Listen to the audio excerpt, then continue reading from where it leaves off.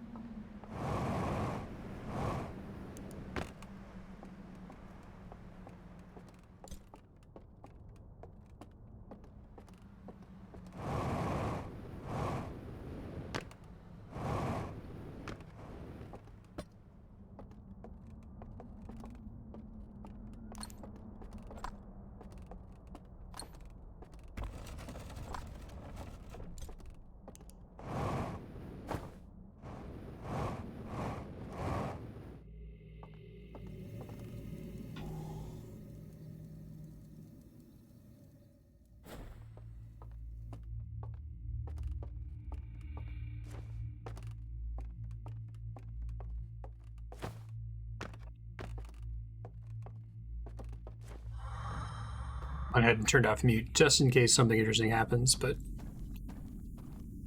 don't think anything will.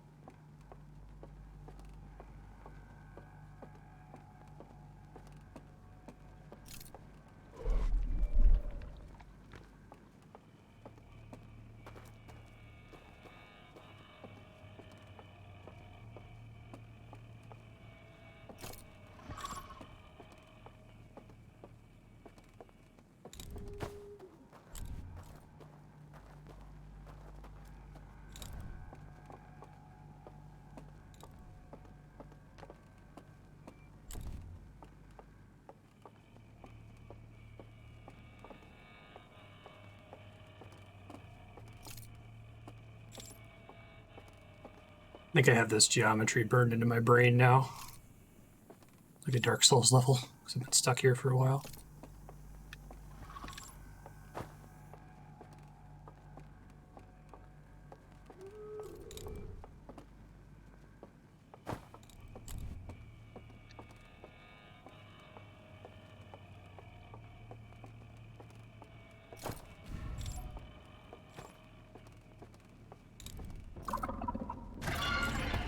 It didn't catch me, that's okay.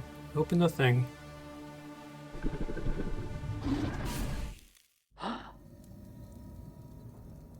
think I should be completely good now for stream. This ended up only being maybe 10 minutes, but the chance that I could screw up at the beginning there would be pretty frustrating for people who have already seen me go through this like 20 times now, so.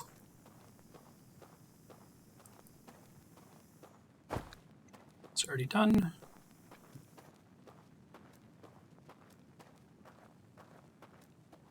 So my plan is I'm just going to go to the bridge, the elevator that goes down, and then I'm going to pause at the elevator. And then I'll pause the recording and resume it once stream goes live and all that fun stuff.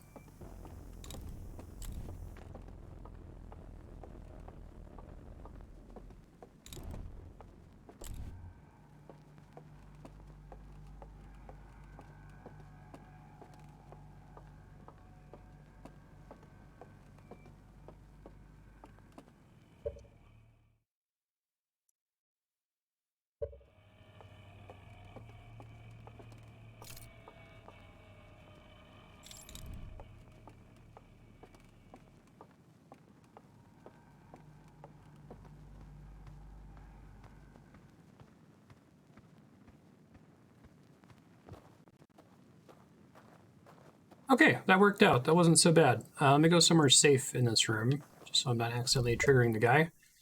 And it'll come off pause in a second. Thanks, folks. Okay, we are back with more Outer Wilds. You'll notice that I'm paused somewhere with the lantern because we kind of had, it wasn't a glitch really, but kind of an unforeseen soft lock kind of situation. Screw me over and not let me see all the content I needed to see. And because I've spent like 90 minutes being stuck on the stealth section, before stream started, I went through the stealth section that you've already seen me do a bunch of times. It turned out it only took me like 8 minutes, so I probably didn't need to do it, but I was worried that if I got caught repeatedly and had to restart the loop, that it would potentially waste another 20, 40, 60 minutes of stream time. So we're just starting from here. I did record it. It will be on YouTube. I'll have a timestamp for folks to skip.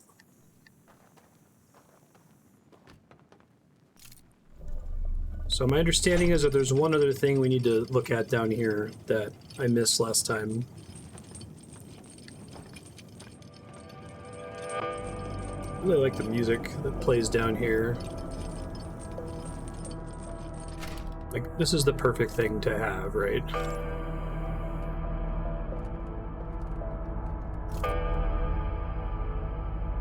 we did discover there's a way to go check that out, so I'll go do that as well.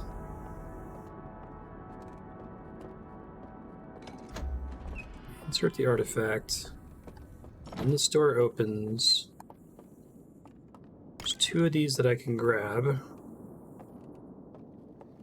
I think this is the one I missed last... No, I think this is the one I already saw, but just to confirm.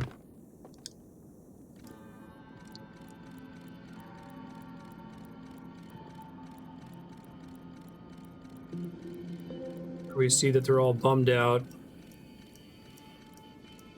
Oh, so we've seen them being bummed out before, but we haven't seen this follow-up section to it, right? Because these, we've seen this slide before, but these parts were burned out last time.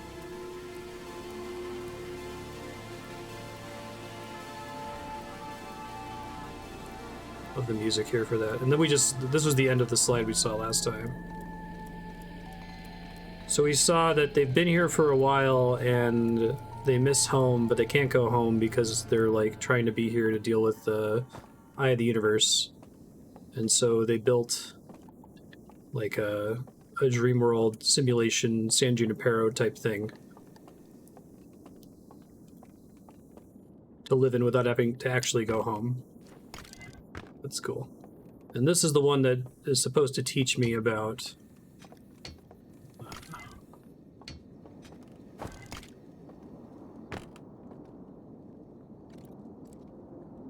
like the little glitchy icon. The error that you get from walking away from the lantern. Yeah, that's cool. I still think it was cool that I stumbled on that. Like, it's neat to see how you were meant to find out about it. But it was a really great eureka moment for me when I set it down just from looking at the ground and was like, wait a minute, what does it even mean to set this thing down, right?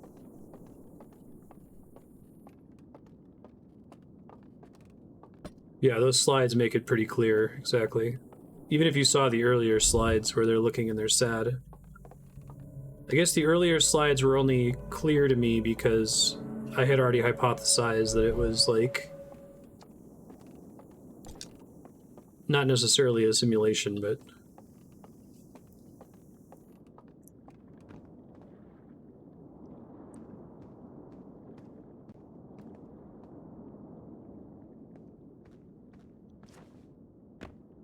That's one of the locks, I think.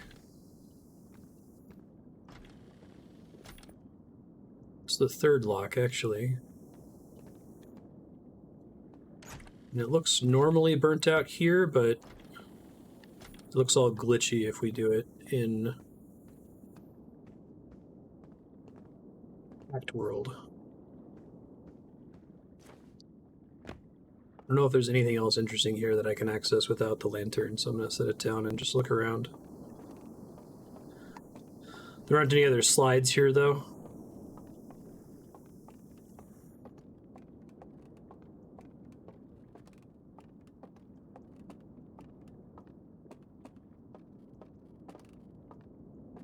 Stuff out back there. That's it for this place? Okay.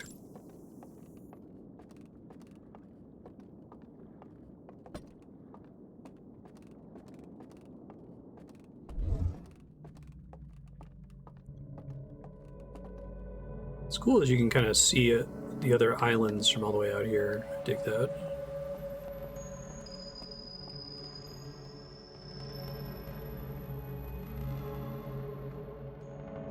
Kind of make out the icon on it from here, but it's easier to see with the lantern.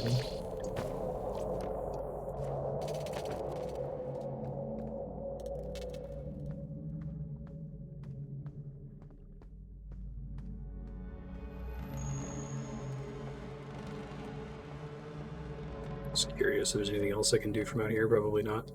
Probably fall in the water and drown.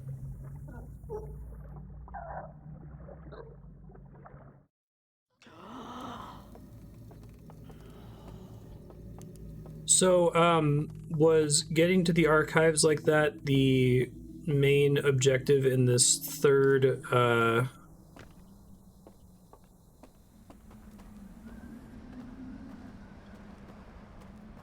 third campfire room. Is there anything else in the third version of Spooky Town that I'm missing without telling me what it is?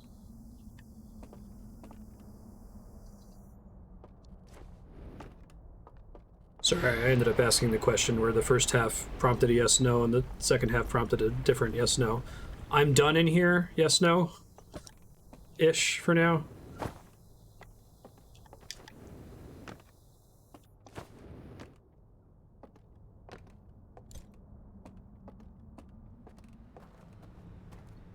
Thank you. Thank you very much. Okay, cool.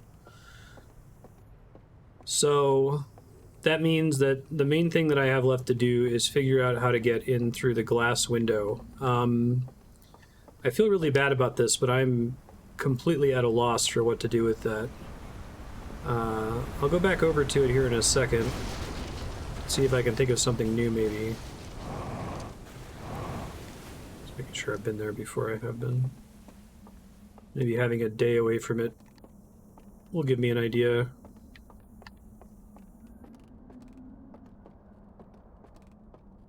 I've tried scouts.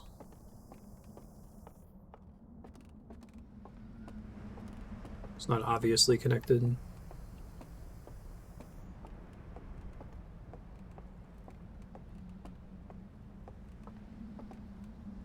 All right, well, let me try to ask some low spoiler time saving questions. I gotta think about how to ask them though.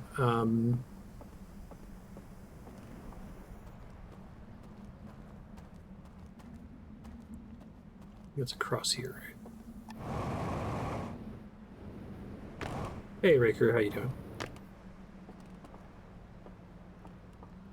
Okay, so I guess question one, yes, no. Is the room behind the glass accessible from this region, the Hidden Gorge? Is there like some other building in this region that lets me get there? No. Okay, that's important. That's probably the only question I needed to ask then. Other places I can look in that case.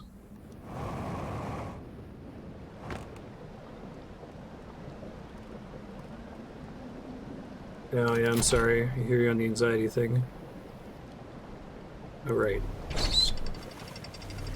Oh, that's funny. Realize that could happen.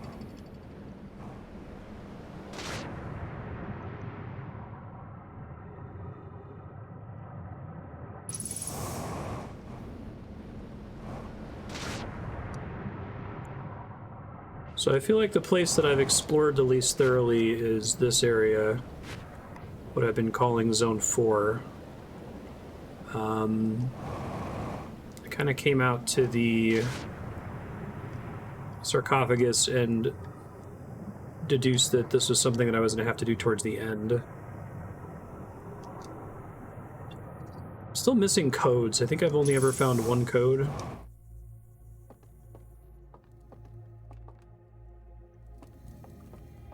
I'm able to bring one here. I didn't bring it at this time.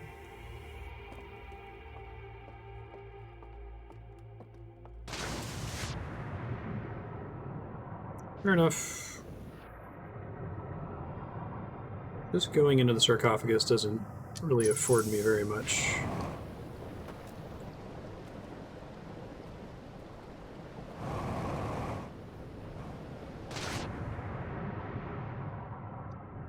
I think that shore over there is basically pointless. Yeah, it's really good.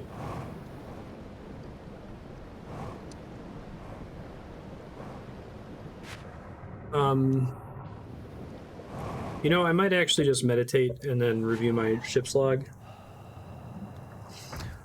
You'll see this if you watch the VOD on YouTube. Not that you'd want to, you'd see me do it a million times, but I completely crashed my ship on the way here, and it exploded out in the hangar.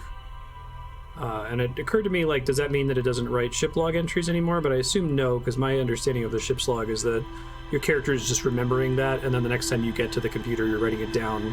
But it gives you a pop-up to say that it's updated to, like, tell you that something significant just occurred.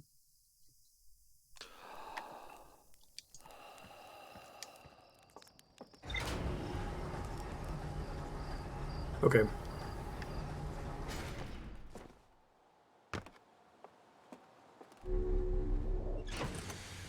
This before I forget.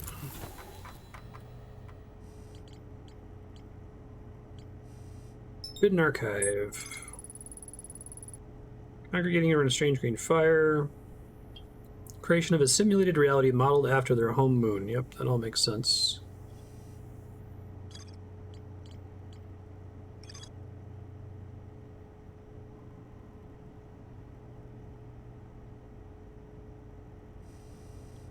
More to explore in... This is Spooky Town 2.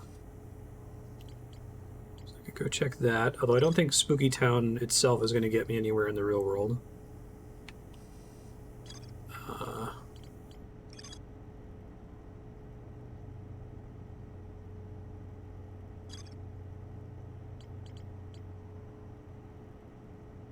So those are the only things that are still marked with more to do. I know what more I have to do in Subterranean Lake. Namely, I need to know what the codes are, and I'm missing at least 2, if not 3 of them. And then I guess I haven't done more in Starlit Cove, I don't think, but I could try to go back there. Those are the only 2 that are marked with things that are still outstanding.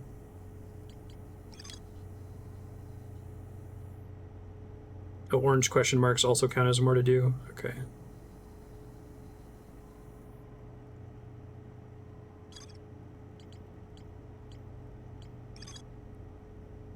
Yeah, the hull breach. I took a screenshot of that. Let me pull it up really quick. Well, I gotta get my mouse out of here.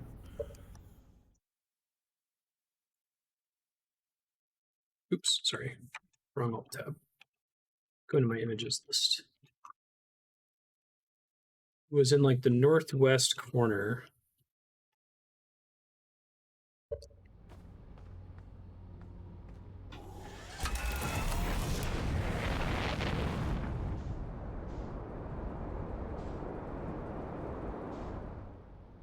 Shit, but I had it set to track.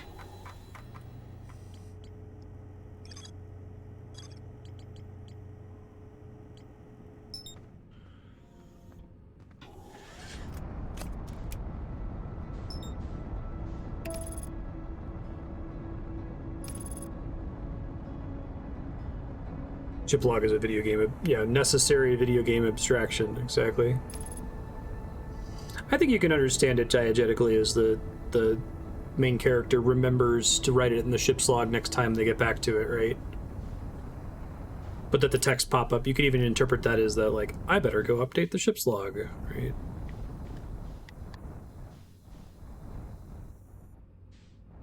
Being extra cautious since I crashed the thing last time.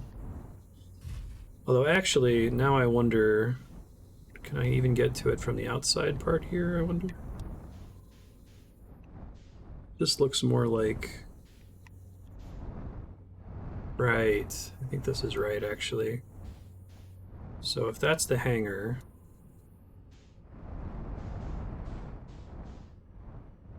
Oh, that's very clever. Wow, I didn't even think to explore the rest of this area, like, at all. Oh, and you can kind of see the thing, too, so you might, if you're a brain genius of some kind. I think this is the right one.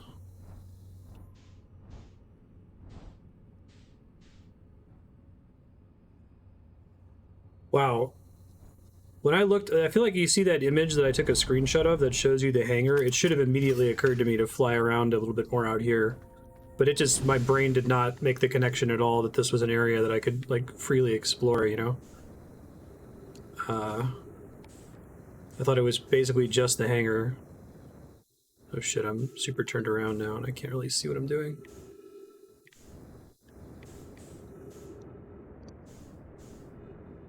Get back in the ship so I can see better. Hold on. Actually, no, I think it's right here.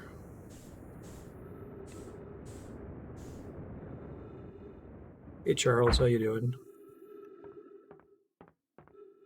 Whoa.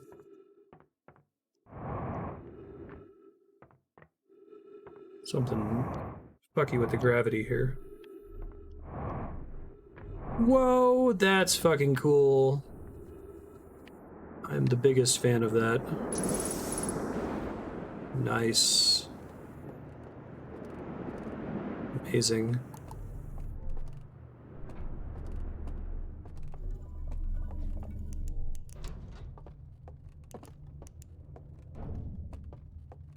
Thanks for suggesting the ship's log. That didn't give anything away. Oh, is this gonna see the whole... Because we also saw this...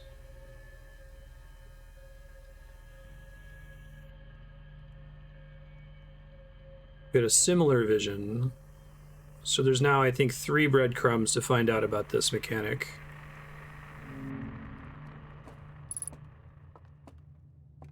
We have to find a way to light this fire.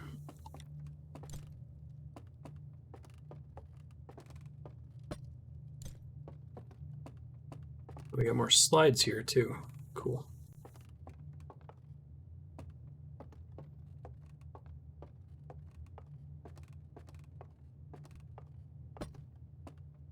I didn't read what Karathra posted. Someone can clear chat.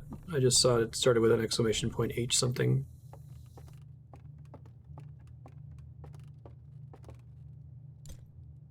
It's another more different artifact. Okay.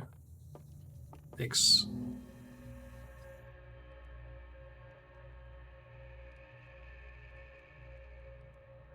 Just wait for me to transfer the fire.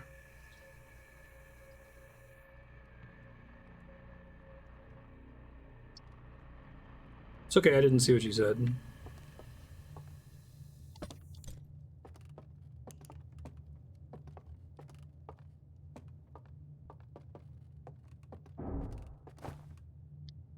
So both kinds of artifacts are there. Oh, that's interesting.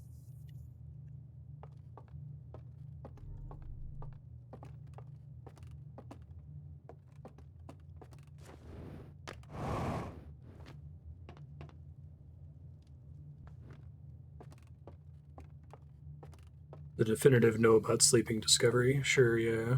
Makes sense.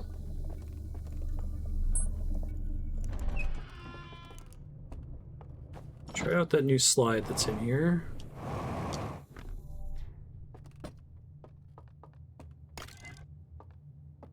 Howdy. Yeah, so like, if you were feeling really adventurous when you first get here, this could be your first exposure, right? You could come straight here before you do anything else. Which is completely insane.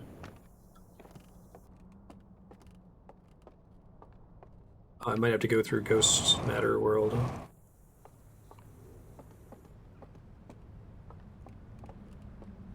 I think it's closed off otherwise, that's fine.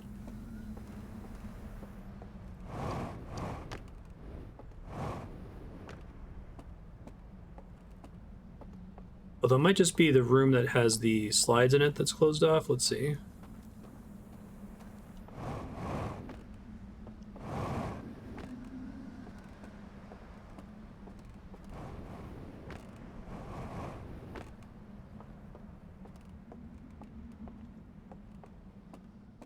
Okay, so yeah, I think that's right. So like, the slide is always here, the projector is always here, but you need to, if you want to get the other slides, you have to go through the Ghost Matter hallway thingamajig.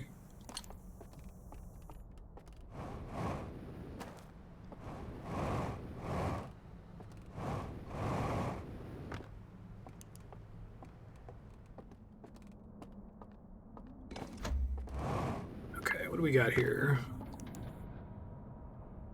Lantern, fancy lantern.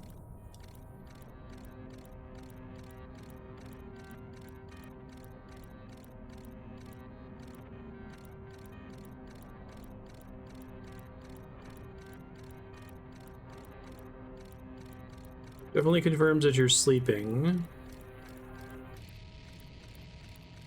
Interesting.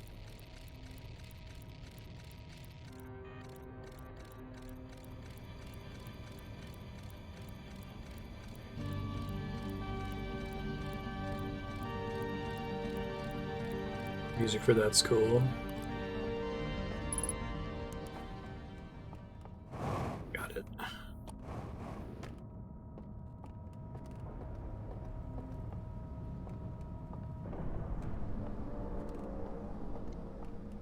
So,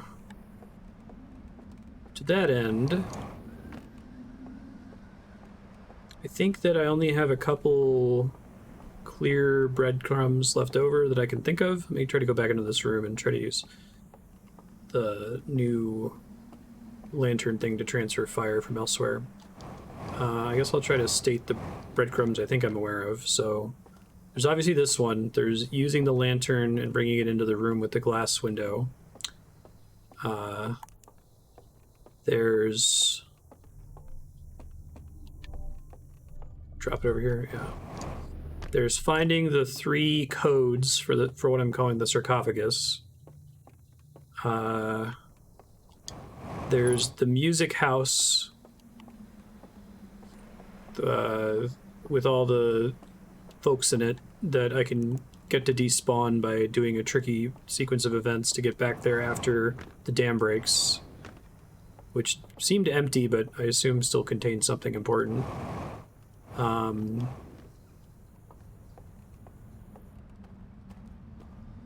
I guess it says that there's more to find in Spooky Town 2. I just don't know what that is. Oh, I'm gonna go this way.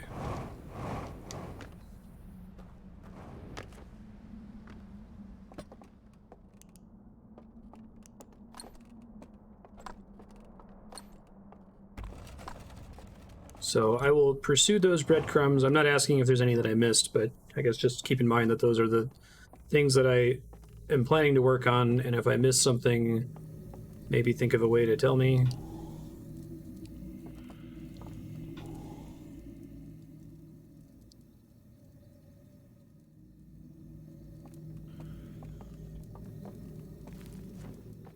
I really thought this was gonna let me light this thing. Transfer fire from one place to another. Huh. Maybe need to watch those videos again or see how the ship log understands that.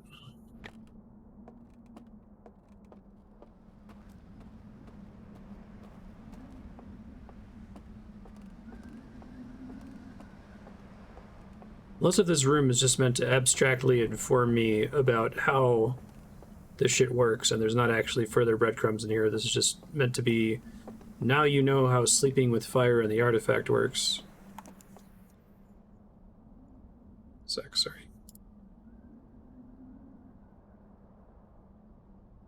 Thanks, Isla. Appreciate it.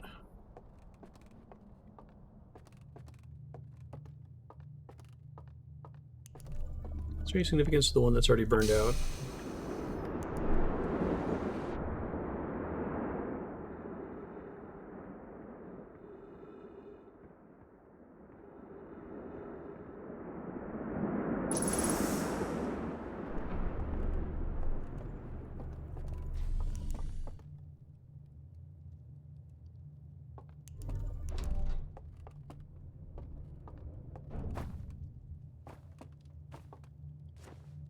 Yeah, I'm not able to sleep here because there's no fire.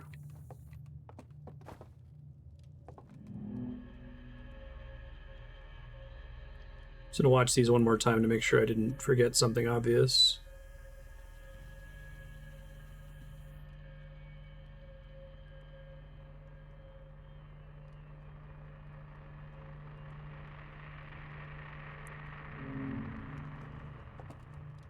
Symbol on this thing. We've seen that symbol elsewhere. I think that's the symbol of their homeworld. Is there one in here too?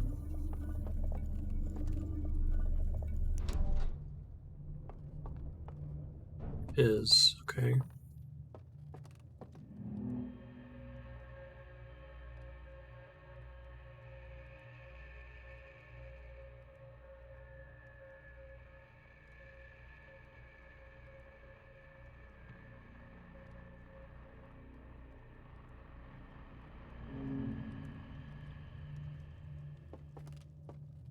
Do anything with this? The fuck?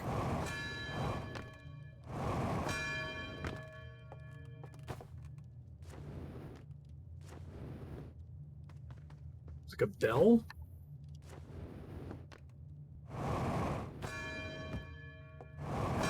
Oh, maybe that's to force wake them up. That would make sense, so that you don't get stuck in the simulation forever. Is there a bell in here?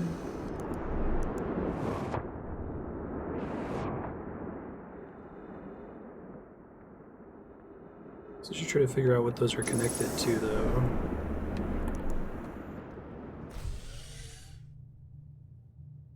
Just lets me look in there.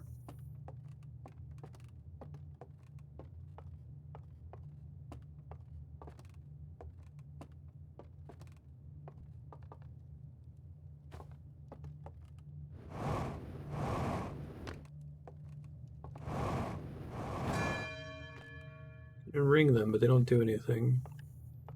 I'm gonna go look at the ship's log, because I might need it to interpret the normal lantern as opposed to the artifact.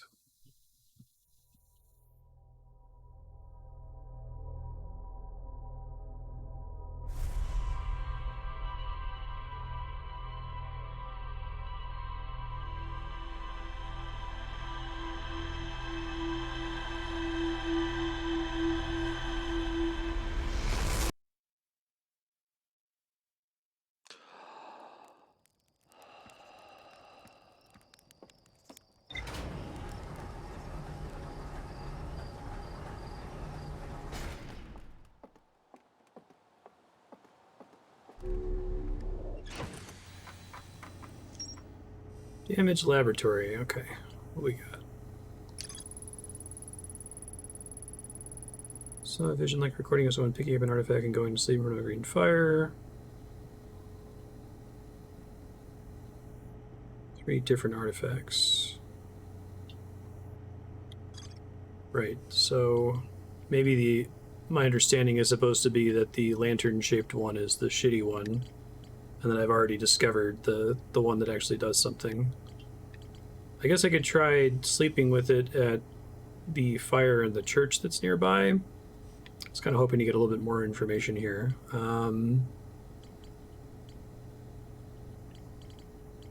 So Spooky Town 2, Spooky Town A, Alpha, the one in the sarcophagus.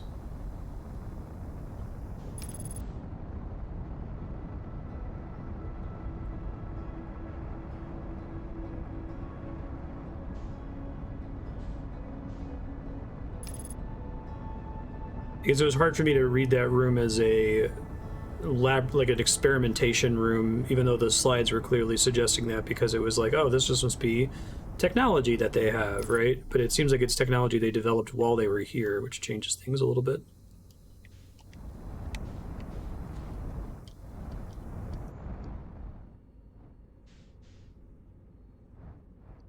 Yeah, I have a nice shortcut. I don't have to ride the boat to get there every time. Too bad we found that after doing the stealth section. It wasn't that big of a time sink to get back there, but... Shit. I thought so. I'm trying. Shit. As I pressed the X button to drop out the hatch, I remembered.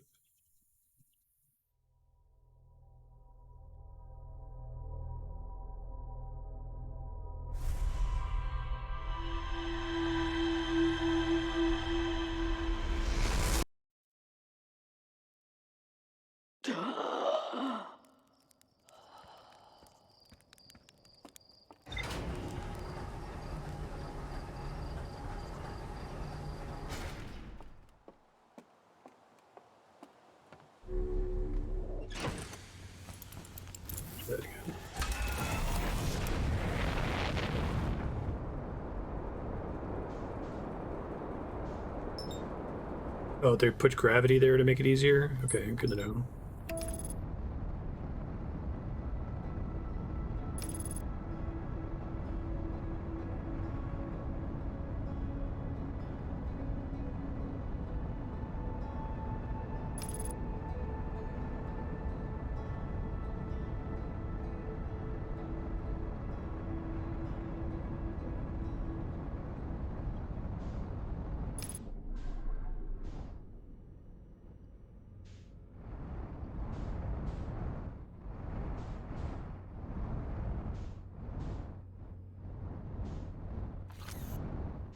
Whoops, didn't mean to do that.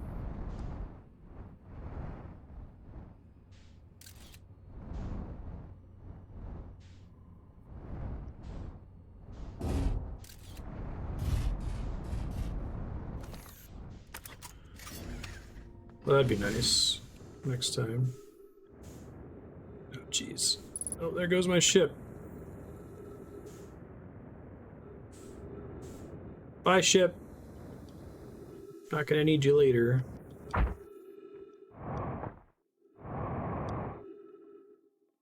This is really confusing to me for some reason.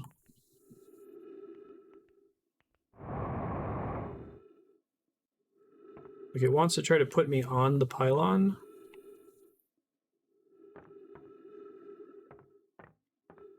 I thought it was like a little sewer manhole near the pylon. Like here, right?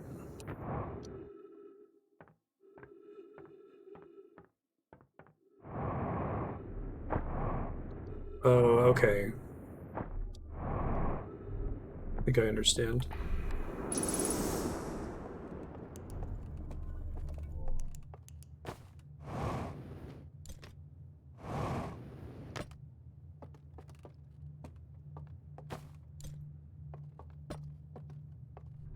This one's technically different because it doesn't have the focus thing.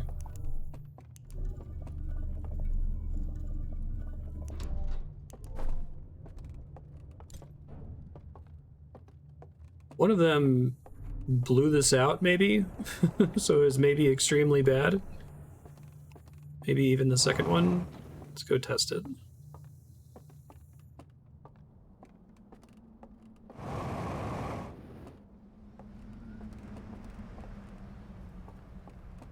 I'm guessing they didn't put flames. So I saw that room and I'm like, okay, so I need to get flames into this room. But now that I understand that that was their testing facility, I don't think that, before I knew that they were testing the device, I thought that that room meant, I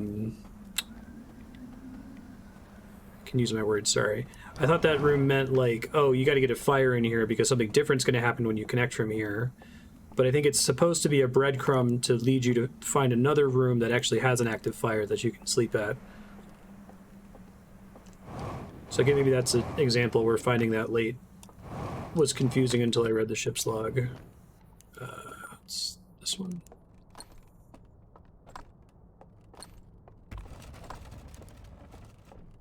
So I think one's gonna do nothing, one's gonna fucking cause a huge problem.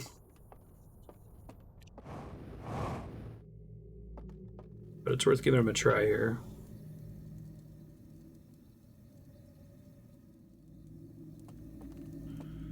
Basically nothing happens. Okay, let's try grabbing the other one. Make my brain explode and create a huge breach in the hull again.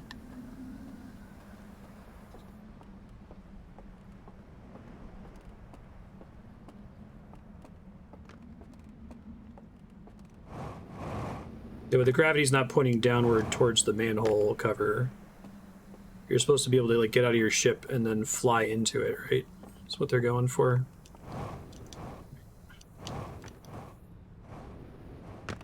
San Junipero Nostalgia Simulation Facility. That's what that symbol means.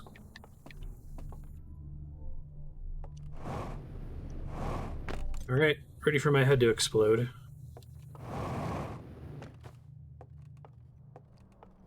It probably exploded for unrelated reasons.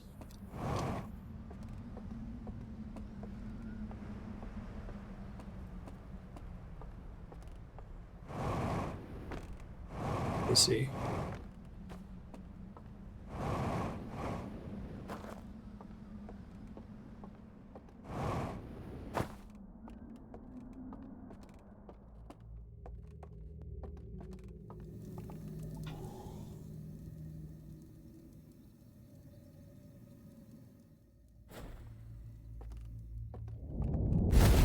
Yeah, cool. Early adopter. I love it.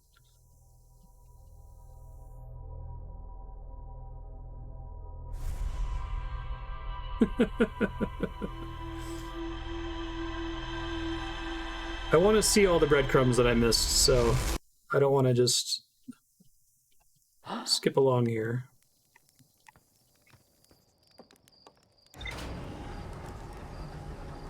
So, okay, I did correctly identify what looked like a simulation spirit in the little slideshow that showed the hull breach, right? Because that was what caused it. But I guess I didn't understand the significance. I'm surprised I didn't get a note for that. Don't do that, you idiot. Alright, so, sarcophagus, and consequently with the sarcophagus,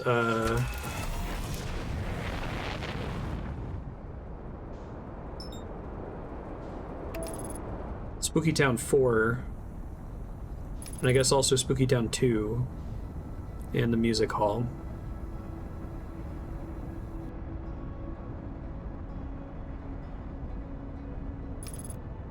Makes sense.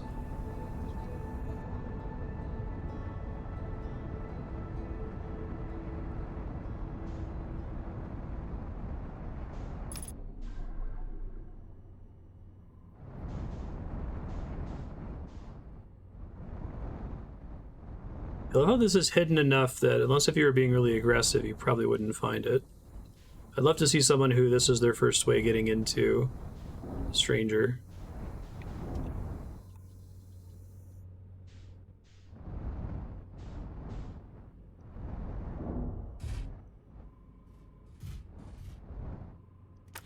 I see.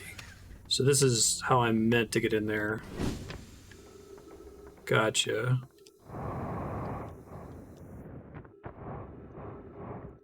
Didn't go well.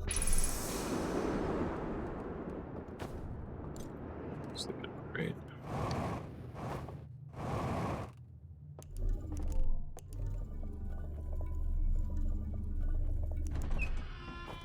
Was the slideshow that showed the hull breach in this building too? Oh, it's like this is all built to get... Okay, this all makes more sense now. This raft, I think, exists to get me back to the sarcophagus quickly. That's nice. That really reduces the trip.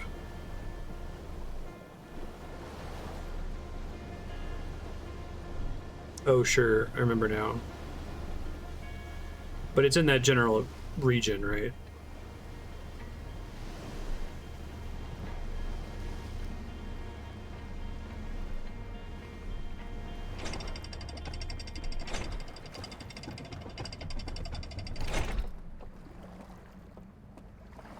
Look out. Not a good idea.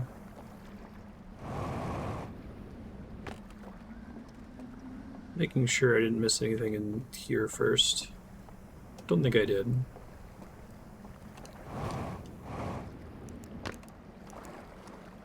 Right, there's a way I can swim underneath here, and I think that reveals that the sarcophagus can be entered from below.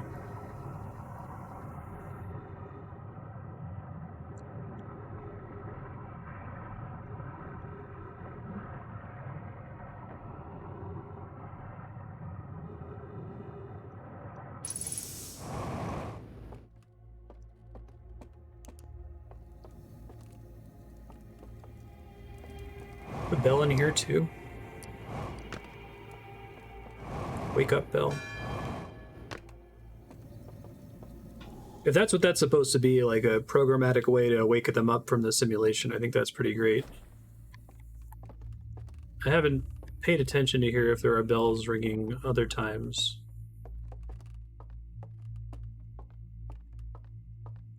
I'm just checking here. I don't think I have the codes that are necessary, but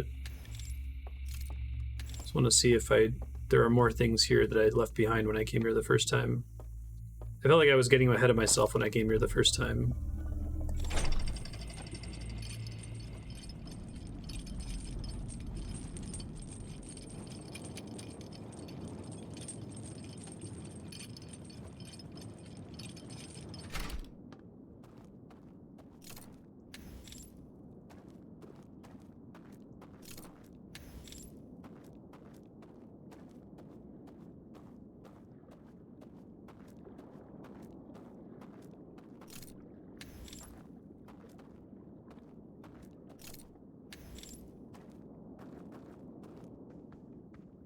Oh, I don't think I saw this thing before, did I?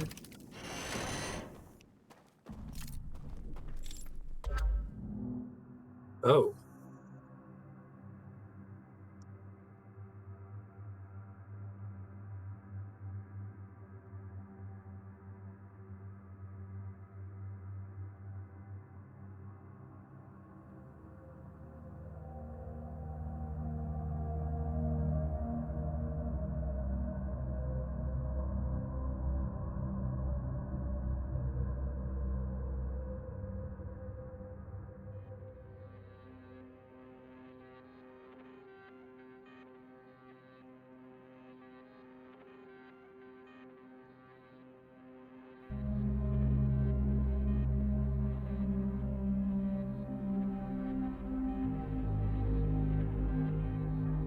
Interesting.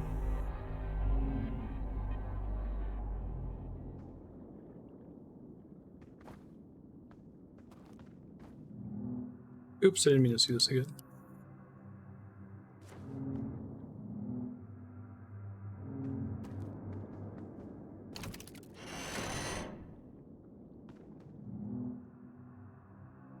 Of rotating, it gives me something different here.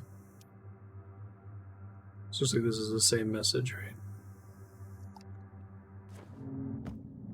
Been in that room before, and I've seen that painting.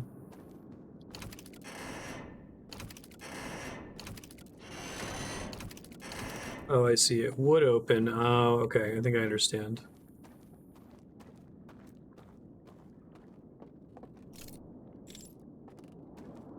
Right, so we have to be able to cross over there because those are the things we saw from the cutscenes that are activating or removing the locks on the sarcophagus, I believe.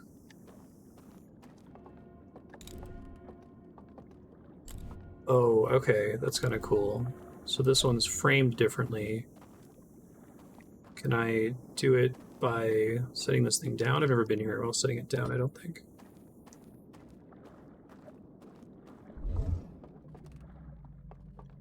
Spooky.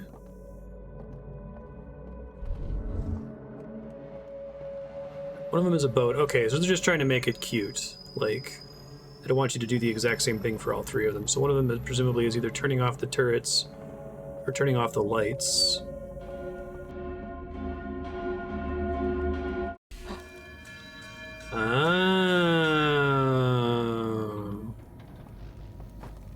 Probably should have like walked into one of those on purpose just to see what happened, but I thought it would be something like spooky. That's very smart. So it's not necessarily a way to programmatically wake them up, but it's a way to make areas off limits, maybe.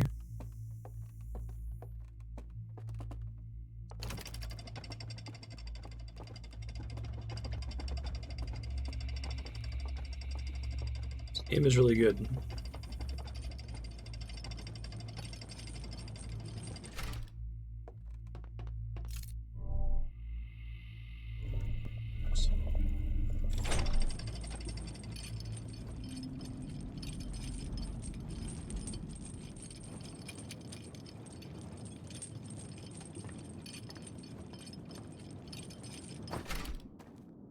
Try leaving it all the way up here so I can see around. Oh shit. Thought I was about to die.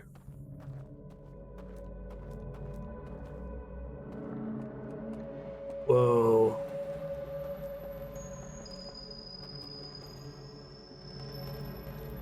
Okay, it just shows the... Oh, that's smart. Oh, I love it. No way.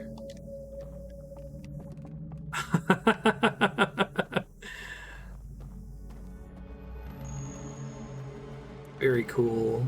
Although I don't know if I can get my thing back now. I don't remember how to get up there. Might have to restart, but now I know code. So let me take a screenshot of the code here.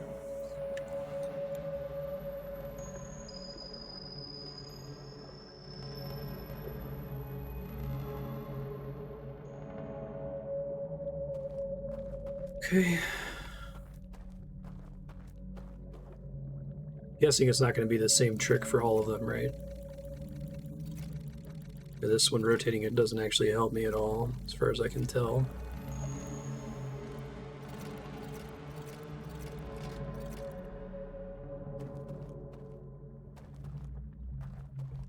That's nice that, like, you don't get away with using the same trick 3 times, right? Because there's 3 different ways to get to the other side of the bridge. How about this one?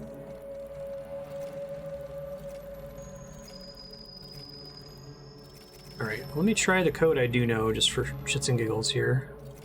I think I've seen another one of these code pillars somewhere else. Was that in, where was it? Was it in Spooky Town too?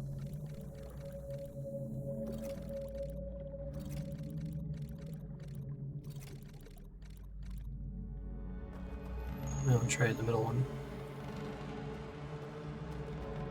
Yeah, there's one that has the code that I wrote down, because there was a picture nearby that showed me what it was.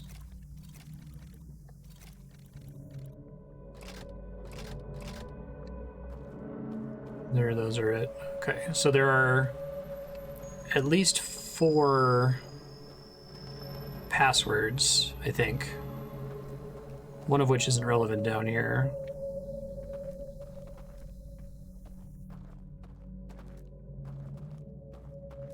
I'm gonna try to climb up here, but I might need to restart to see what the hell I'm doing. I think there's like a staircase over here or something.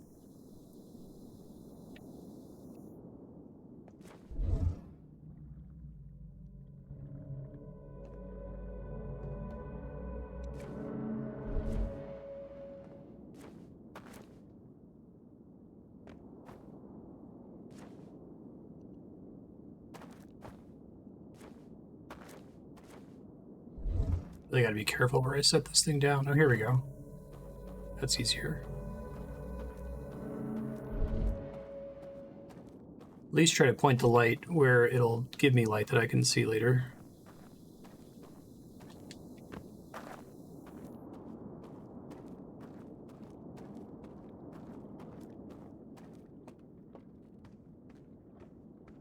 Fantastic.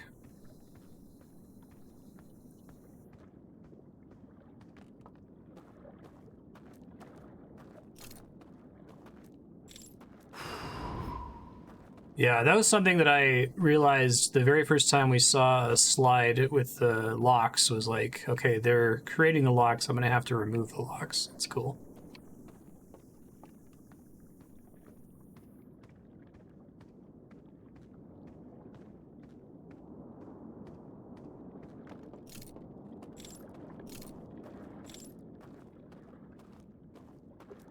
So I have a new breadcrumb. I'm gonna go investigate that real quick.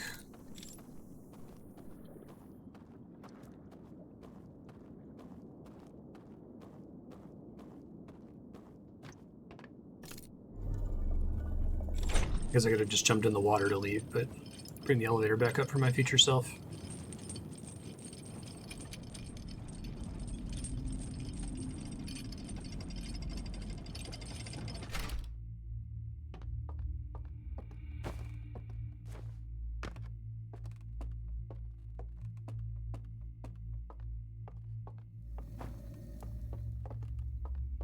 Oh, what am I thinking? I do need to die to wake up, don't I? Can I force the bell to ring? Oh, the bell doesn't exist in the past, and I don't have my jetpack. Okay. I'll just burn myself on the fire then.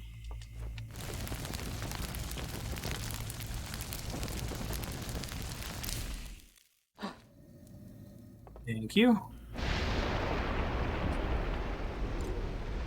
Oh, okay. So this is the one way that actions in the dream world affect the real world. That's cool.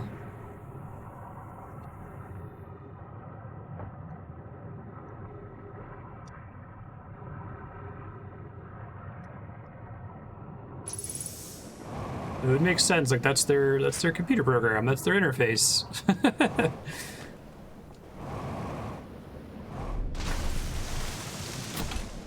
Love that it all works as an extension of the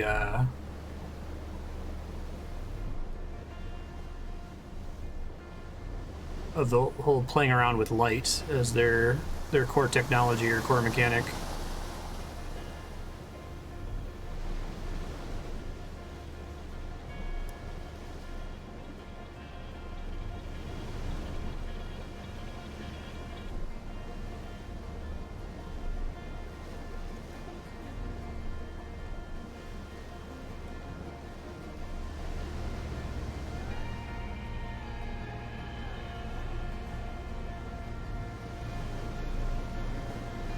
Might end up needing to meditate, because I think once the dam breaks, there's not a ton of time left.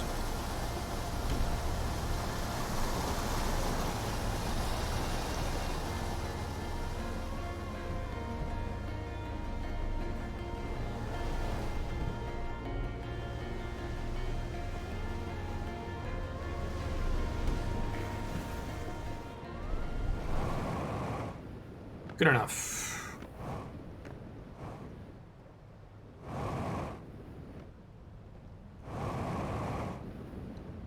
Ooh, not so good.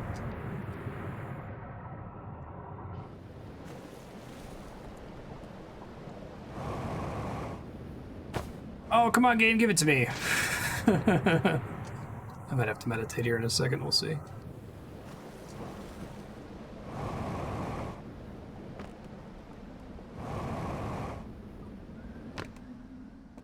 Okay, so I already know about going up higher in here. I haven't done it in a while though, so apologies. I think I came here a super long time ago, went up on the roof of the tower, looked around, and then thought nothing of it after that.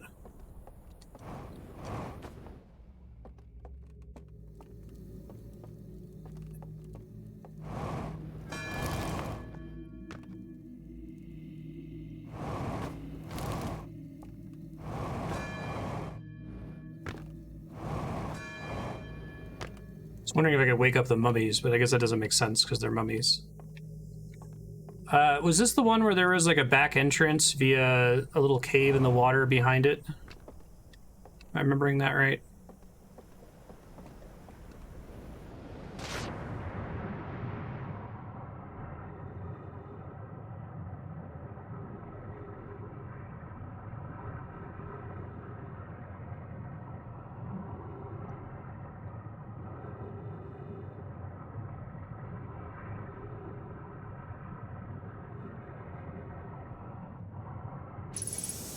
I don't remember what side it was on specifically.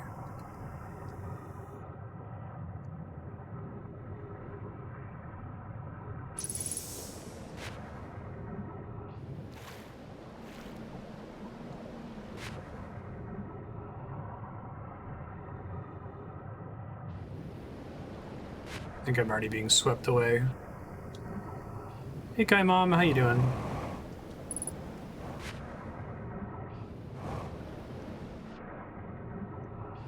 Opposite the tower? You mean... What do you mean? Like... relative to what? Down here, I think, right?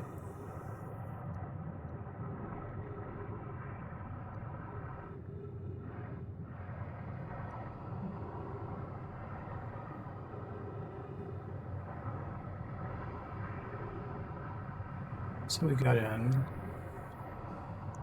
Sorry, folks, I did this a while ago, so...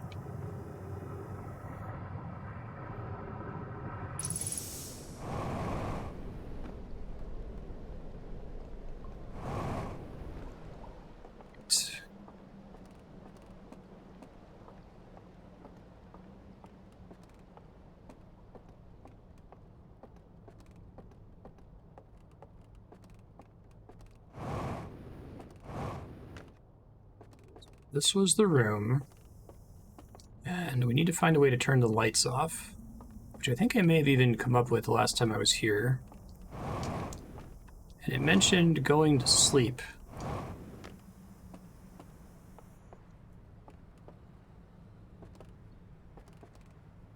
Ah, right. So these are the 4 locations that have the simulation. And this is the broadcast tower for the 4 simulations.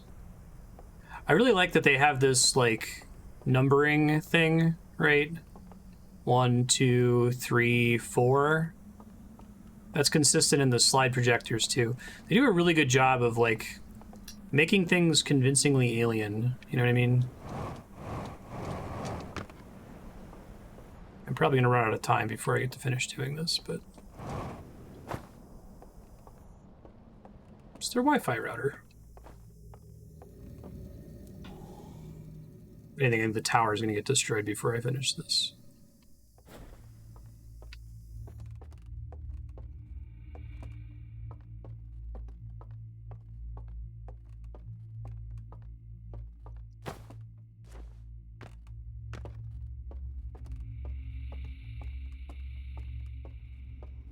Require that I climb the tower again here, or did it just require that I fall asleep and then wake back up?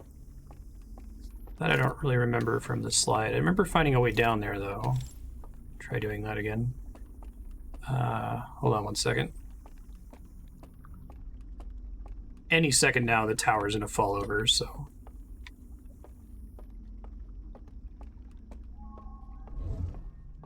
There's not one here by default. Okay.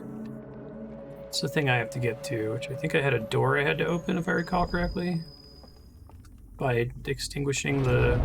Yeah, now we're in trouble.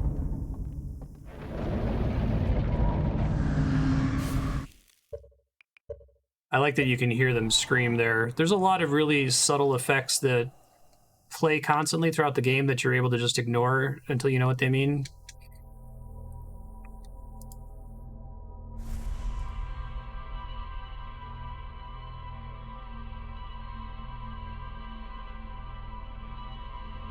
Oh, is it Jahan's birthday? Happy birthday, Jahan. Or is it your birthday, Kaimon?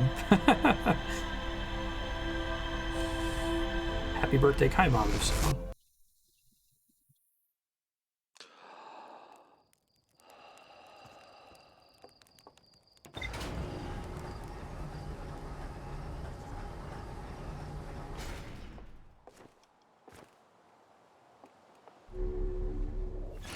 Maybe a new ship's log entry from all that? I did. Light came out of the vault, gave me a vision of climbing a spiral staircase to a room near the top of the tower.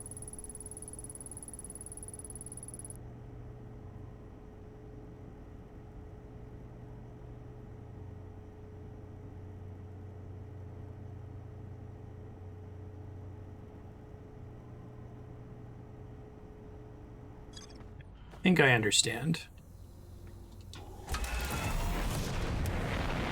Happy birthday, Jahan. Yeah, birthday roast sounds delicious.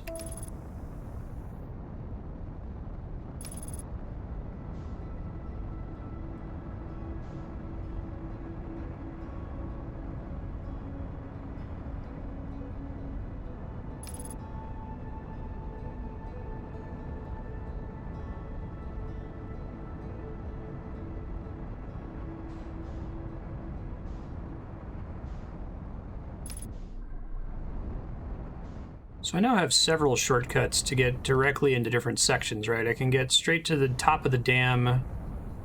I can get straight to Hidden Gorge. Shit, sorry.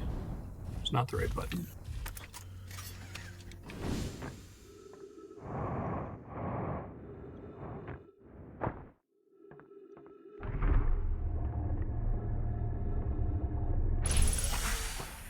I'm wondering if I've missed a shortcut into the tower area.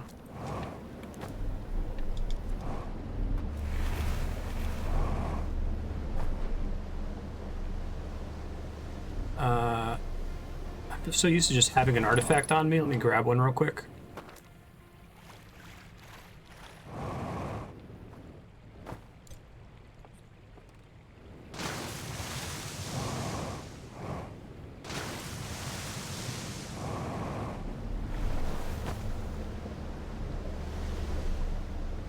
Yeah.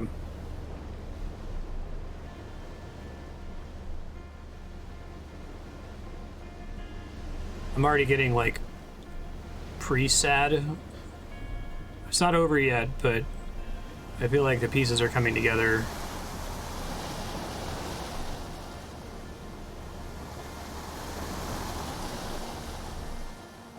This is amazing.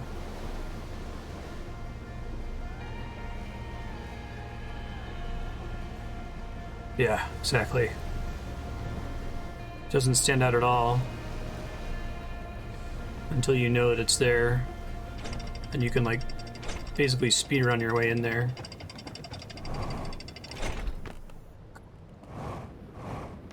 Oh, you can actually see the cave from out here. Incredible.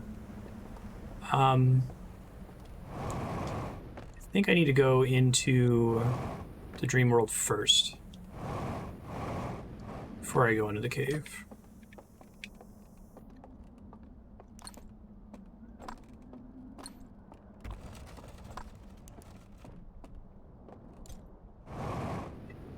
Yeah, hon.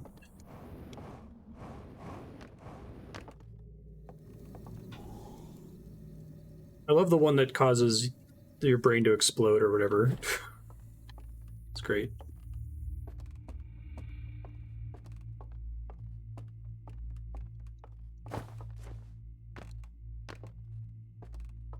Okay, so I think I know what I have to do.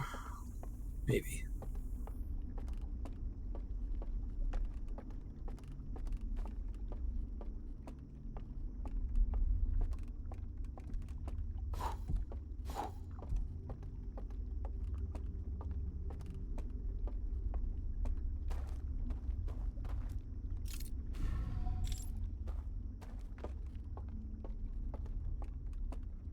Yeah. Poor little owl.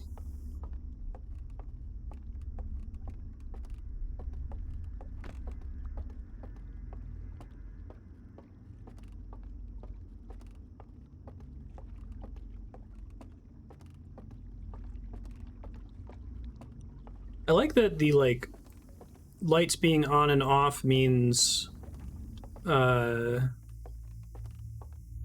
doors are open or non-existent. Can maybe connect a little bit to the macroscopic quantum phenomena thing from the base game. Like, I don't think that's what's going on with their technology.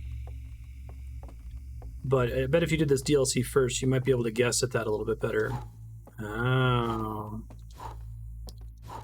Did this last time, right? And then didn't consider... Curious if I look in there with the... Let me try to drop this further down. If there's like special wiring on those. Because we know that the candles aren't candles, they're like bulbs when you set this thing down, so it would make sense that that could connect to the real world in some way. Getting back to that's gonna suck. Let me point it somewhere where I can see it.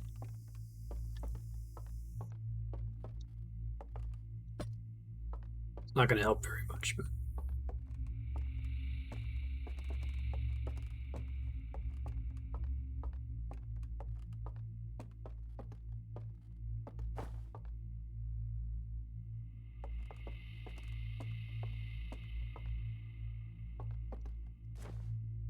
God, how far away do I have to get from the thing?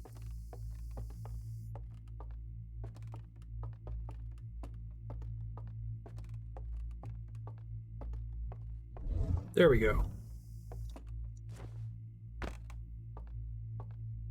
Well, we were there for a second.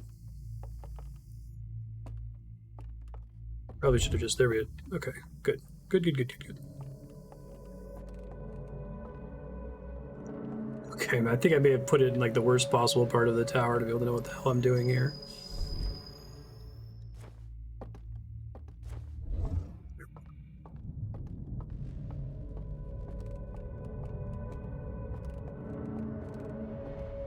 Yeah, so they're definitely the LED bulbs. So I assume that explains how they're able to connect to the real world. So I get up here on the tower and it looks the same. Okay. I want to see if there's anything interesting to see up here.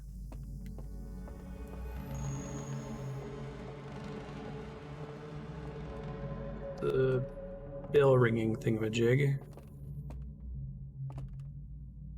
Oh, I don't think I fully explored this area. There's like dudes back there.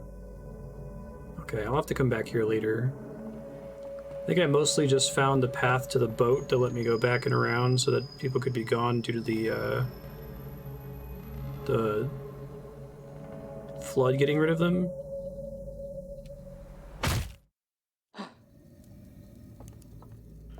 Yeah, because they just need to be a ramp. And I think they probably function as a ramp in the actual game, too, would be my guess.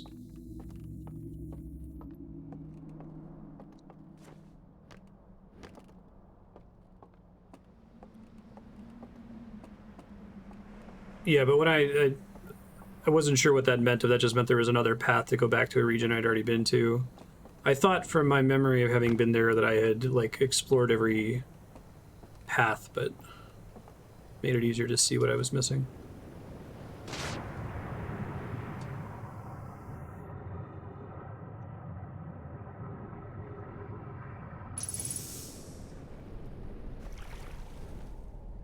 This game is the dopest shit ever. Like, what can compete?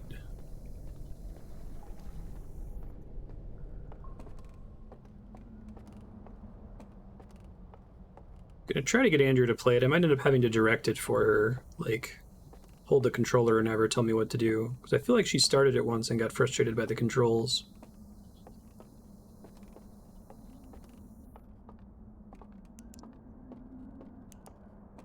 Nice.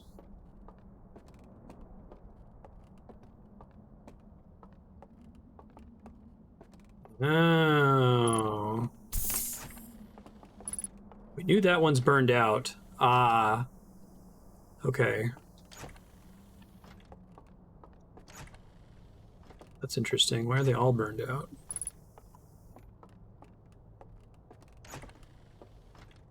Okay, so this is another source of that code. Gotcha. So having this thing here is maybe problematic.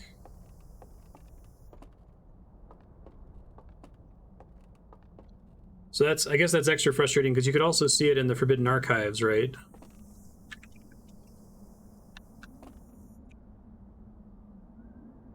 So I'm just taking a screenshot of that.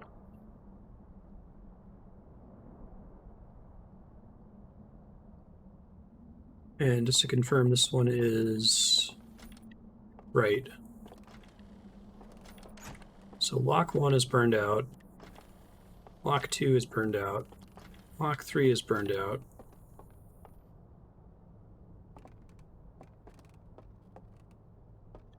Wonder if you can put together the relationship in the passcodes, if there is one. Star, home, fuel, right?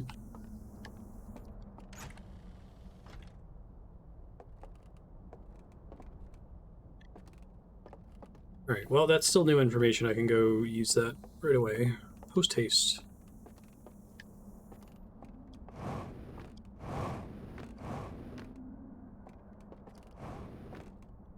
I'll at least say most elegant. Ooh.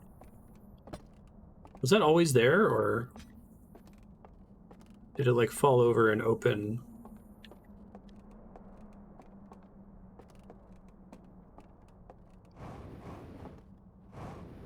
I have watched that. Okay, thanks.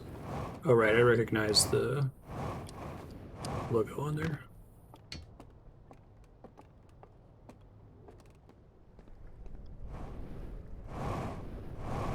Wondering if it makes more sense to meditate here.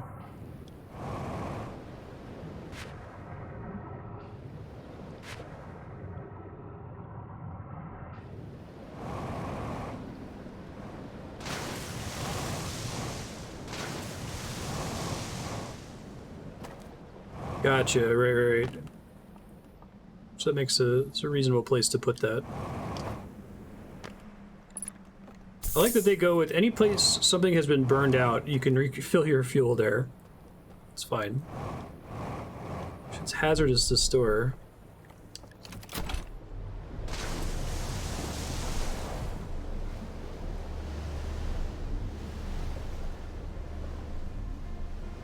If I don't get swept into this one, it might already be too late.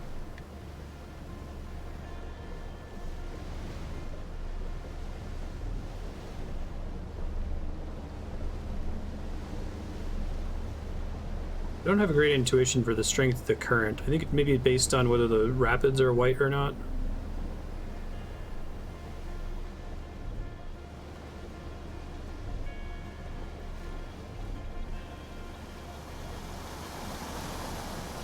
Oh, that's cool. I didn't notice that. I just saw that there was still one in there from the bottom.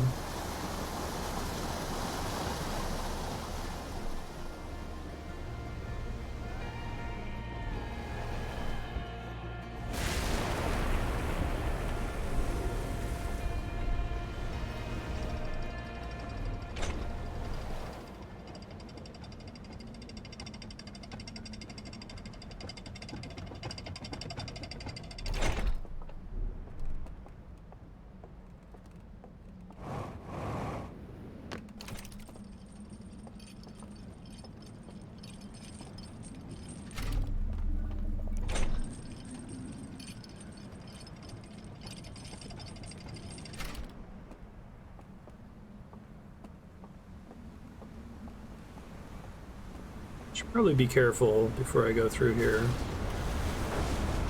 Yeah. Right. I think there was a bridge I could fly over pretty easily.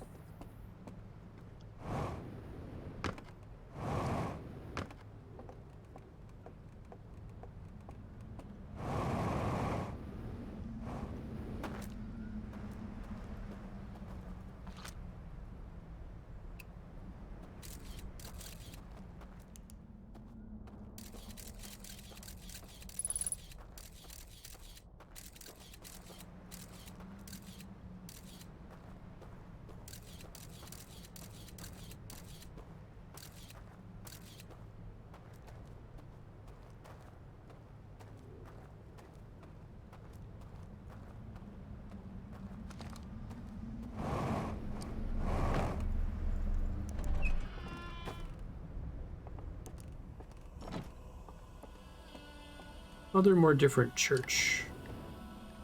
There's a chain behind that wall. I didn't notice that before. So this is... That's right for the first one.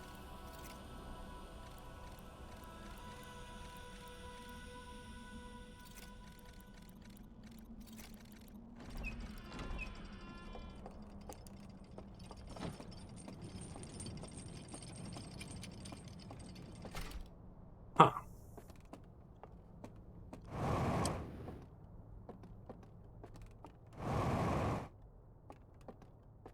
Yeah.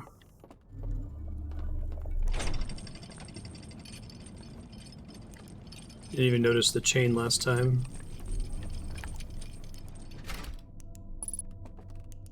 Ship log updated.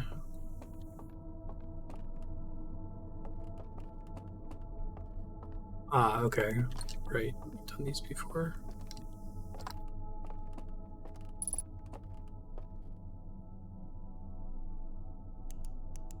Interesting. Screenshot of that. I think I know where that is. I think that's in area 1.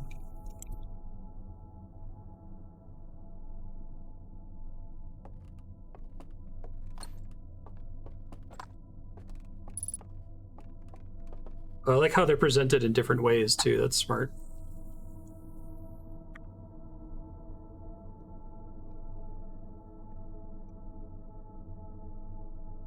Oops.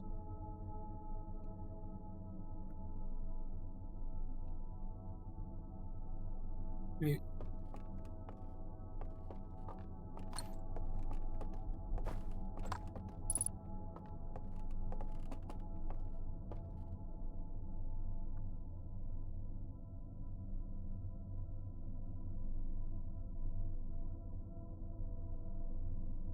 Okay, took my screenshots. Oh, and there's another slide in here. Oops.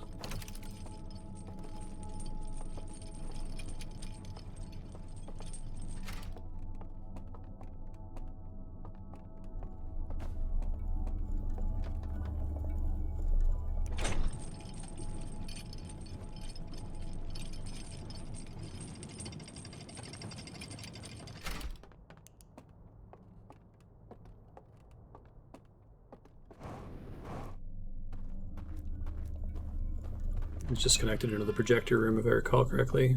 Yeah. quickly grab, I guess it's across the bridge, so I don't know if I can get the lantern as quickly. There were some in that room too at the elevator, so I guess I could do that too. It's maybe makeable. It's makeable. Comfortably. Thank you.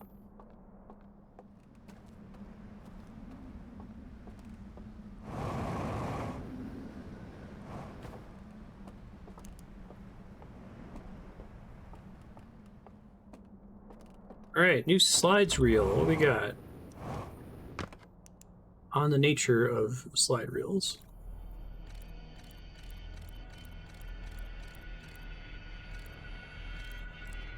Don't make those faces, guys. They're gonna burn all these.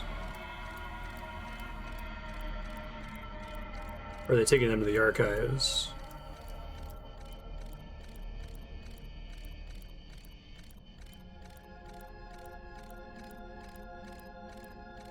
Oh.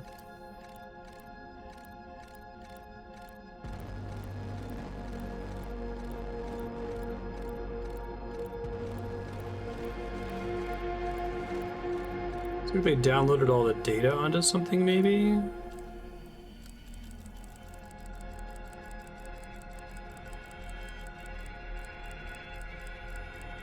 That looks like the thing by the bell?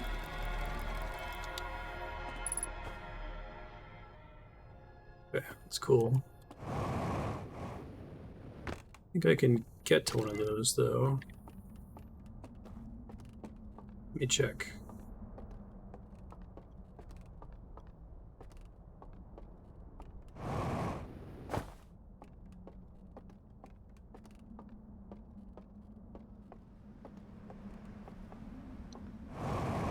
Go. I like how you can kind of see the slides. I don't know if I've noticed that before, but in the little circles there, that's pretty cool. Which one was it in here?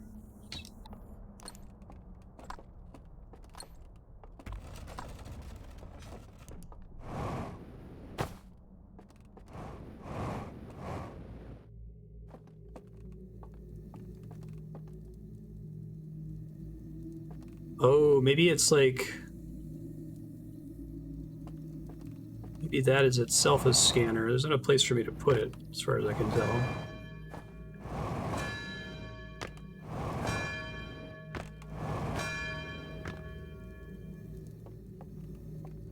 Yeah, it's never barely doable. I appreciate that, too. I think we're meant to understand that the technology is similar, and I don't think they just reuse that asset. Okay. I have a handful of breadcrumbs, but I would like to have as much time as possible to explore them here, so I'm meditating. Let's pull up my screenshots. One of them looks like it's in Area 1. One of them looks like it's near the Hidden Gorge. Maybe. Kind of hard for me to make that one out, although it's neat that the second one is like looking up at the Taurus, so you can probably see where it is relative to Hidden Gorge better.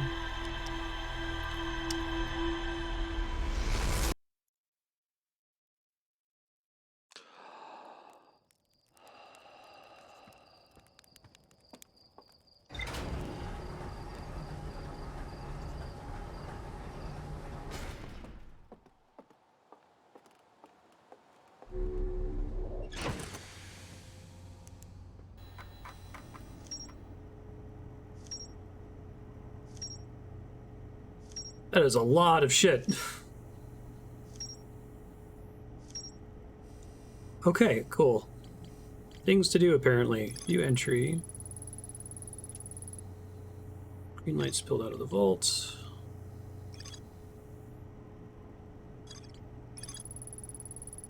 See your location somewhere in the stranger. Oh, that's nice. So you can review the picture.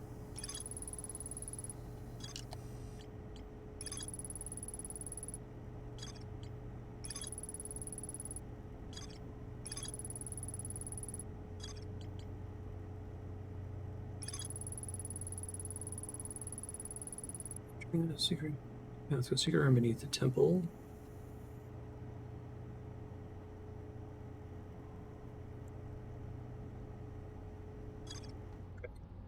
So that was right. They were scanning them into a thing and then destroying them.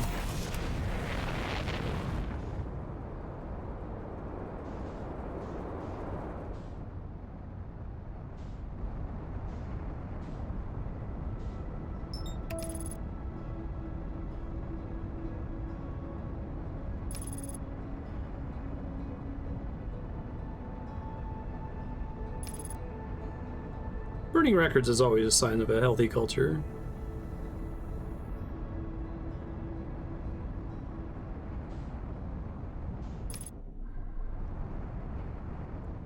First thing I want to scope out is in Area 1, so we'll just start with the hangar here. Oh, you know, a really old breadcrumb that I haven't had the chance to follow up on was one of the ships being missing and them not being able to get contact with it. Interested for that one.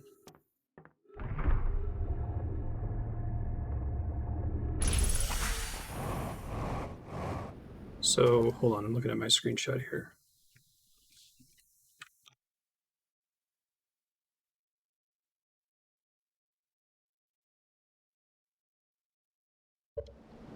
I think that's by the house with the artifact in it.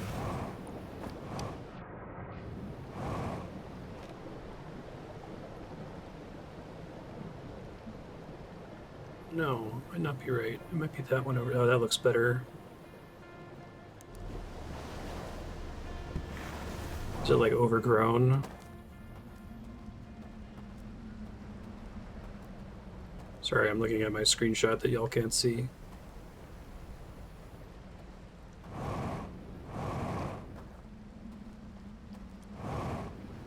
Oh my god.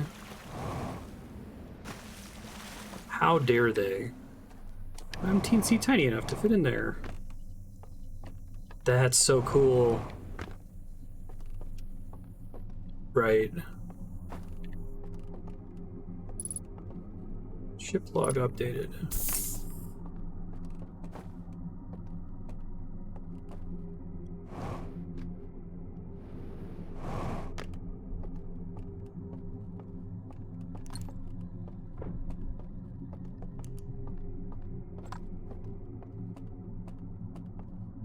Don't make that face.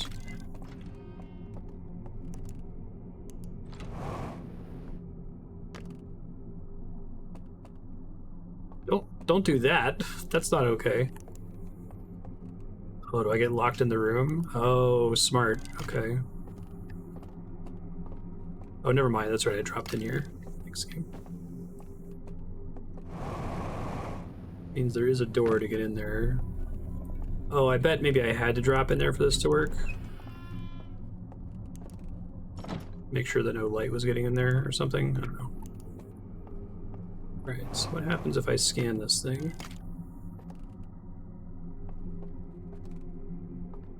I guess this is just telling me that this is a data collection device. And it's cool to confirm that this slide fits on it. This is one that just like happened to survive the burninating.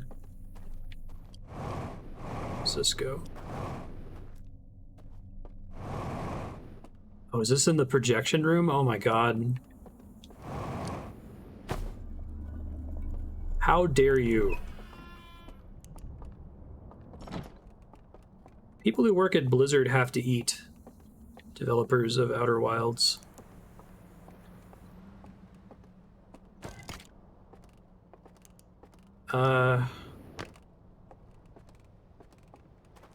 Okay, they generally make it so going to get a... Shit. Lantern isn't a big deal.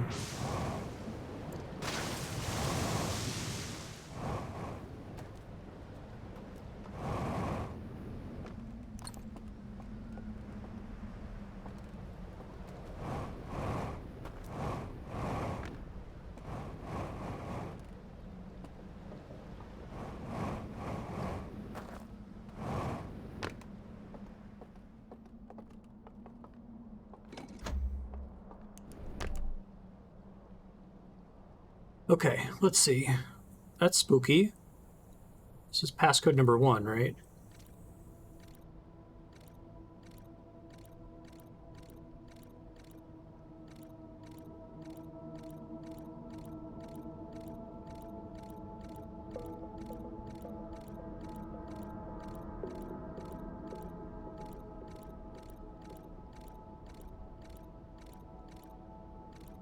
Is that the music house? It is. Oh, shit. I probably should have thought to do that. Okay, so, Roger.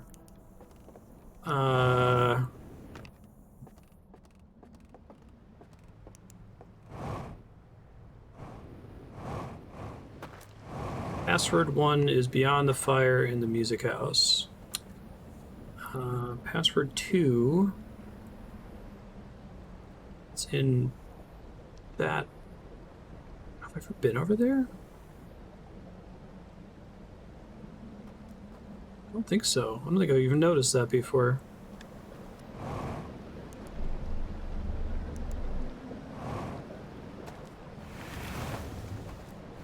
It might be because it's like in the rapids part of the water. Oh, and you probably also have to let your raft be captured and then send it back down, maybe? Let's see.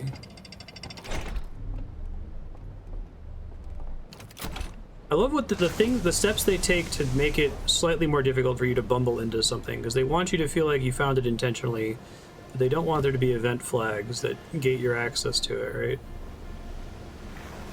There's another boat here, maybe that's supposed to also be a clue.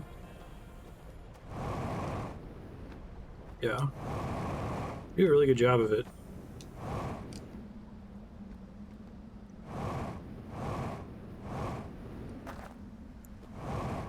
The implication is that it's... Yeah, I haven't noticed little screens black out when that happens. I still don't know what event that represents. I think it's this thing here. If I can get up there somehow.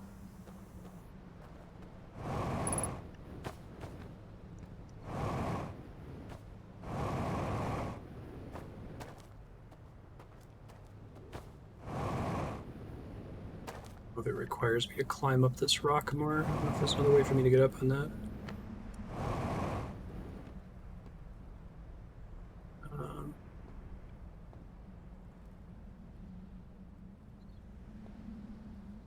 Feels incorrect.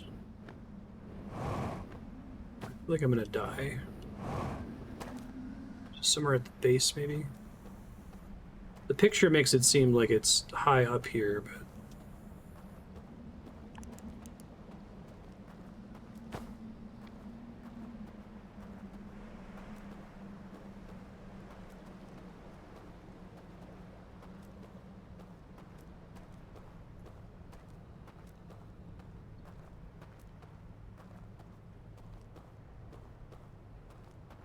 That's cool.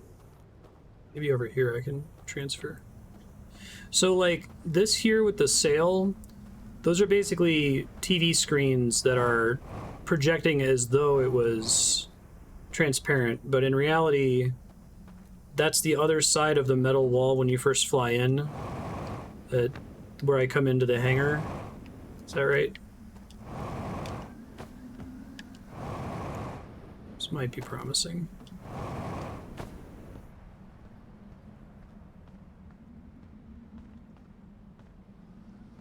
Yeah, I think part of what makes this game really good art is the necessary risks it takes in that department. I talked about that a little bit in previous episodes of this. Specifically showing outside the cloaking field, I see.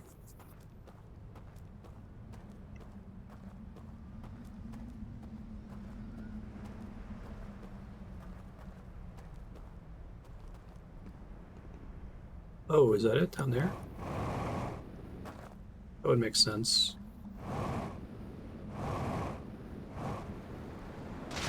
Cool.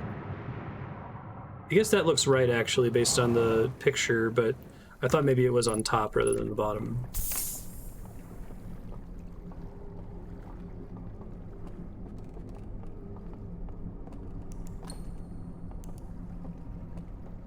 Why do you gotta have a scary face, man? Have you considered not having a scary face?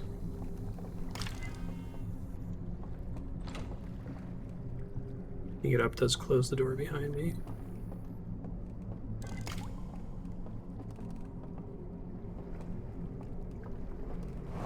I wonder if I'm meant to have my... Shit. It's fine. There's a way I could get out, but there's a couple ways I could get out, I think. I think I can also maybe launch my scout through there.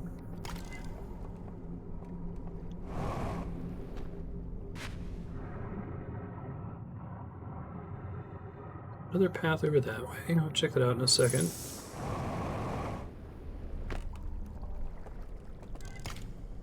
Showing that they scanned it here.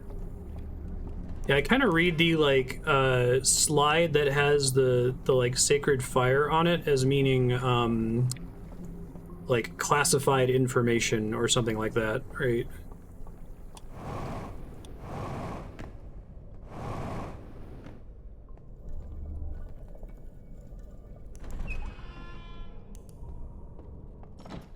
It's so nice of them that these are always close to the projection room in that sector. So cool. I guess it's another breadcrumb to maybe lead you here. If you see the door you can't open, you start looking around for a way in, but that one's like far enough out of the way that I feel like you'd really have to know what you were doing to find it.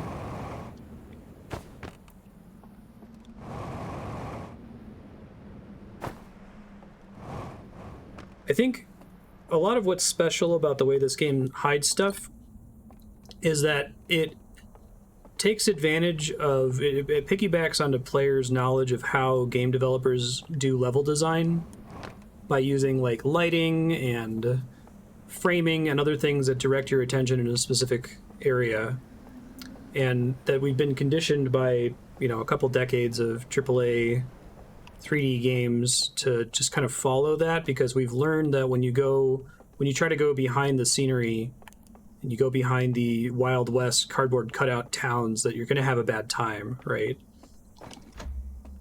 And so I like that they tend to tap into that in order to create a narrative that flows in a specific order. Okay, this is number 2.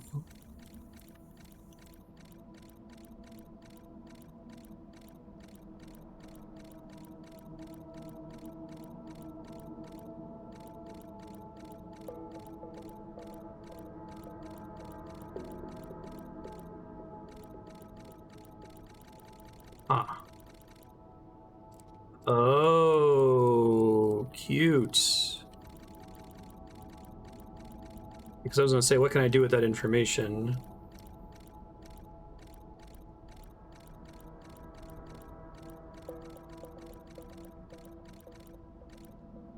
Gotcha. So that's the telescope. Take the boat. I think that's the suspicious bridge. Maybe not. And it goes back. There's a little alcove near the burned out thing that has a hand I can warp to. Okay. I think I can remember that.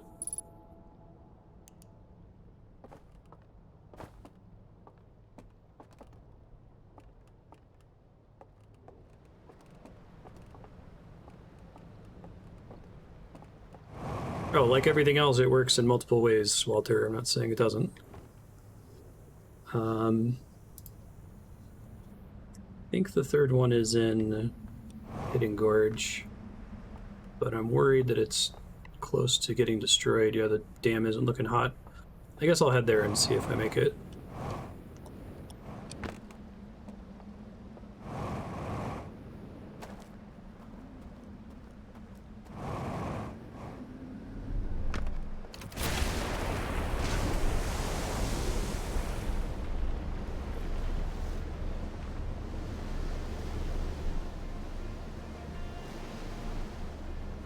I think this one gets destroyed.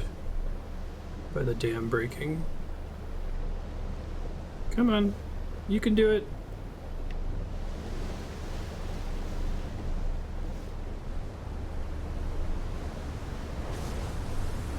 Alright, I got a time limit. I'll just come back though. Oh shit. Wow.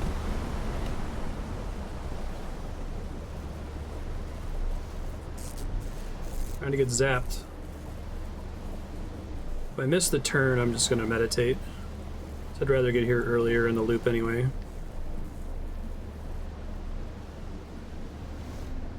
Oh, I might already be hosed. Oh no, I can see the building there. Okay, so how do I get in there then, is the question.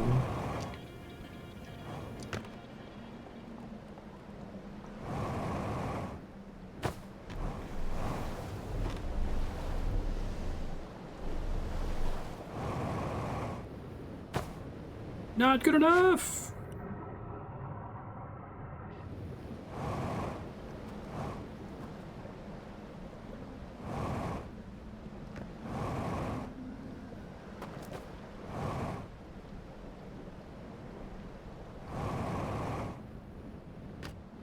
Did it maybe require the place getting destroyed for me to get into that room? Would be kind of crazy if so. It's further up. Right, I remember triggering the L of... Oh, is it a fucking Dark Souls trick? I think it might be. I was wondering what the deal was with that elevator. Is that just a convenience thing? There's too many goddamn elevators in Outer Wilds for there not to be a Dark Souls elevator puzzle. Secret. I'm ashamed of myself for not checking. But it's all the better. I skipped enough in this playthrough, I think. That's okay. I feel like I enjoyed the fact that I skipped stuff because I hope that makes it a little bit more interesting to watch for people who did it in a different order. Like, I think that's part of the appeal of this game. It's not just like trying to vicariously experience it for the first time again, but see all the different ways it's able to be done. Just...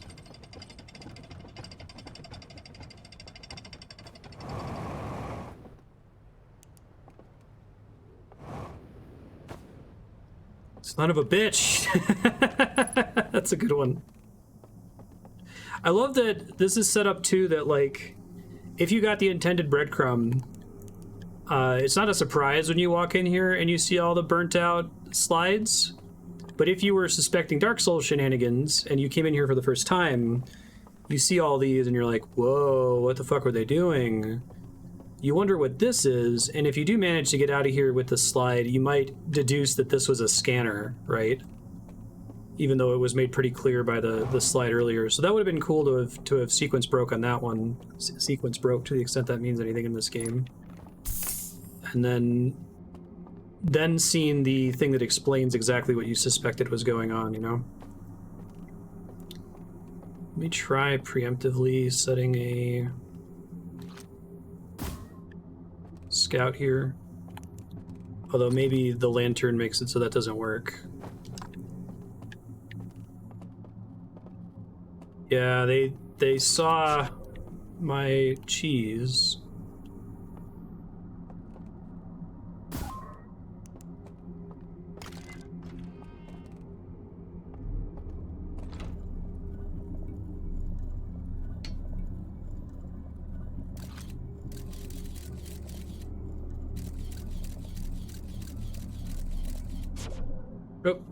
Oh, I timed that badly. I think I can still do it, though.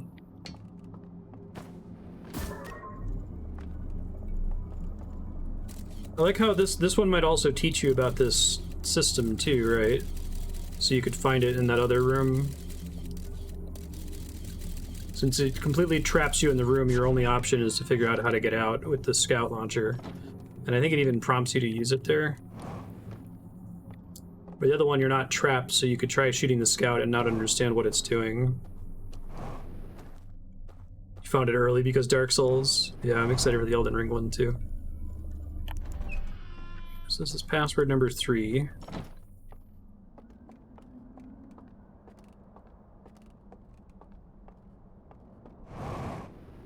So nice of them. And so lore consistent of them to put it right next to the projector room. Big fan.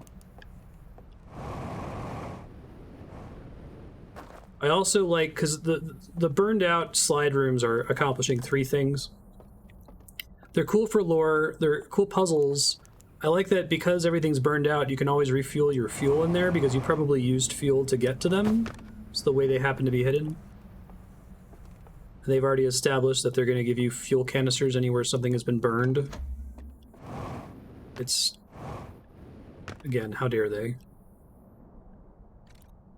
Let me open up a text file really quick and note, because it's hard to take screenshots of the one. So, password 1 is in the music house through fire. Password 2 is along river between burnt out building and bridge. Point up for warp point. I guess password 2 is also how you learn how the warp points work, right? In case you didn't guess it earlier. There was a thing where you're probably going to be lighting some candles, and that's how you're going to figure out how to warp. That's how I found it.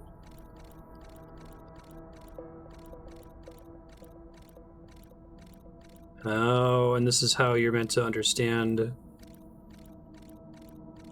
Ah, okay.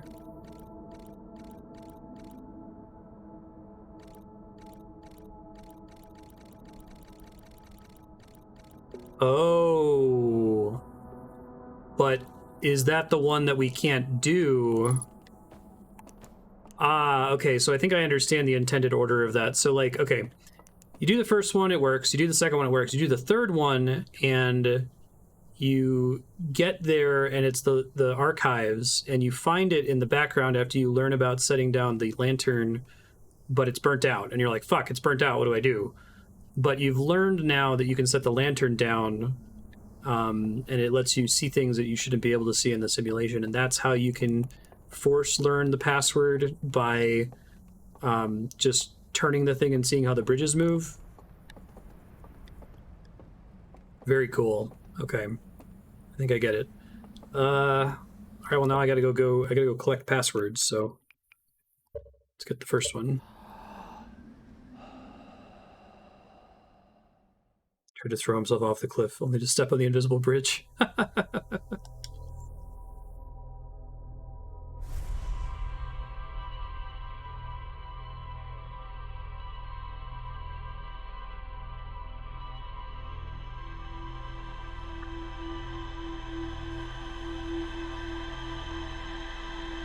Should learn the name of the Outer Wilds developer. It's Mobius Digital? Alright, Mobius Digital.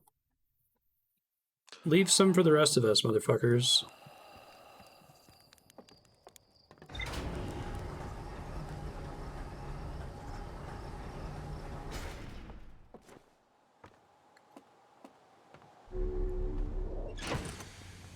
Suit. See what the ship's log says about all this.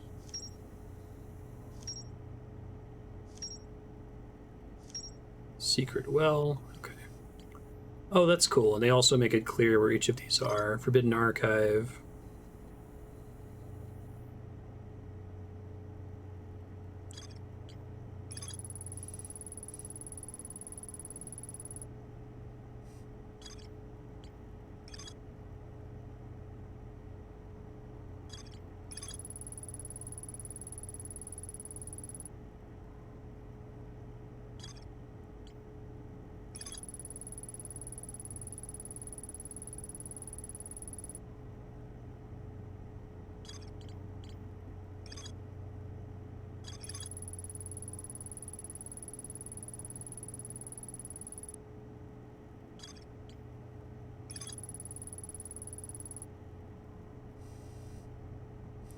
Alright, yeah. It's nice that they, like, save some of those pictures for you so you don't have to do screenshots. Or a text file.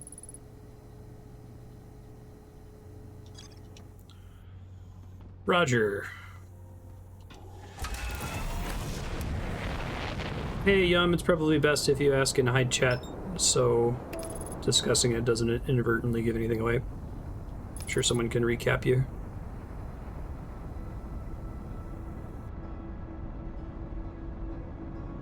Whoa, seriously? Mobius Digital was founded by Masaoka, Hiro Nakamura, and Heroes? Holy shit. My first car was a Nissan Versa because of that fucking show.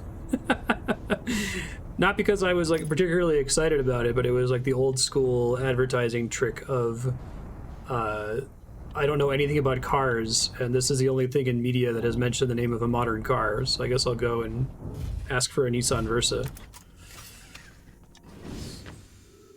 Terrifying how effective that shit is. Alright, so I think I remember the shenanigan for the music house. Give me a second.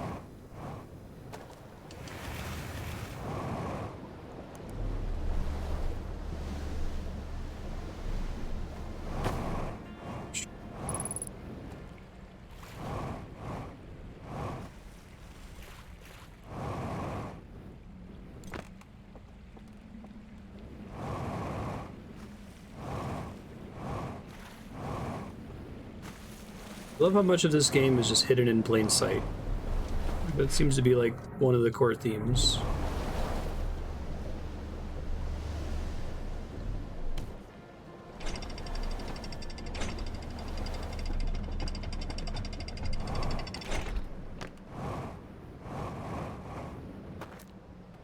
Miss Heroes before the writer's strike.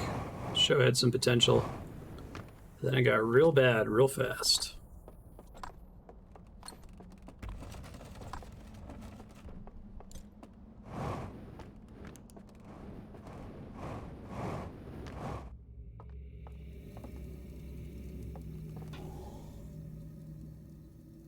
So did Masaoka just fund it, or is he like involved in the development in some way?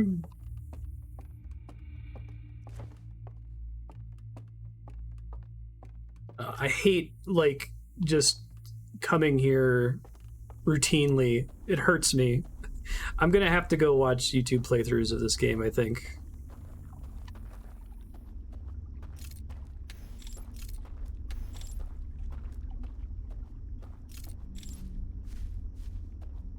I hate knowing. I think that's all I have to do here before I go to...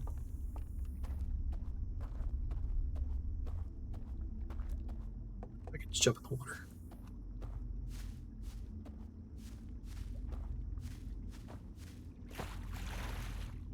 Oh, come on, man. Drown. Put out your candle. Here we go.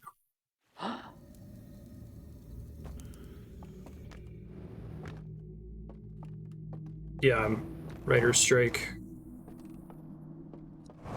Which, props to the writers for striking, but not props to the creators for having scabs try to finish the story instead of the people who knew what they were doing.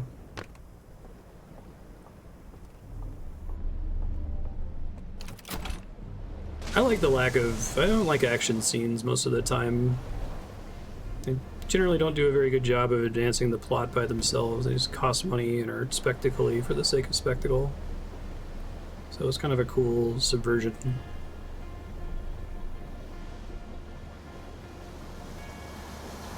They had to specially code dropping the artifact in ankle-deep water.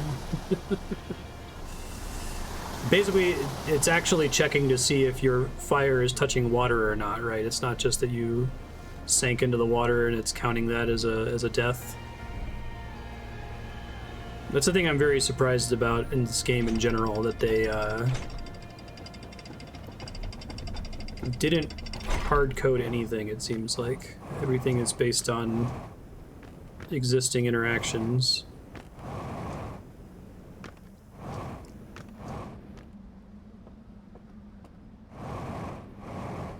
No, I think I categorically disagree. I think that audiences are smart and can imagine a lot of those things. And if you're kind of forced to focus on the more human elements, that has the opportunity to be more interesting than the thing we've seen 7,000 times by now. Because if we hadn't seen it 7,000 times back in 2008, 2009.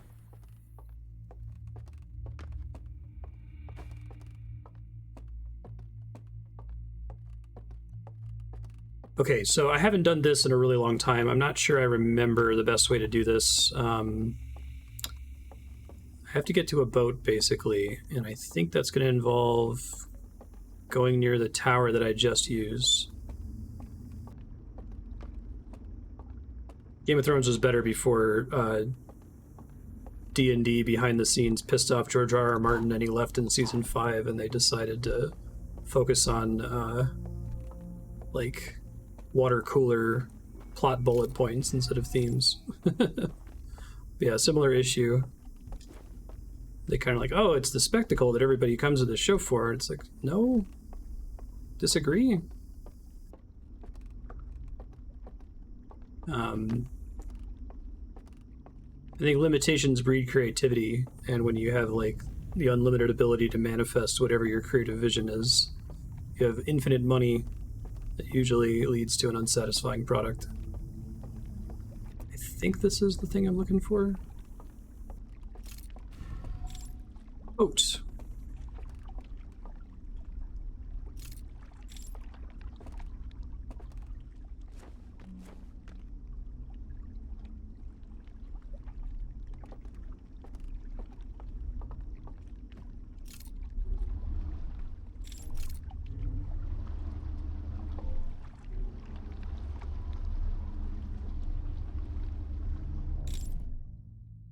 I don't know if I actually need to close my thing here, but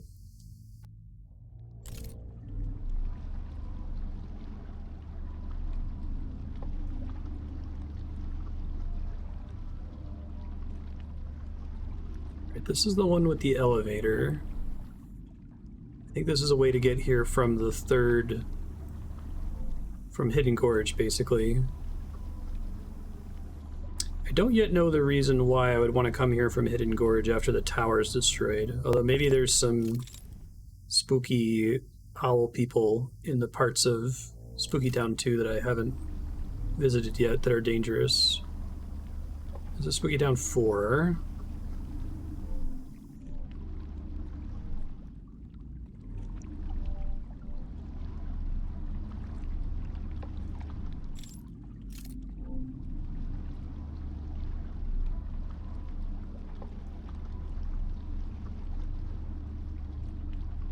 Remember when I came here the first time and my heart rate was like 160?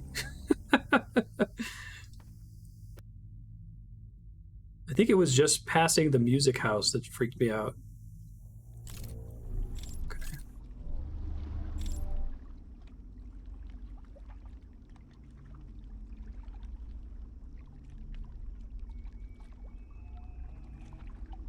Oh, really? That's pretty cool that that's an option.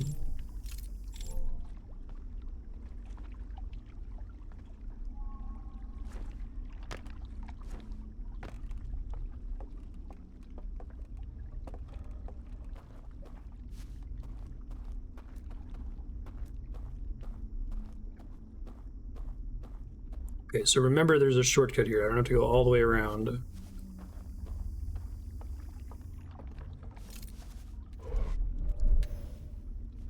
Pretty cool.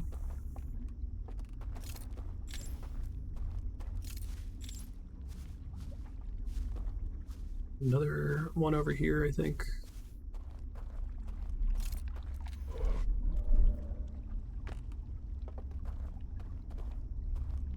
There was one on top of the elevator. Oh my god, are you serious? Well, that's okay. I guess I'm glad I did it anyway. I guess I didn't really have an understanding of the geometry of the level, so... So I know I have to wait. I don't know how long I have to wait. I feel like I got here pretty fast. Should probably try to find the...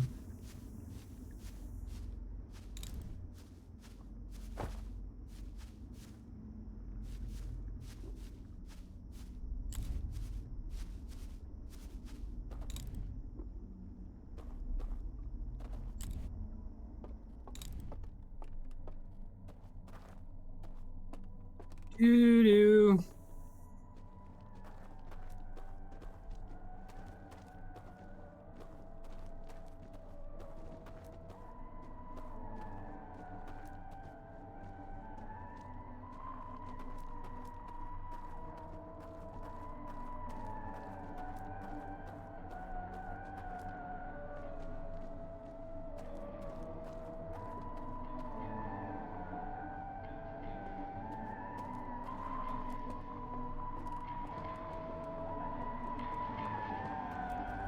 Although they do have legs. I think somebody mentioned this yesterday.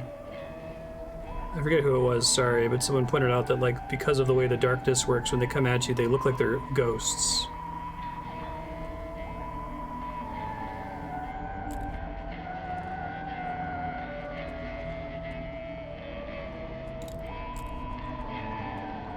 Okay, so if I'm not careful, the next one to come in here is going to see me. Last time I happened to luck out, so I should try to find if there's a place for me to hide nearby.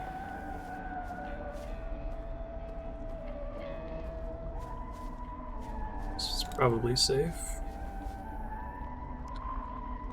Alright, now we wait.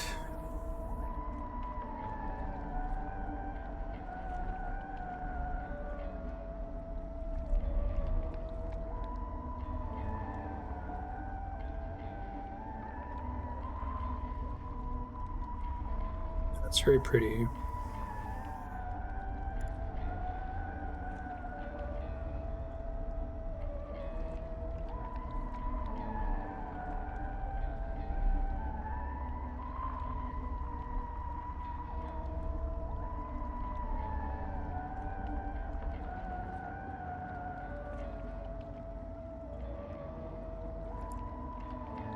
Unless if they're all about to die after that guy goes in, I'm glad I came back here and hid.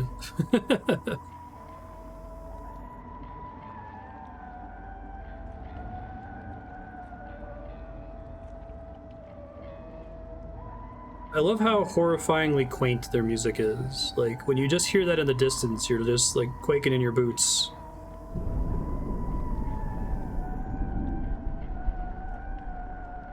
This was the guy that almost got me last time, I think.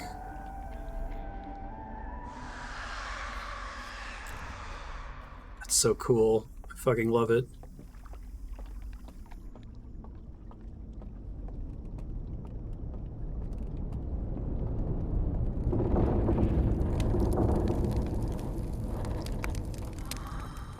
Nice. Nice. I probably should have tried that. There's nothing else in here, and everything else was not so obvious. I'm surprised I didn't do it just to, like, kill myself to quickly get out of here.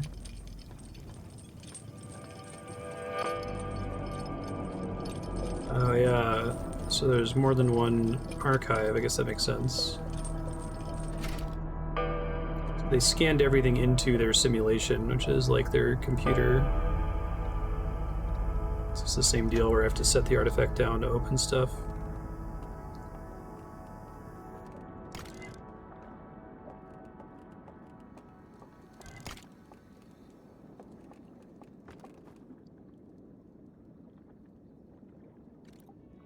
This is the one we saw earlier, but no burnout. We get to see him being all excited. Oh, cool. Let's go, guys. I see it.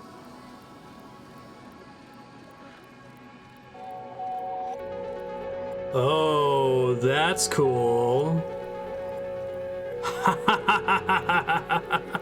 That was burned out before, right? That they, like, destroyed their home in order to build the... Hey, if you're watching in the future on YouTube, we just had a power flicker that disrupted the stream, but we're back now, and we're going to watch the rest of the slideshow. I think that I realized what happened right away, so I haven't advanced further into the slide. Thank you, Walter, for warning me to pause the game so the loop didn't end while I was troubleshooting. That would have sucked really bad. So I still have control. Let me fix the live split timer also, because that froze up. Should be 10, 36, 54.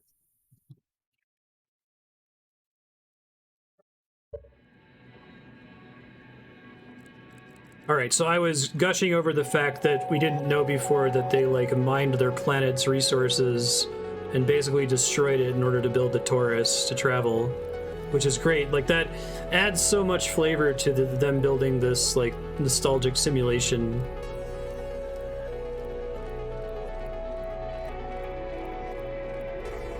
And then part of it is that they get here and they find out that it's going to destroy everything and it's not their god. But they can't go home because they destroyed their home to build the Taurus. Yeah, that's freaking amazing. I absolutely love that.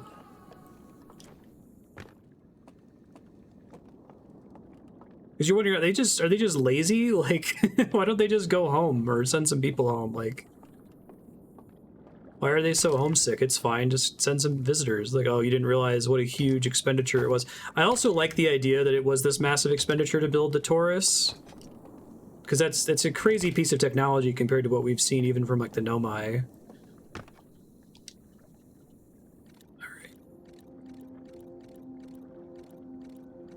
Oh.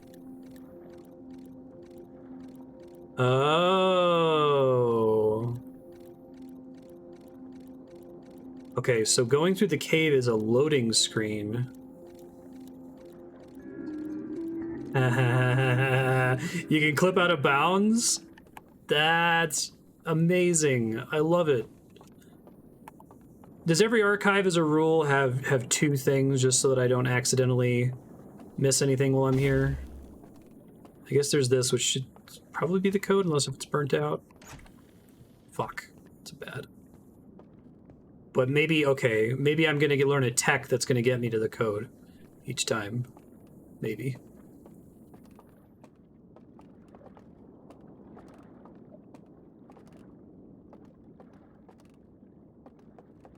Yeah, you see them watching slides of home while they're in the simulation. That's so sad. Yeah, bug testing. Which happens to be super helpful for progression reasons. Alright, that's the... Probably I'm not going to make it back in time for another thing, so I might just meditate to the next loop.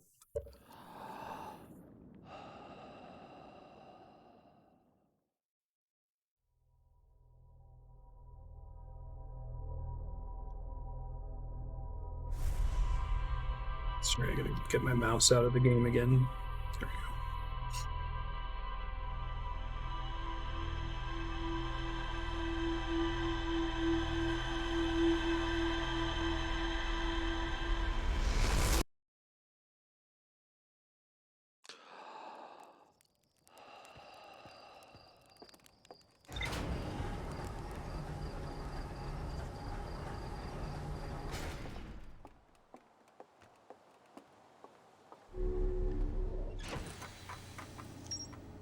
I think their moon was also way larger than Timber-Hearth. It is sad, too, the small number of mummies. I don't know if that's like a necessary abstraction of the video game that all the planetary bodies in this world have to be small for the game to be traversable, or if like they actually wiped out their entire planet to send a small team of like 24 scientists out to find God, right? I think it's probably the former. It's probably just that to assume that this universe has a smaller scale than our universe just so that it works as a video game.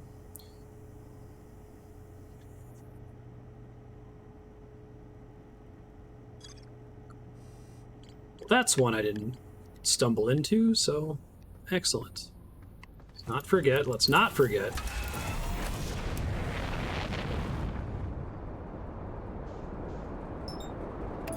Yeah, but my question, though, is, like, is the strange, tiny structure of this solar system typical of the universe that this game takes place in?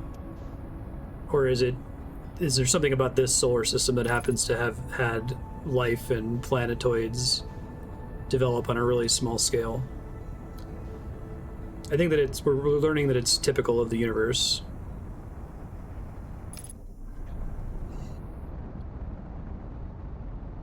I think that's just a game abstraction.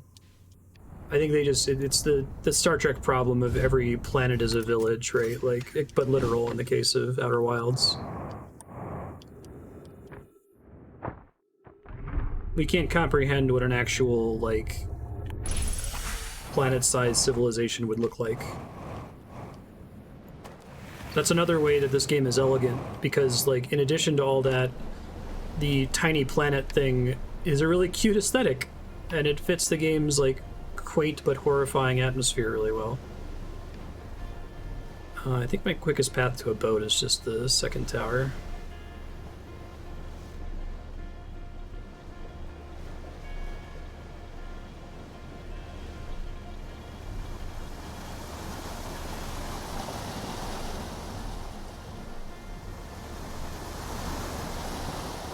Yeah. And it works. I think that definitely kind of represents the limitations breed creativity thing I was talking about, that once they accept, okay, we're going to have to deal with like dozens of individuals for our story as opposed to millions or billions, right? So like, okay, well, what can we do with that? How can we make that cool?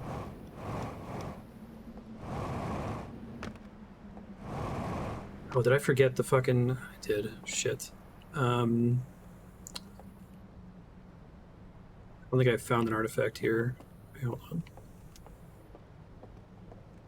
I'll just go to the third one. I think that's fine. I think... Did I find a boat? Yeah, because there's the elevator with the boat, right?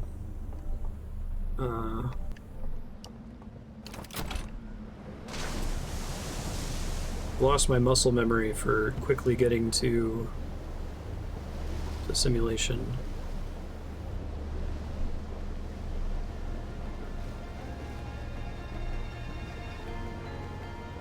The DLC's version of forgetting to put your suit on.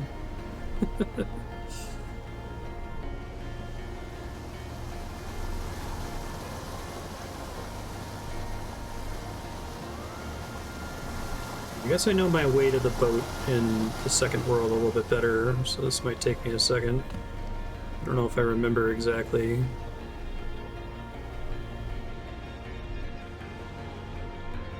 Was it using the invisible bridge? Oh yeah, there's an invisible bridge, right. If I don't take the secret exit from the portrait room, there's an invisible bridge.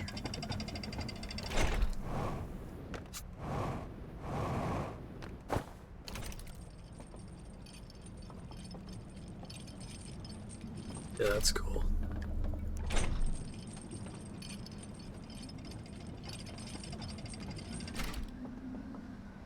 Okay.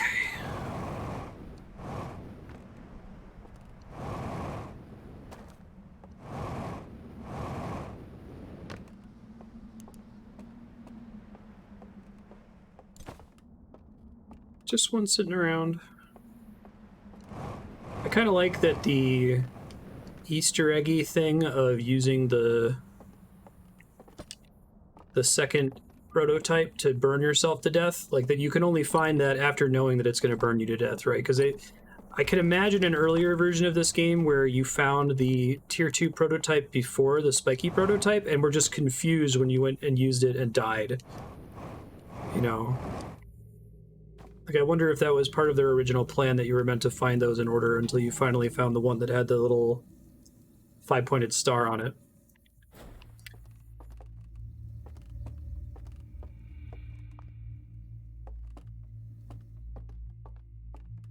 The other invisible bridge is the other way to bypass the stealth section, but nothing indicates it except matrix vision, which you learn in the archive. I see. I guess I'm glad I did that as intended. It's unfortunate it took me like 90 minutes to do, but...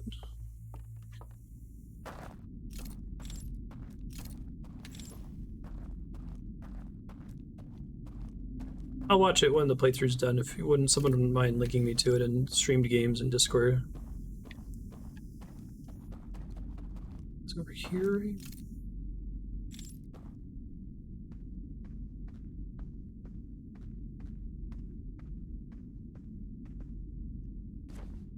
I was pretty close to falling off there.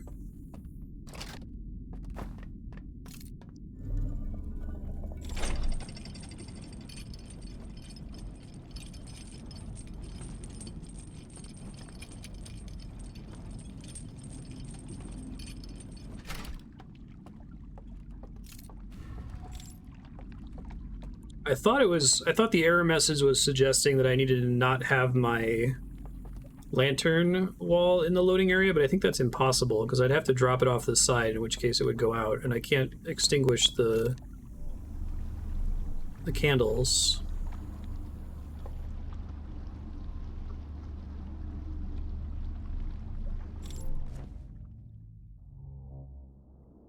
Whoa!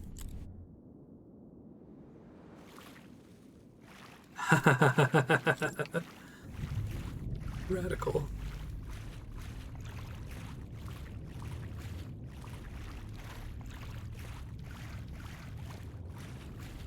Yeah, that's so cool.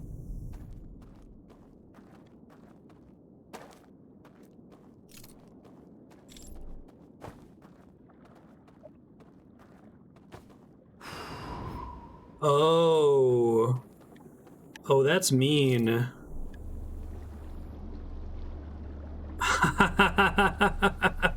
Okay, so...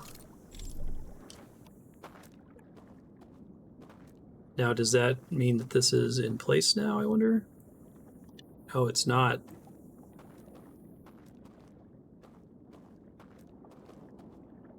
Presumably the water is only deep on one side of the world.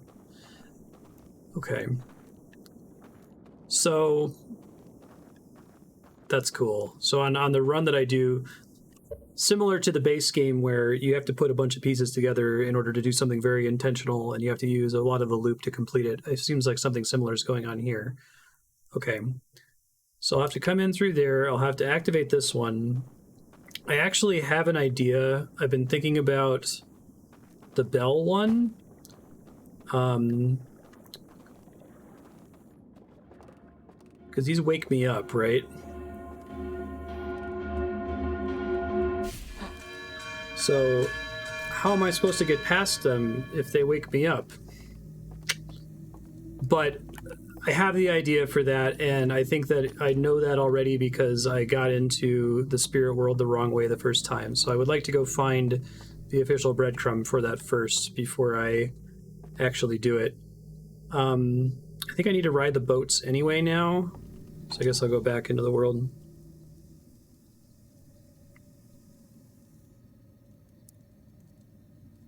Diegetic loading screens, absolutely. Oops, shit, I did it.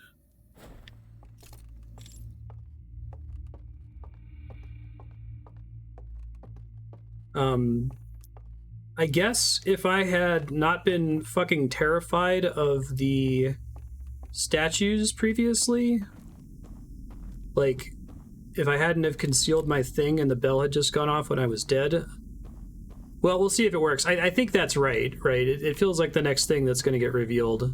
I can't say that for sure, but that seems like a cool last thing.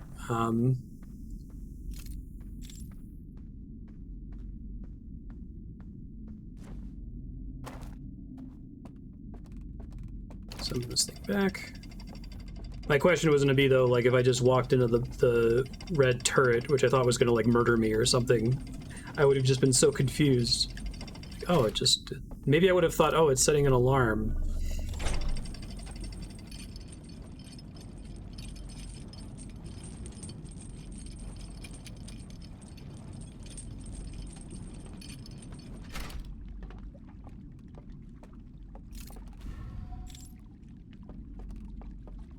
Anyway, I hope I'm right about that because, like, it would be really cool, it would be very flavorful, and it would force you to do this in a specific order, right? Made reports of the bugs but never patched them.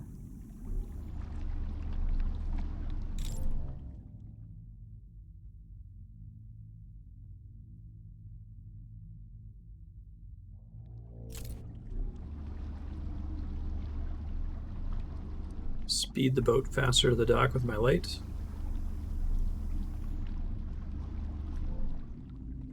Yeah, I think the people living here are invested in not breaking the immersion for themselves. It was pointing at a tower. It wasn't pointing at the sarcophagus, I think.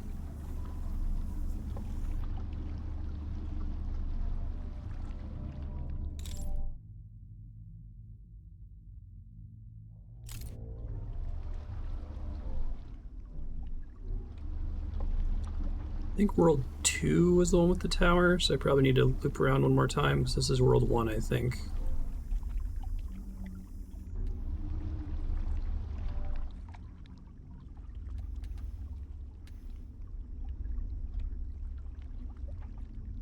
Making sure I'm not missing it.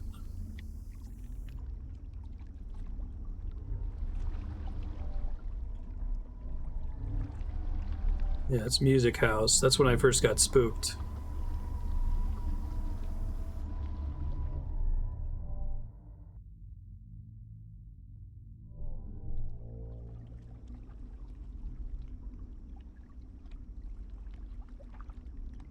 It's on this side, right?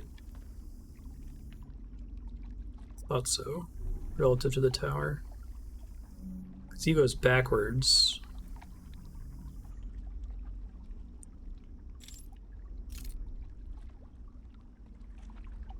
Burnt out church here, though.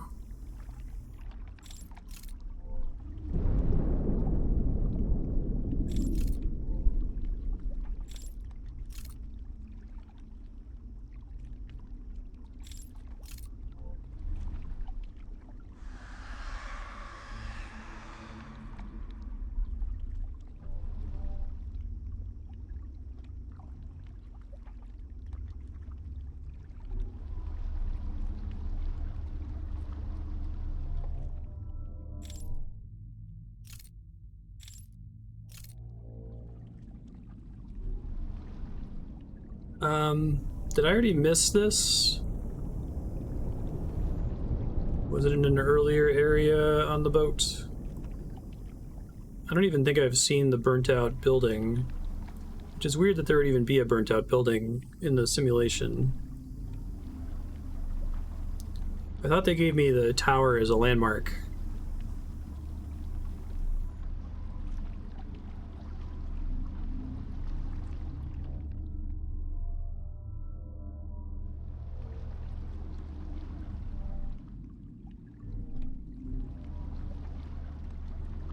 I think it's supposed to be this one.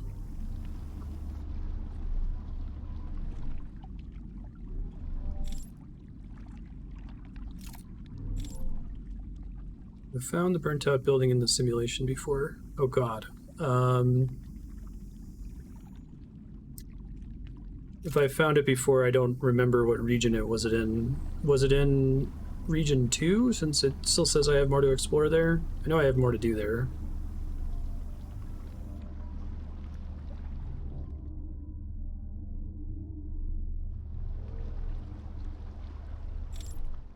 Okay, thanks.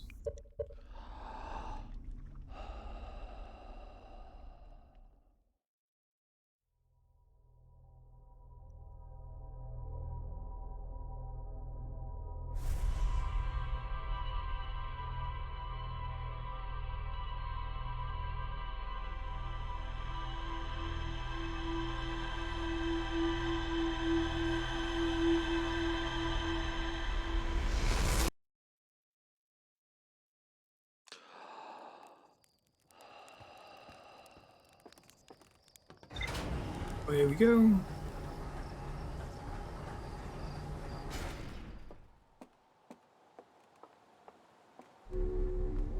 Really interested to hear the order in which this whole game was put together. Like, I wonder what their seed idea was for this DLC.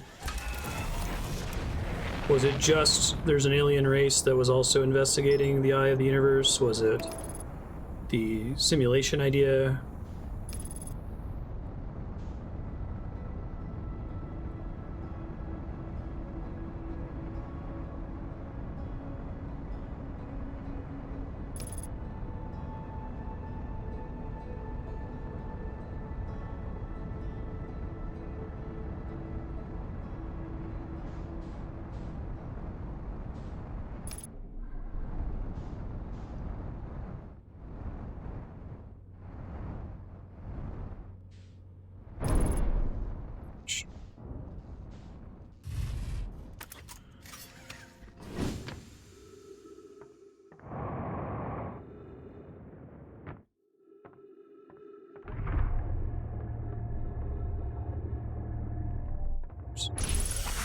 Thanks, game, for being nice. Alright, don't forget this time, dummy.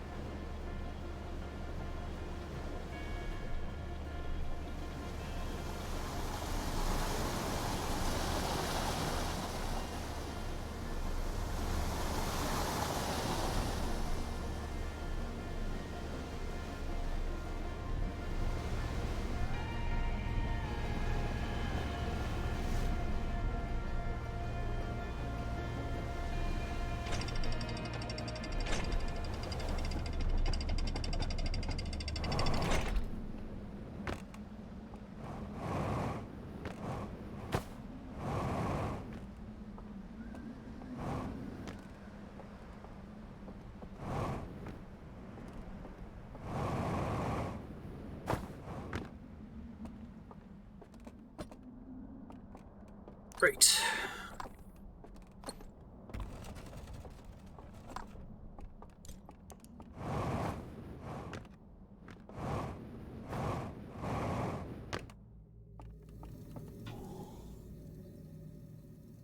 Sleepy time.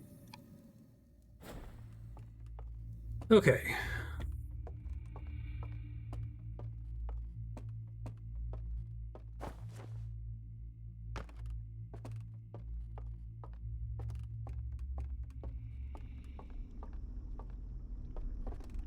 I think there was the area that had the signs on it here. Let me see.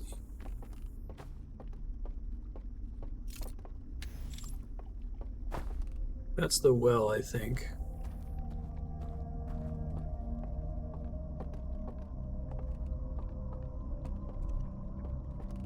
Meter?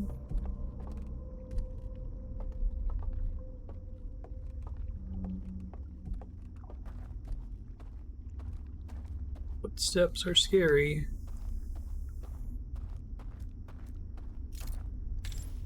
I think this is the way I went last time, but...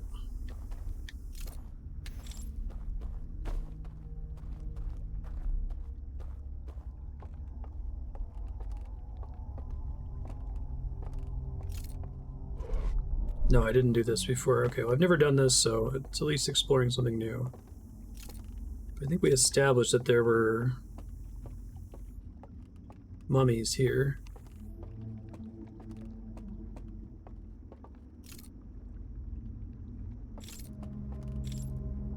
Elevator?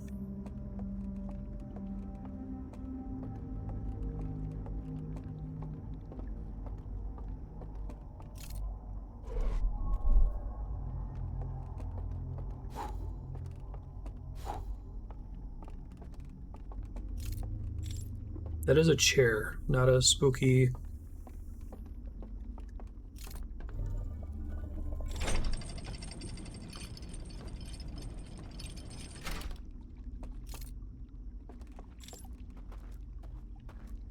Birdman.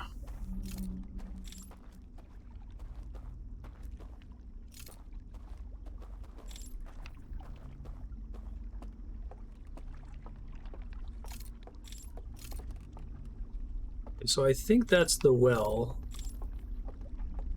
but I think I need to have already turned off the lights here for this to work.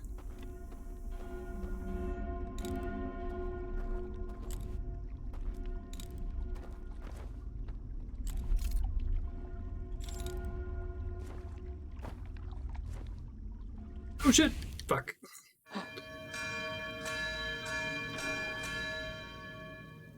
The bells keep going there, that's fun.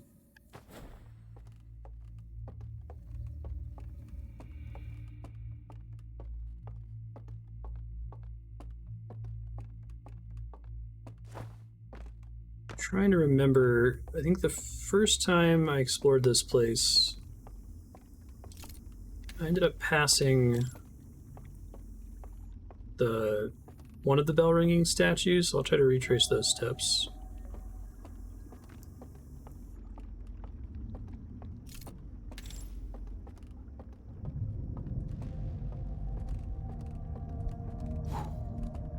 Definitely didn't do this last time.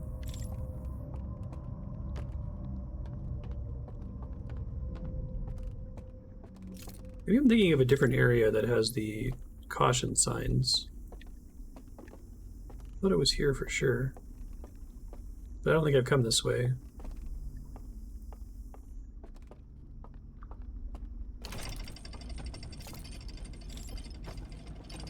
So I went the long, annoying way there.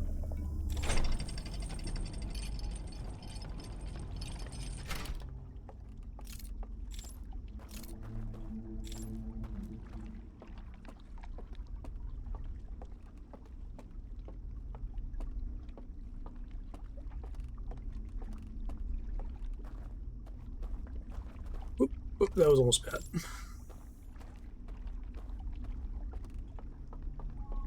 It's just back there where I've already been.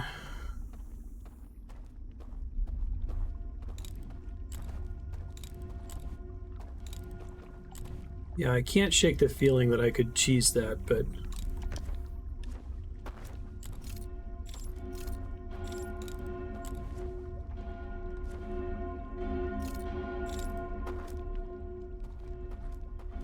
Alright, it detects me because the lights are there independent of me. Sure. I like that it shows you the bell, too, when you wake up that way, so you understand what happened. Right.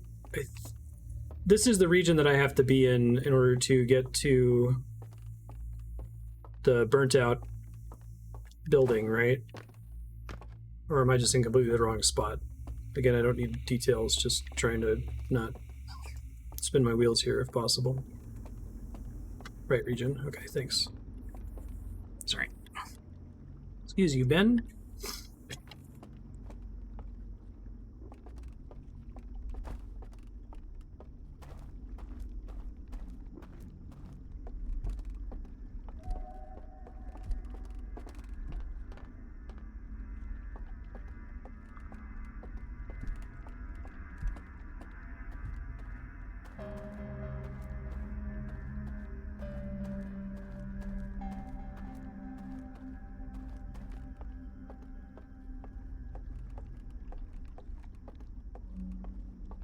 Oh, maybe this was it. Here we go. This is what I remembered. Yeah, I remembered the no entry sign. Right. Because I think I just didn't even see the warp statue, because I didn't know what it was when I came here the first time. That was a really long time ago. Right, this is the thing I was trying to find.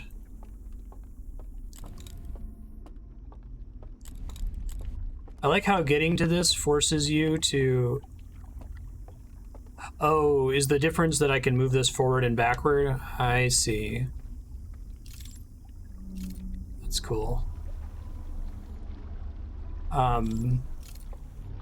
You're forced to see the detects light and rings the bell towers if you come this way, which is very smart.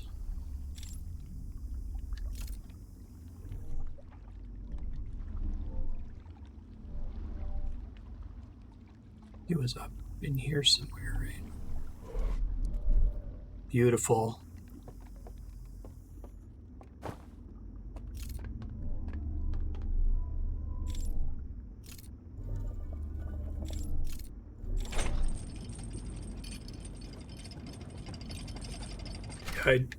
I saw that he was able to move it back and forth, but I didn't appreciate that that was being literal. I thought it just meant it was a way to further obfuscate the solution.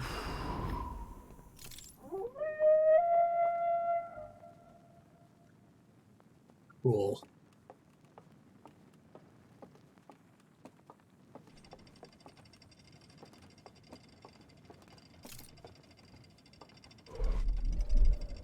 Didn't know that was there. I guess I did know that was there, didn't I?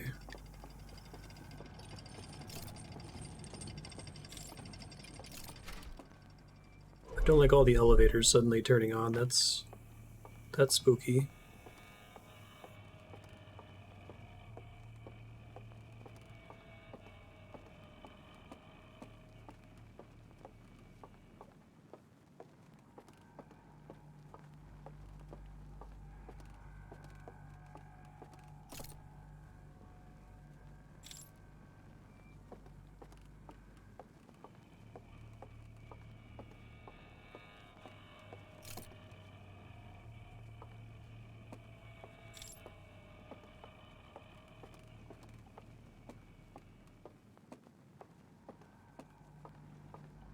I might have a plan to deal with this place.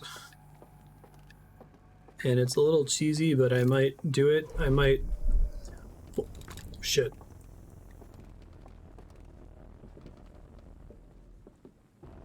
My plan is to do this from the third building, which I think gives me a very brief time.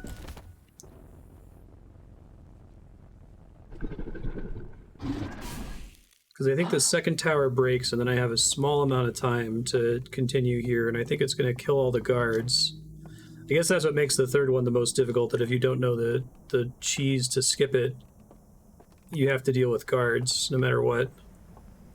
I like the intended progression of the guard sequences, though. Like, the first one where it's just like a static room and a giant open field where it's really easy to avoid them.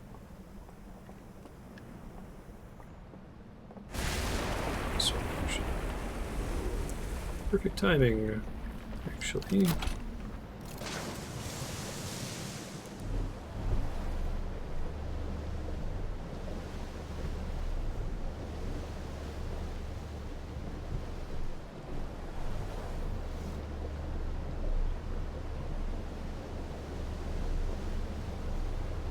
Oh, I think I fucked this up though. I think I need to have the building open for this to work. Like I had to have the cave open for it to work in the first loop. Oh, Jesus.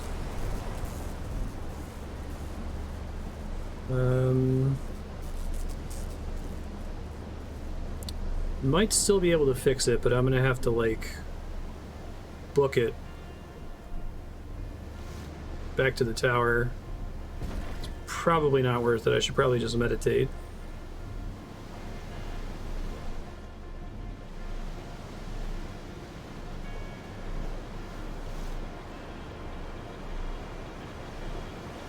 Whee!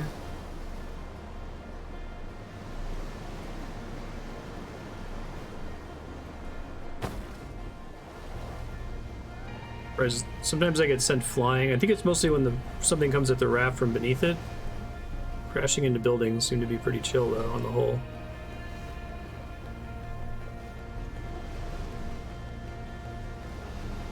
Yeah, because it's a way to ensure that you know what you're doing and don't accidentally bumble into it.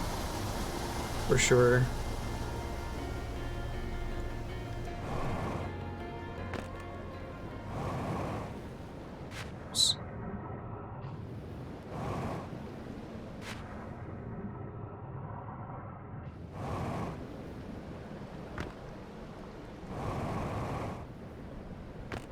Hmm. Even though they technically all connect. Alright, I think I have precious little time to do this, so I'm gonna try to run. I think it's pretty quick. I think it's the same as the first world, where if you're quick about it, you can do it almost immediately. Now, my next fear is that I might not have a raft to get me back to Hidden Gorge. Oh, and this place is all terrifying now. Great. Great and good. So I love that when you're here when it's not lights out, you can hear them walking around the whole time.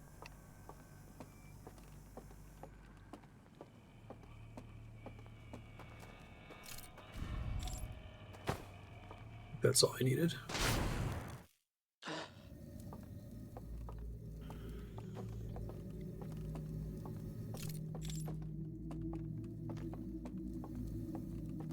Oh, right. I'm like, what the fuck?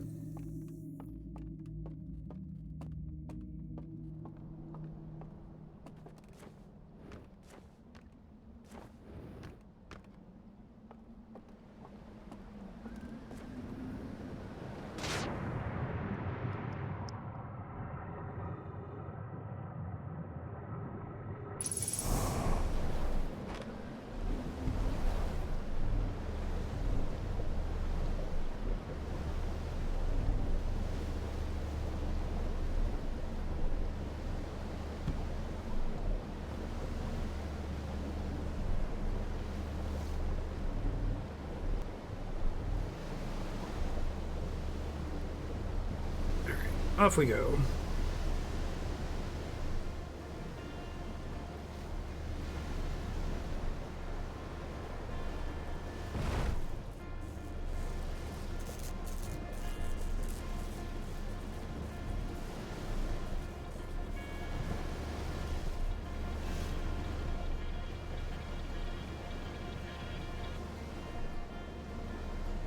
Oh, can I not even get up there? Oh, hey! Oh shit, I went to the wrong side. Damn it. Never keep track of which one's the broken side. Ow. Thank you for not killing me, game.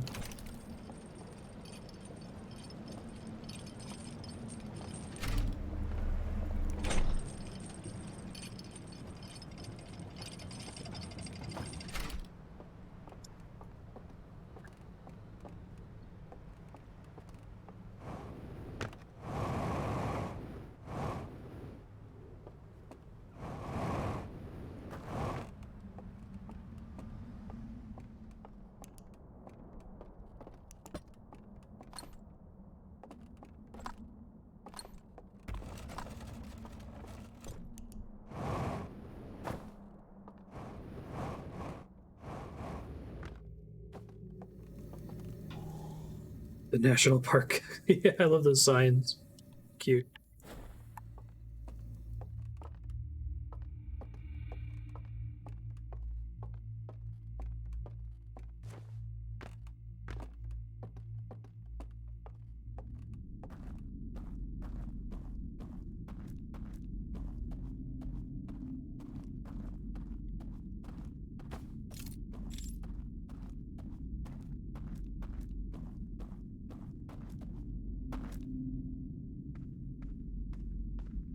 Don't be falling now.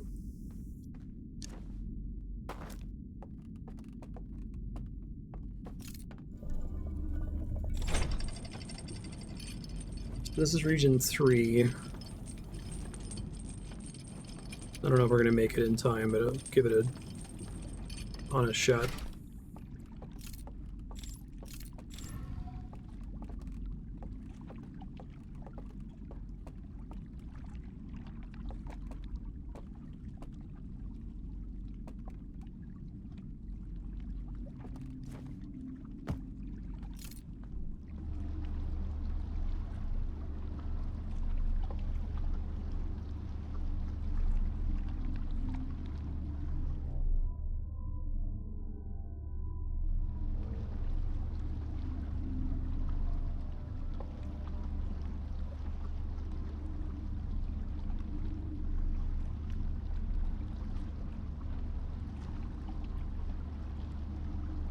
That's a sarcophagus.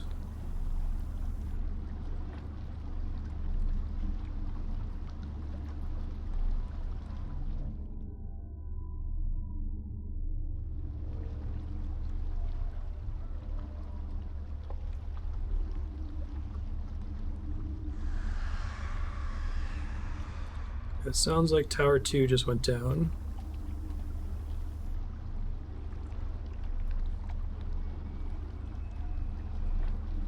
Oh, the music's already starting, I think. I didn't realize how close this was.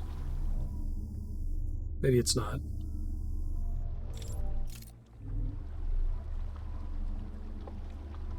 No, it totally is. Shit. Okay. Don't think this is gonna work, but I'll still try. There's time after the loop ends, so maybe? It's about as fast as I could have gotten here, I think.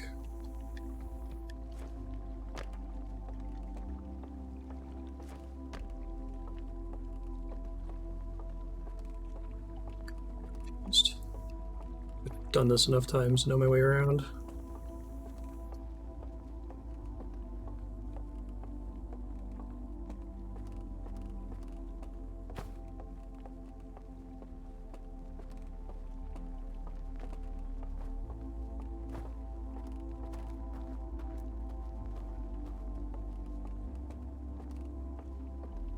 Really help if I knew where I was going and what I was doing. I think I wanted to go left back there to get here slightly faster. This technically works, but I assume that this is meant to be a path for avoiding the guys. Oh well.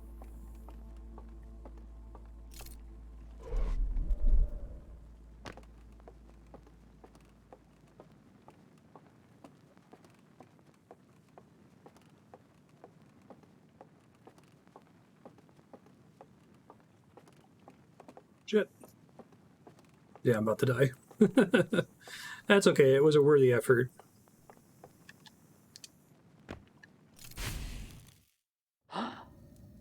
You tried.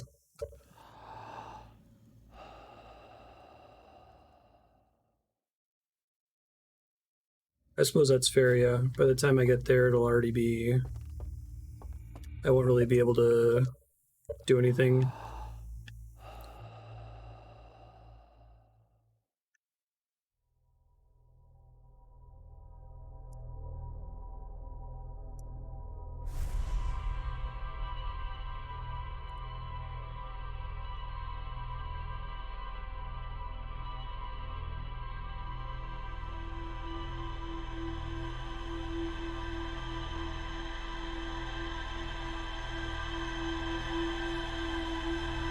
Sure, I thought I had more time than I do.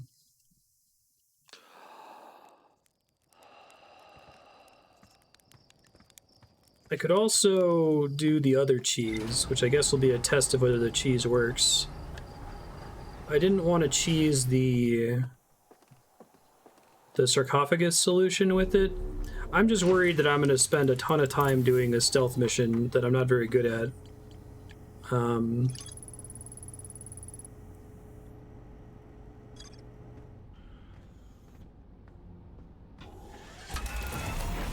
See the sunrise on the horizon.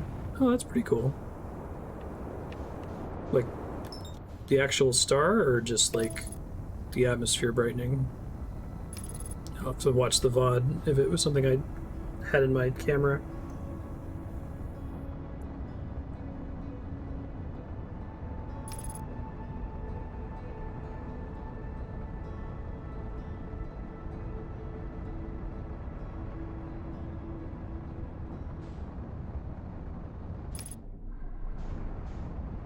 I guess I probably have more time to do it than I'm imagining.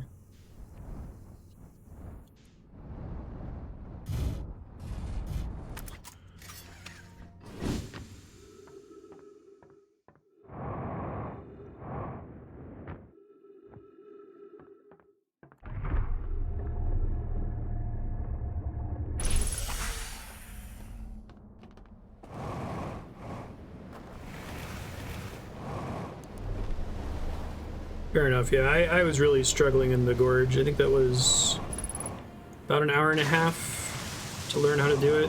A lot of it was just, like, not having a good mental model of the shape of the place. You'll see in the VOD on YouTube, but when I loaded it up today, because I was worried I was going to be stuck on it for a while, I just did it immediately, because I finally had a map of what it looked like. I'm probably going to remember that building the way I remember, like, the Undead Berg.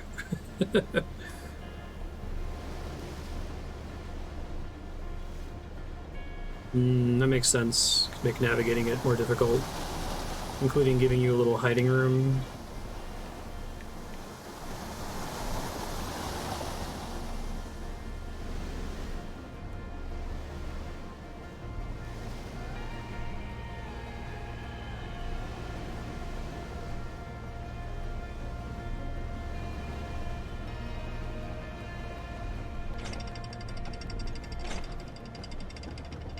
Sure, right.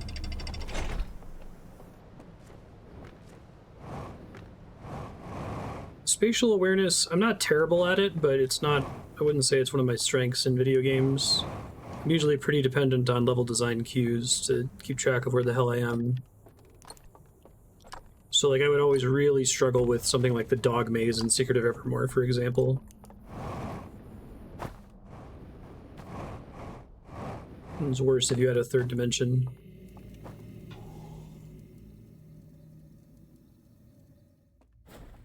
Okay.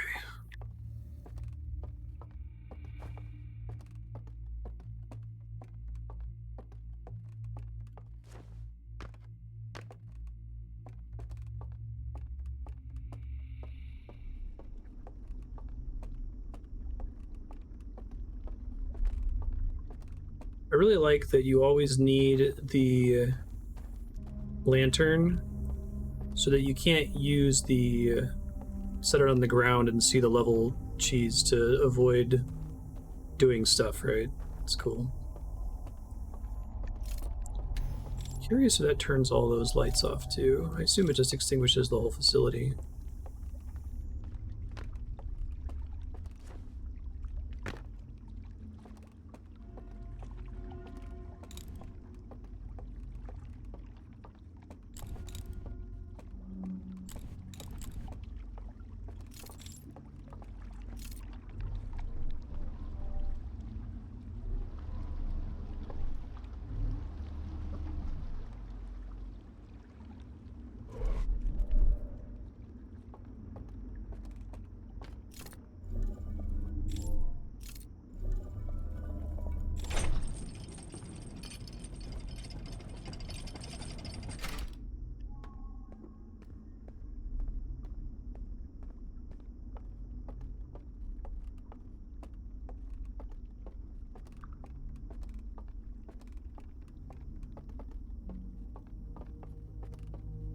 Turned around.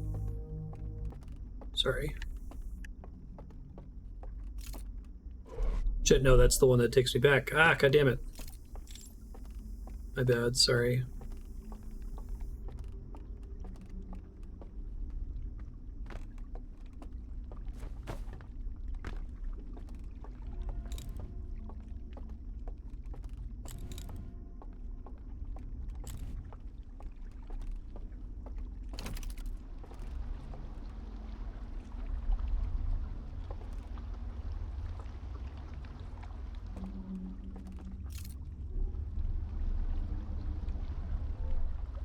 I like how that one doesn't generate a boat.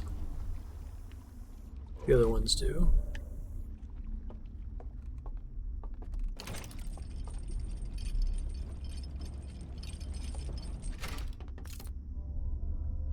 I think there's a lot I really like about the simulation concept. It's fucking cool. It's sci-fi as fuck. It's amazingly executed. But like it also lets them do stuff that otherwise wouldn't be appropriate for the way this video game works, that it's like hard sci-fi. Like being able to teleport around with the light beams and stuff, it's kind of like stretching the tech a bit, I think, you know?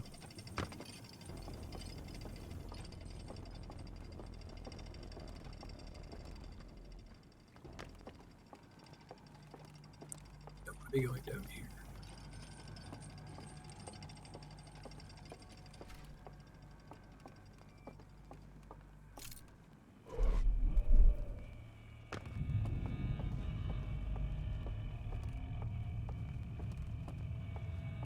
Oh, wait.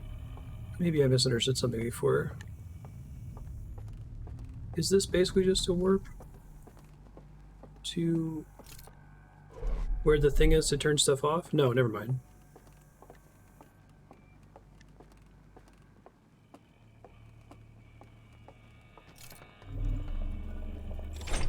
Disregard.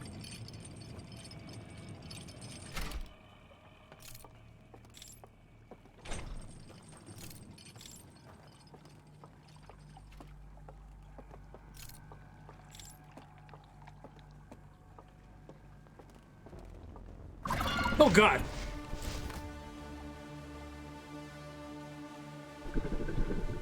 That's why there's that little stealth game. I'm talking recently about like common geometry and level design and like real life stuff, like how the good strategy in a game like Stronghold kind of mirrors real wall building strategies in certain ways, because it's just geometry that they have to have the same thing in common. So I like how stealth sequences need to have those little stupid pointless roundabout sections in order to like get people off your tail or distract them. It's just kind of a feature of stealth. So there's a friendo. Oh, how nice of him to put this back up.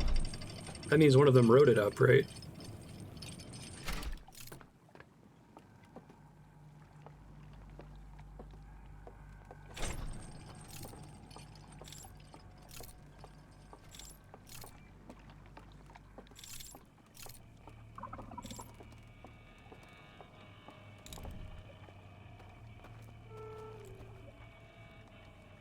Shit.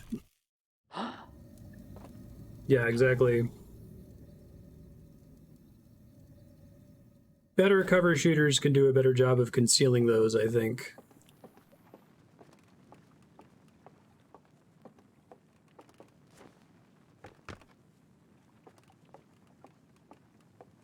But like in a 2D game, like 2D games don't have a camera, but there is a view through. There's like a lens through which you're seeing the game on each screen, and like each screen that you're on is like a painting in a way. So if the game is only using like 20% of the painting, that usually tells you, there must be something secret in like the giant 80% of wall that I see, right?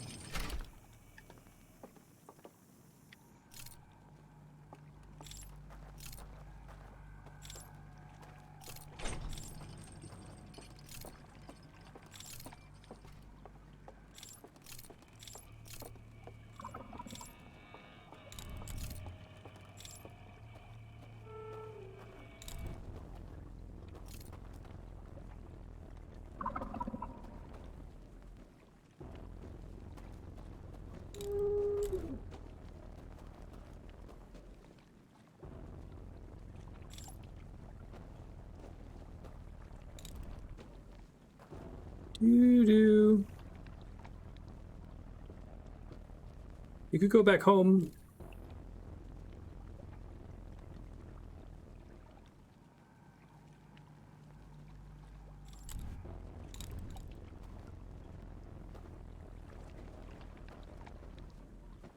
It's like right next to me, isn't it? Yup. Sure was.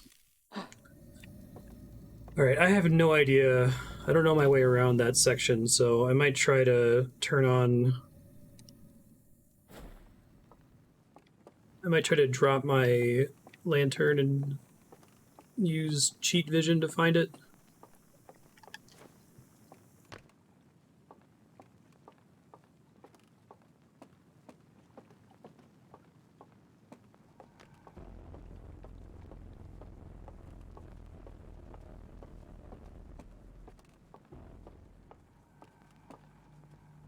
Didn't realize I could get detected as soon as I came outside there. That's not good.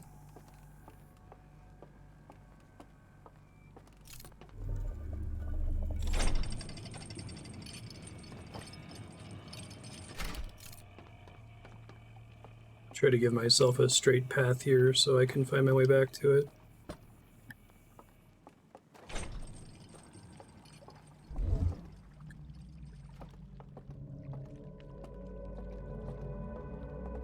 That's the thingy. Where's the spooky guy? Can't see me. But I also can't get too close to him, if I recall.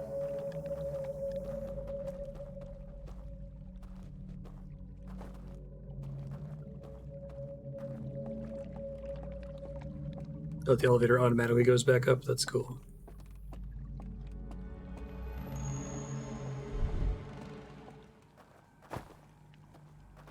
Shit. Don't fall in the water. Oh yeah, elevator used to not do that.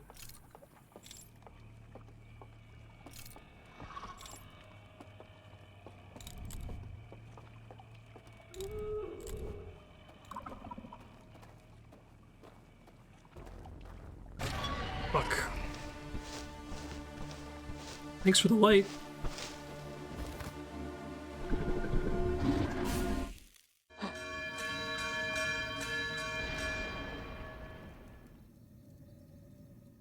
Oh, but the bell's still ringing. That's weird. I wouldn't think it would.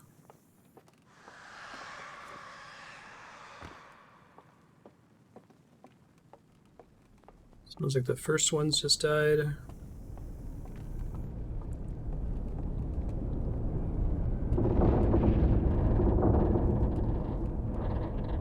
I love how the place slightly goes off kilter there when the water passes through it. That's such a nice little touch. This game is like the essence of the chef's kiss emoji.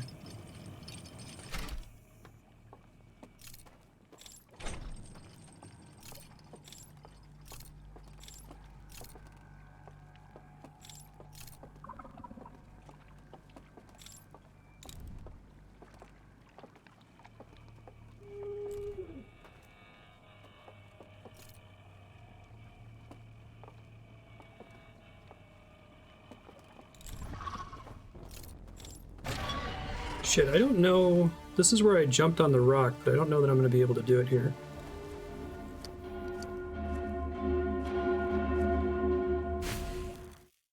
I can't see what I'm doing over there.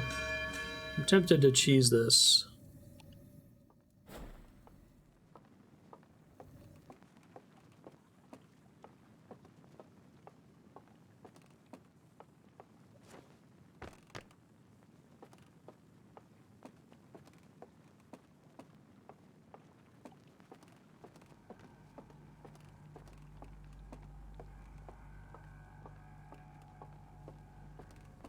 Wasn't where I jumped.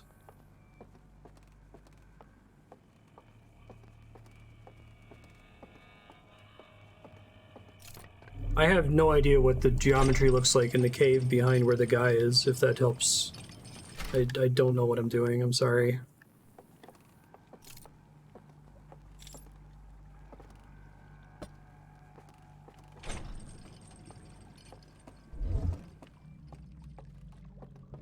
There's a cave behind him. There's the bell thing. And I can't get too close to him here or he comes and grabs me.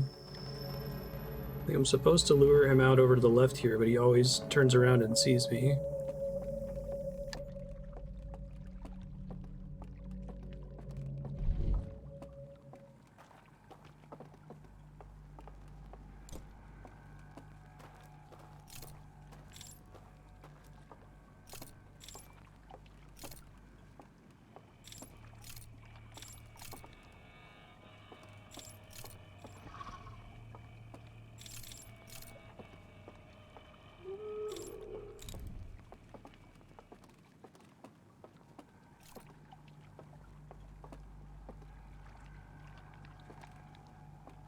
He doesn't seem to want to come to where I was previously.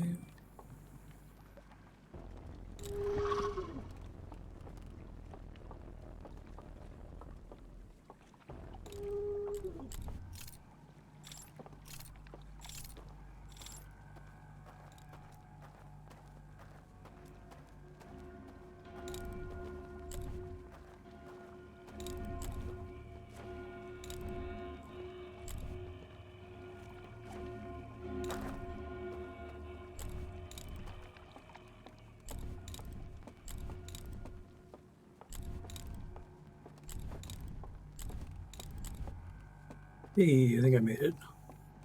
Hopefully there's time to spare. I'm nervous. Hopefully there's not another one down here. There might be.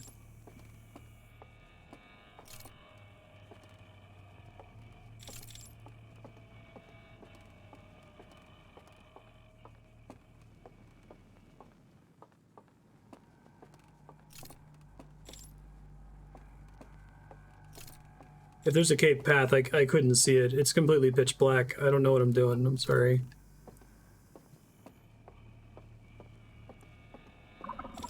Shit.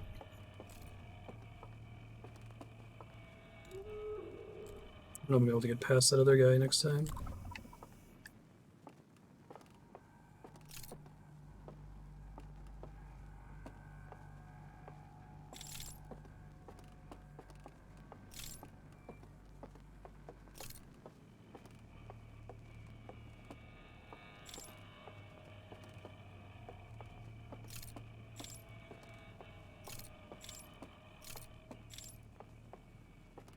I think it's above me.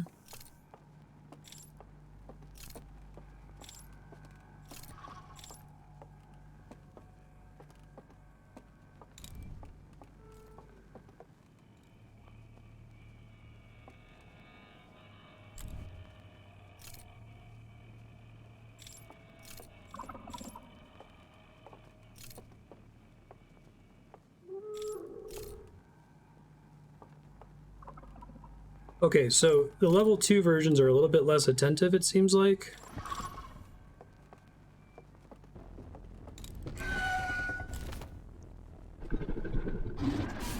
They tend to not go straight to where they saw you when they see you.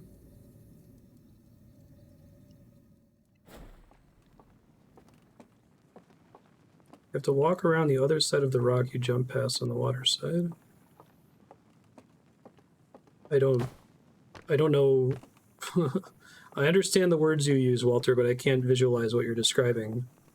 Walk around the other side of the rock? The one I jumped on? That's like in the water?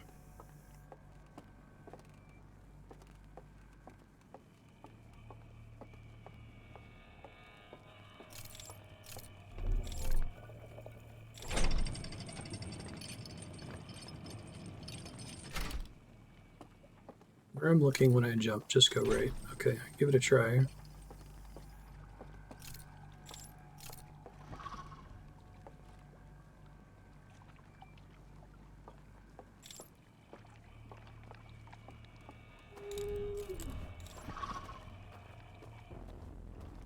Every single time.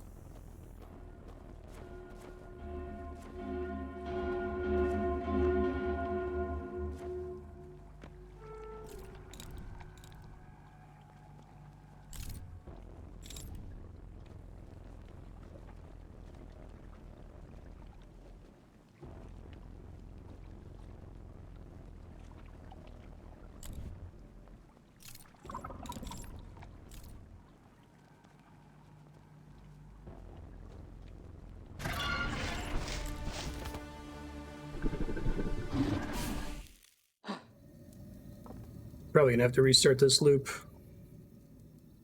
I'm sorry I'm so bad at this stealth thing. I think it really depends on you being able to keep track of where you are when you're walking in the dark, and I'm just afraid that I'm gonna fall in the water or bump into something.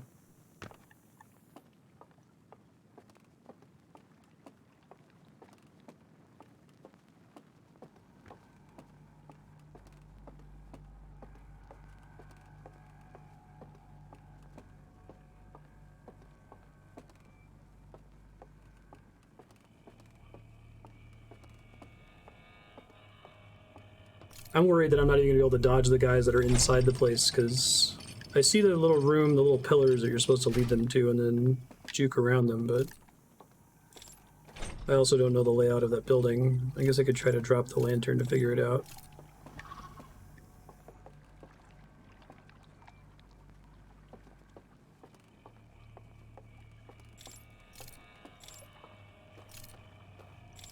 We have a little bit more freedom than I thought to...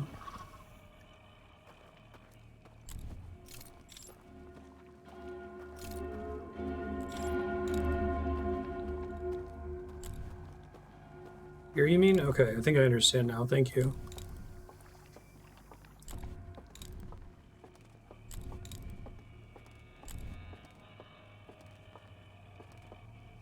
Okay, let me see if I have a long straightaway where I can safely set this thing down and figure out what the hell I'm doing.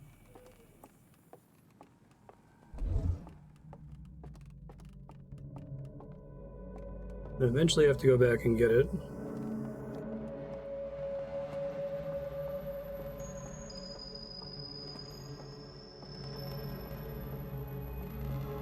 Elevator, okay.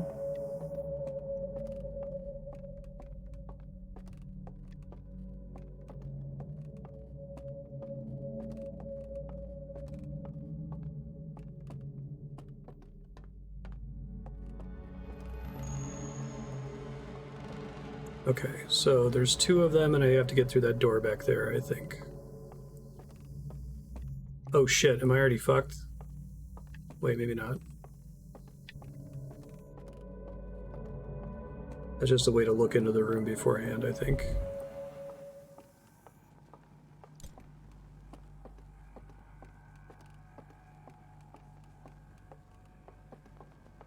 I think it's an unusually high burden of execution, that's all.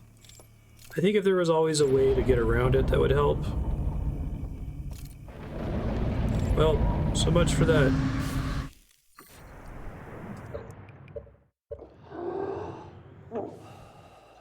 Yeah, are there more stealth sections after that? Because I can imagine how that one works. That you have to go into the ground floor area to get their attention, juke around the pillars, go back upstairs, and then go through the door, or just try to like precisely follow behind them when they're both pathing. Okay, because I might try my cheese, because if the cheese works, that'll confirm that it's going to work later in the game, which I think would be cool to know in advance.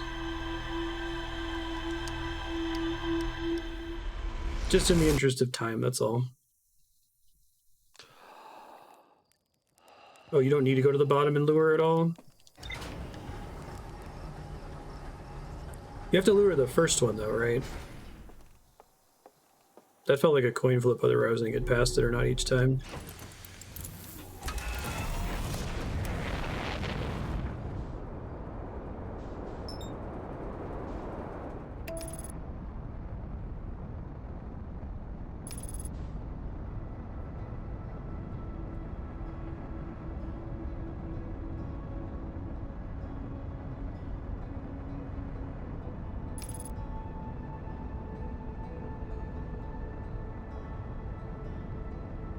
Guess if I could see them when they were wandering...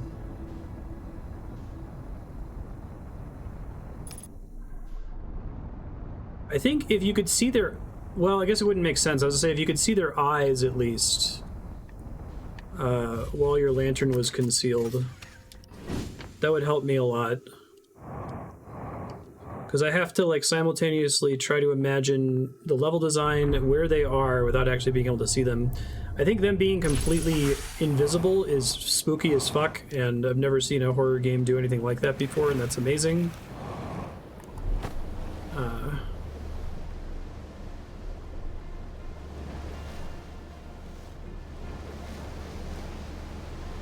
Oh shit, I forgot the thing. God damn it. I think there's another boat I can grab.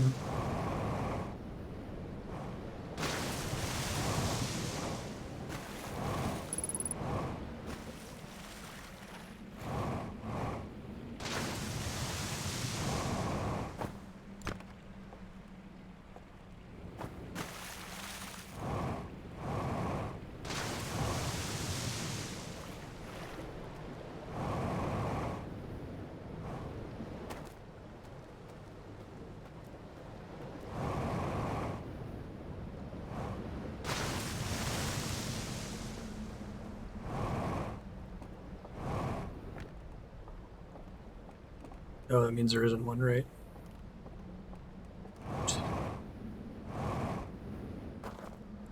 There is an extra boat out here, though.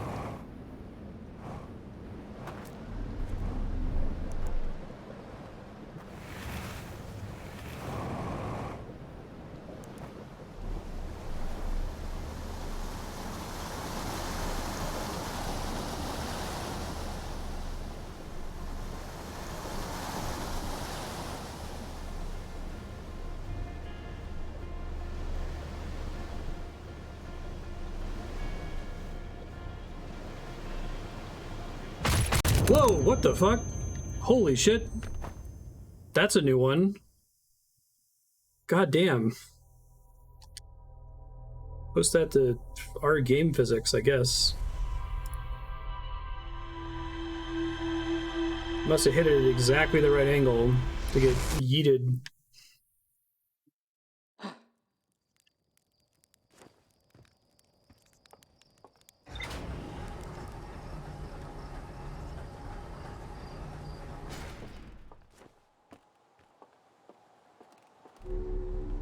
Yeah.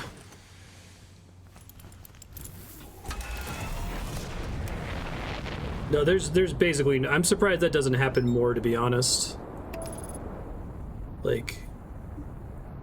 it's so hard to make a game that's so based on physics interactions that doesn't occasionally have you hit something at just the right angle to hit infinity velocity for some reason. Oh, really?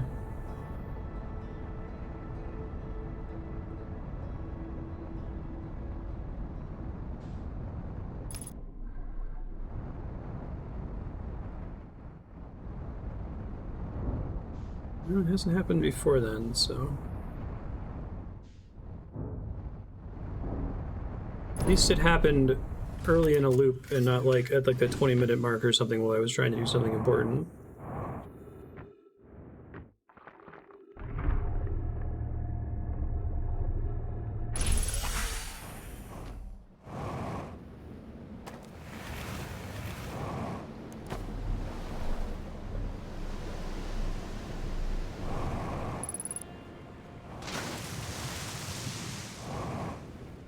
Yeah, I saw that, Sleep Maniac. I'm not super frustrated by it. It's okay. It's just, I get the intended experience they're going for. I'm just very bad at it.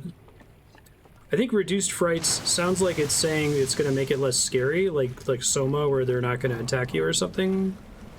But it sounds like what it actually does is it makes their AI more avoidable. You just kind of ignore them, right?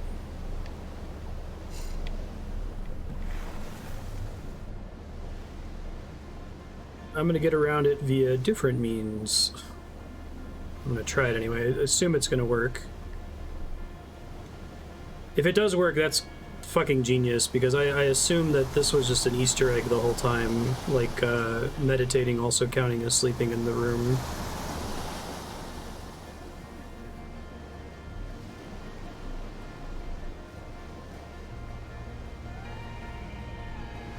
I guess the existence of that option and the pop-up that informed me of it when I booted the game up kind of served as like a trigger warning that made me more afraid of the game in general than I might have otherwise been. Like when the dam first broke, I was terrified that there was going to be some kind of like water monster or something, and I'm glad I had that experience.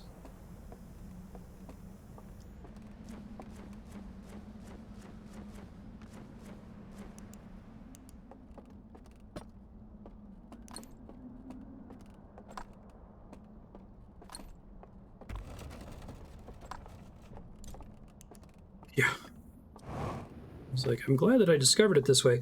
Well, they do give you a clue, right? There's that vision that you get inside the dream world that seems to serve not much other purpose other than to demonstrate that you can sleep to trigger the dream world, right? And maybe that would just seem redundant to the majority of players who figured it out the intended way, but for me, that was the reveal that showed me, oh, I don't have to die. Oh, speaking of which, completely forgot what I was doing.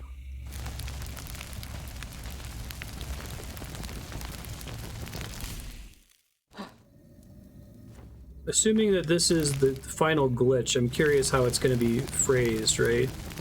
I don't think it's a glitch.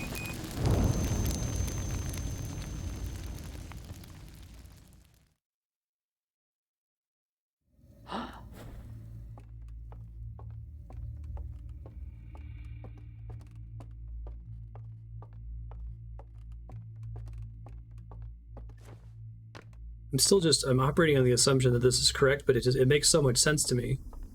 The bells can't wake you up if you're not asleep.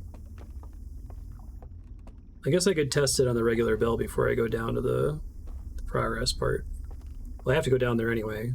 Well, no, because the intent is to avoid the dudes, so I don't want to go down there if I'm choosing it this way. I want the lights to be on. Okay, hold on. I'll go test the bell really quick just to confirm.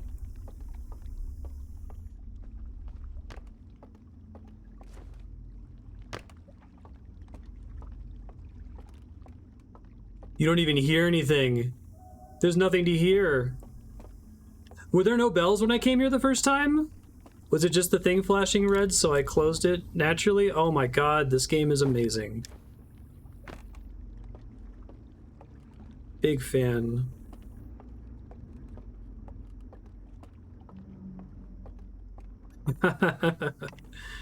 Beautiful.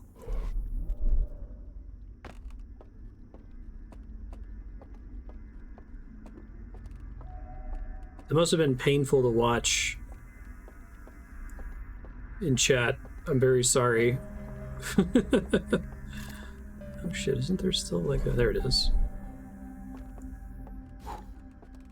This must be an intended way to do this, because I can still turn the lights off and get here normally. It's been a lot of hide chat. I usually review the hide logs after a game's over, so maybe I'll take a look. Assuming you guys haven't been like randomly spoiling unrelated franchises.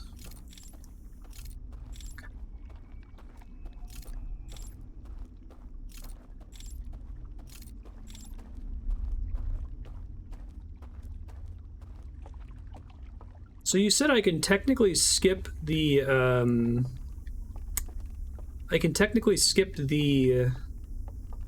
the Hidden Gorge stealth section using the invisible bridges, and I can skip this one. Is there a way to skip the second one? Like when it clips you out of the world, does it also take you somewhere that's safe, basically? This place is still dark. There might still be ghosts here, so maybe this wasn't that big of a time save. I guess it spares me the ghosts in the first area.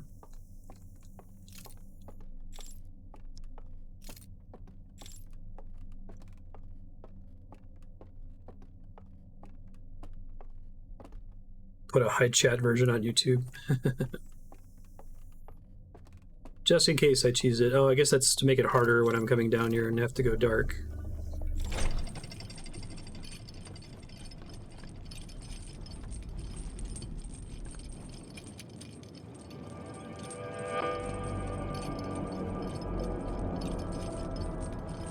The nexus from the loading clip leads to that archive is a one-way drop. Oh, that's cool. I like that. I love the way this game does... it's burned out, isn't it? Fucking figures. I love the way this game does knowledge shortcuts.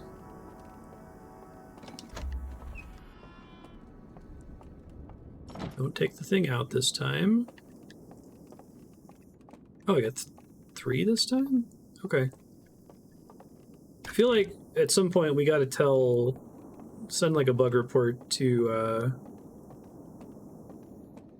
Mobius about accidentally taking this and bringing it with you because it's dark up here. I imagine that's not a super uncommon mistake to make.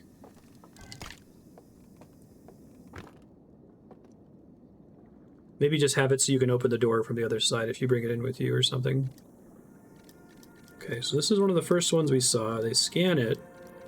See, it's going to destroy everything. And they get this terrifying scream.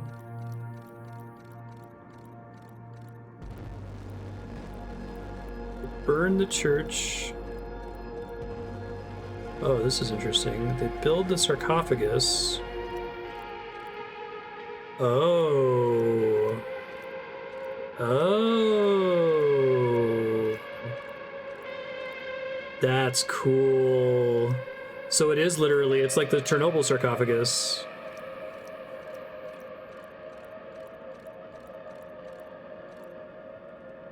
So I wonder how that lines up with the Nomai, if the Nomai, like, happen to see one of the very last... Or maybe it's like it seals it in, but the quantum nature allows something to pop out very, very occasionally or something. That's fucking awesome.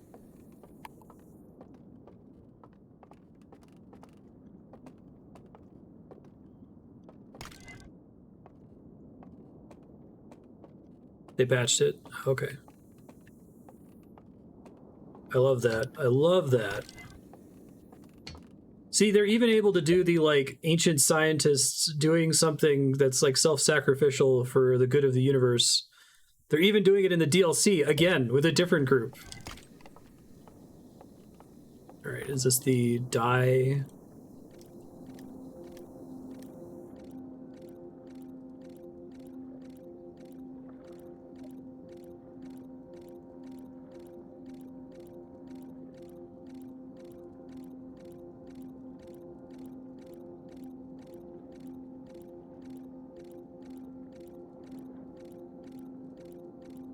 Really curious how this is going to get conveyed. Okay, there's a dead one.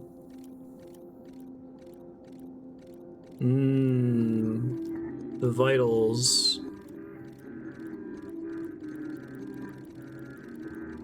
That's fucking great.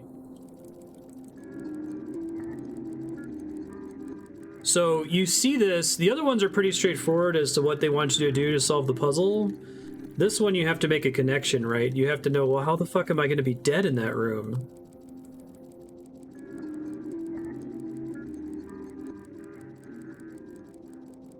So then when you go, oh, I have to jump on the fire, you, like, shit yourself because it's the most amazing thing ever. I still managed to have that feeling vicariously by discovering it on accident. I missed out on that reveal, but that's okay.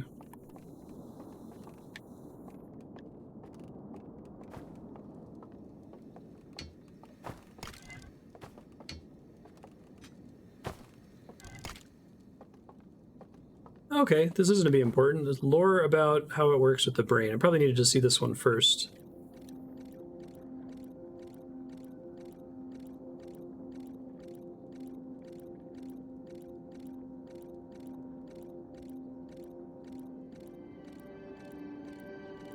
Okay, so sleeping changes the brainwave.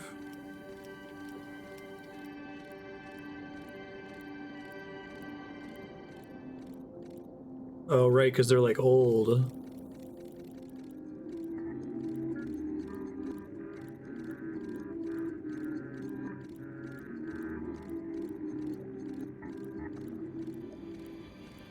Oh, they found out. So it was like a serendipitous thing.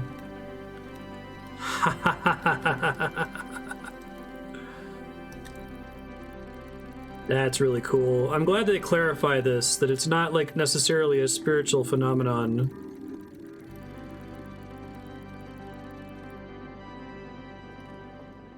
Okay, got it. Fantastic.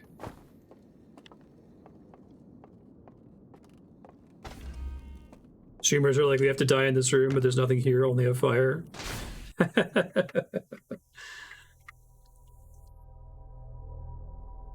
I love that I get the sense that I'm just not going to get any codes. I'm just going to have to cheese all three of them, which is beautiful.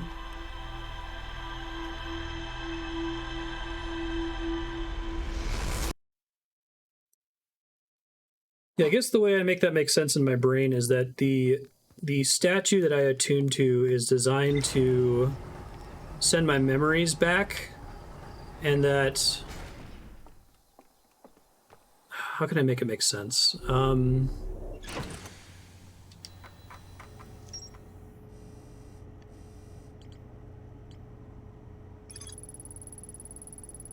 It's like some Soma shit.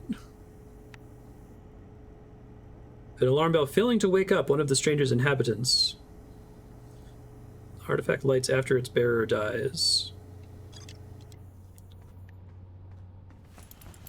Yeah, I love they did it for all three, too. That's wonderful.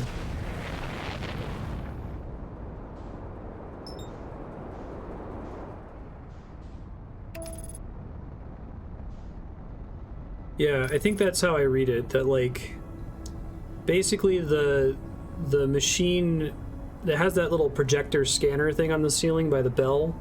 So while you're in there, it scans your brain, right? And I assume that it's replicating you in the simulation. And for you, that's why you need to be asleep for it. Otherwise, there would be two of you and you would fork and something, something eclipse phase, something, something transhumanism, blah, blah, blah, blah, blah.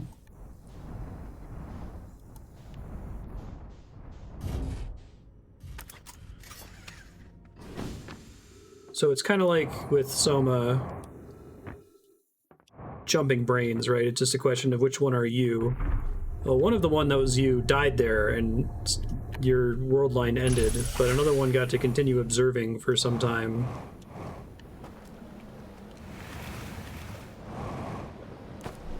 Oh, that's funny, Raker.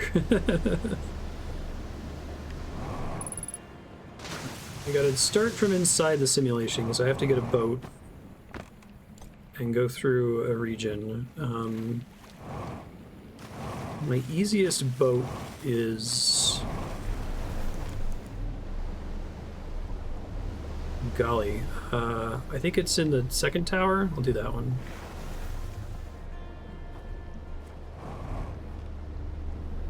Whoops. No! Don't do that! No! Come back, boat! I'm sorry, chocolates. I didn't mean what I said. Alright, there we go.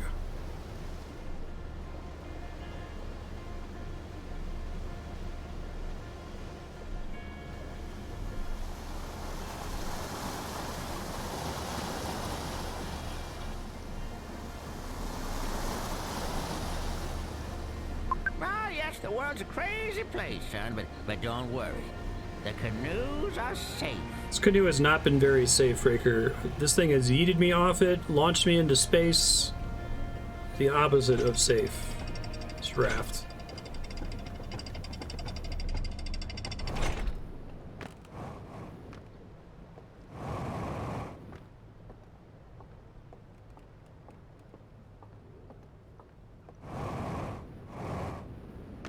Alright, so,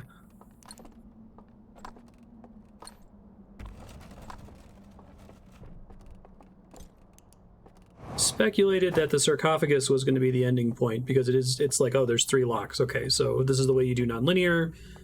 You give me 3 things that I have to find, and once I collect all of them, I can bring them to the place. So that still was correct. There was just more information there than I realized the first time I went there. Completely missed the crank thing that gives you the vision, that gives you the necessary breadcrumbs to find a whole bunch of stuff.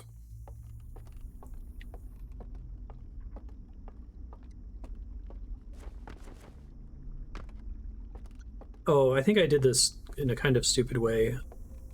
I could have already been dead before starting this, but... I have to get to the... I have to get back to the real world after being dead, so maybe... Oh, this is wrong. I'm going the wrong way, sorry. Oh wait, no, this is right. I have to activate that, go back, and then go down to the boat. Sorry, I'm frazzled. I'm trying to get my thoughts together here. The point is that doing it in the dream world affects it in the real world, but I can't get back to the real world if I'm dead. So maybe I'll get some knowledge from unlocking it in the dream world that will help me in the real world. Oh, I wonder if it'll give me the code so that I don't have to do it this way.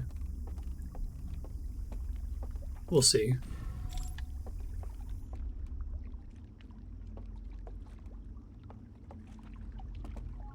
Yeah, I'm super curious to hear in what order the developers came up with everything for this. Like, I can almost see the whole simulate. It's a simulation, which is going to let us do more non-sci-fi break the game type stuff, right? I could see that being a pretty early idea, and then them developing everything else around that.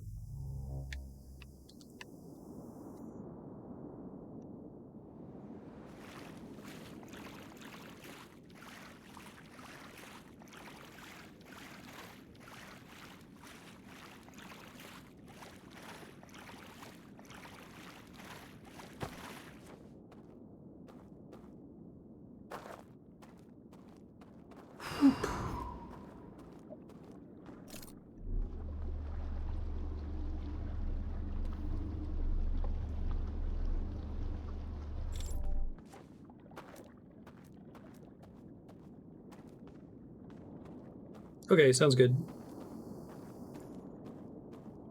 Oh, I wrote this down. I don't have to. I took a screenshot of it anyway. Hold on. It's always annoying to drop the lantern. I guess they did that on purpose so that, like,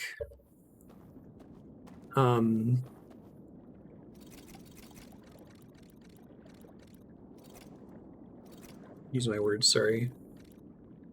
To make it even less likely that you would accidentally leave the lantern behind, because it's actively difficult to navigate without it. Or you would get far enough into the darkness that you would be like, screw this, and go back and pick it up, potentially.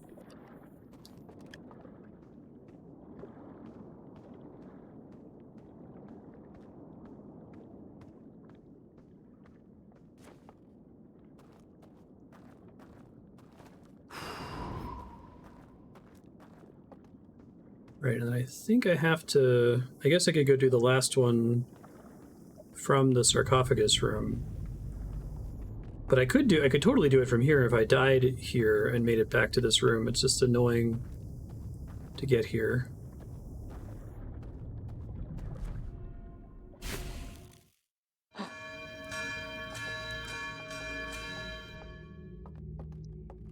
I think it's, like, positively miraculous that multiple people can play a game like this. This is true of the base campaign, too.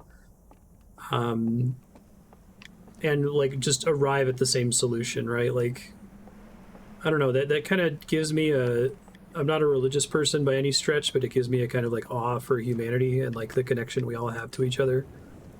Like, I'm sure different people will get slightly stuck in different areas and maybe have to look something up or ask a friend for help or ask chat for guidance here and there, but it's still that largely people can solve this mystery. And I think that's really the thing that, like, draws me so much to video games, and what I like about video games is feeling that designer intent, like the developers speaking to me through their art. Like, I see what you wanted me to do there, right?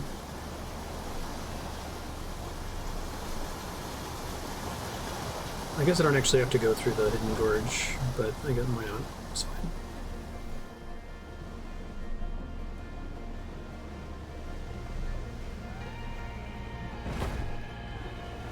Oh, you need the raft to get back across. That's interesting.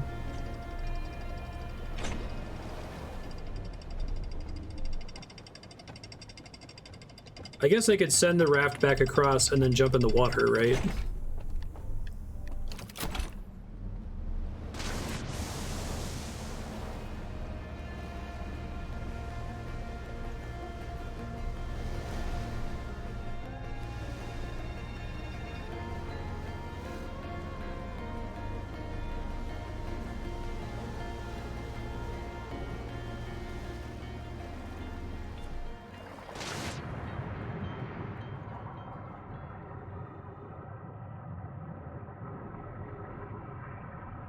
How fucking scary this thing is, God.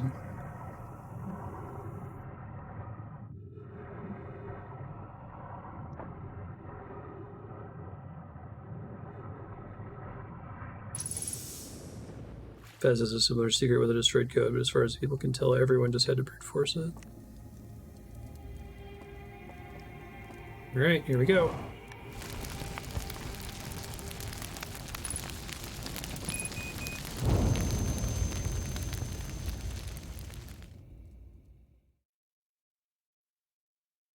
Fucking genius.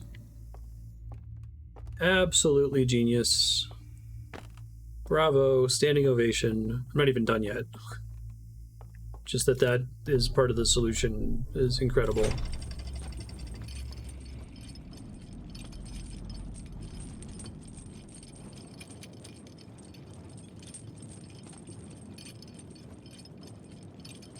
Great. Hope the Nomai built something that prevents the trauma of being flooded with thousands of memories of past deaths does to a person.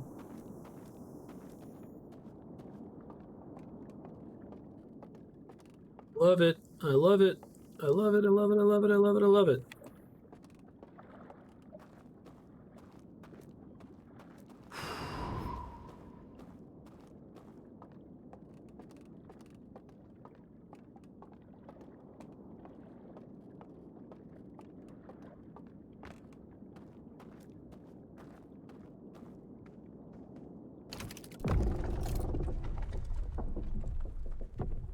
Fucking scary. I love this kind of thing, like, in addition to everything else. I talked about this during the base playthrough too, but like, I like scientists, ancient scientists doing something to like sacrifice themselves or doing some amazing last ditch thing that consumes all their resources to try to like save the day. Like the ultimate, you know, wise men plant trees under which they'll never enjoy the shade or whatever, right? Like, I love that. I love crossing a sci-fi threshold that has been built up for hours. I don't care what's beyond here. I enjoy, you know, speculating what's going to be past it right now. But like, it's like the Omega Relay in Mass Effect 2. I didn't like the way that they resolved Interstellar, but like going through the wormhole in Interstellar, like the point of anticipation right before crossing the frontier threshold is amazing to me. So I'm pumped about this. I can't believe they did it again.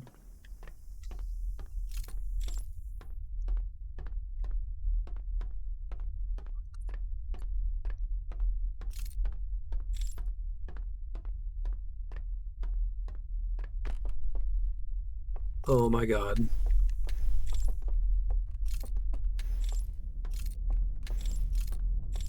Trying to take my time here.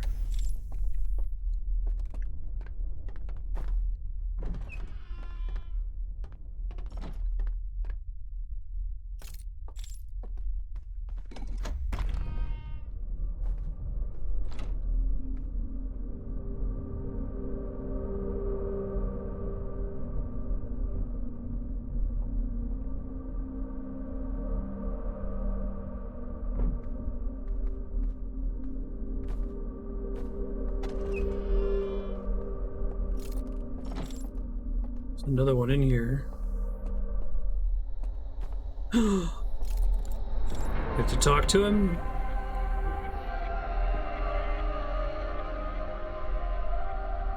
Yeah, I thought so. Talk to the prisoner. Who are you?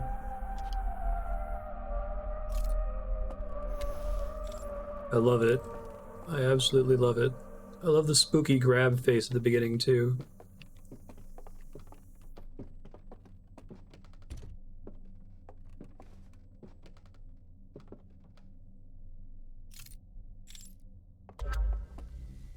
Oh, is this going to teach me the language too?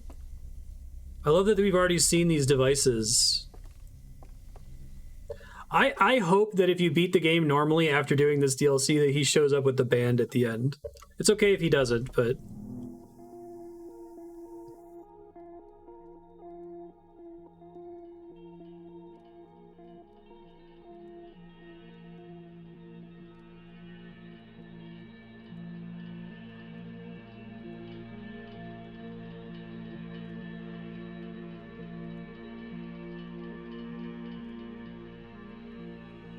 What the fuck? Why?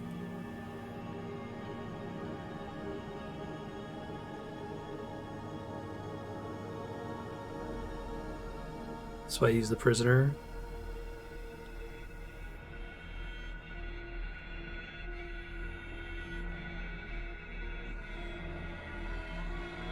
He's the thing the sarcophagus is in.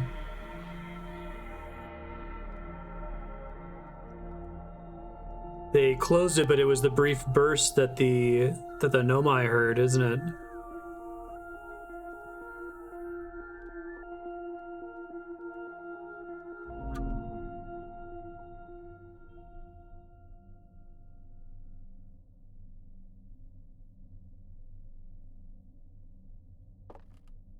Already holding artifact.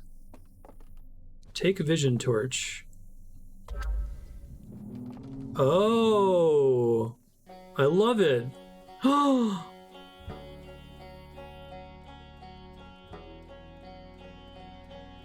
have maximum frisson right now from the music.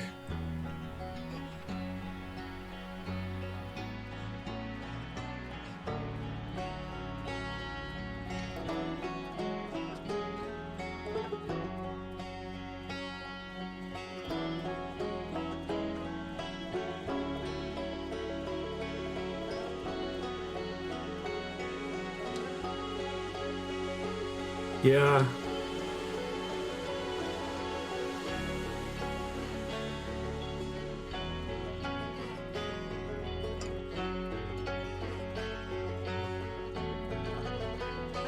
It's gonna make me cry, I think.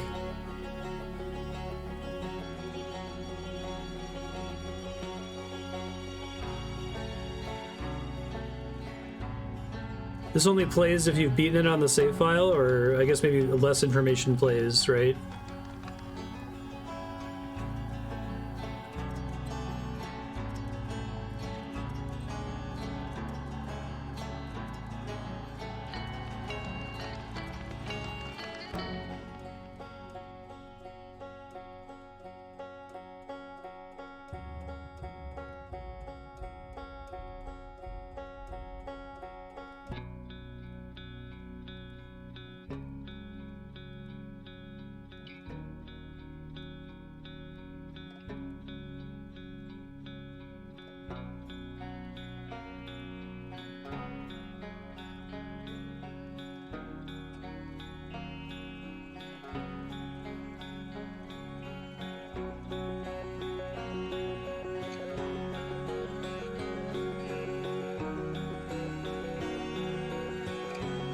Can they pace it differently with the slideshow?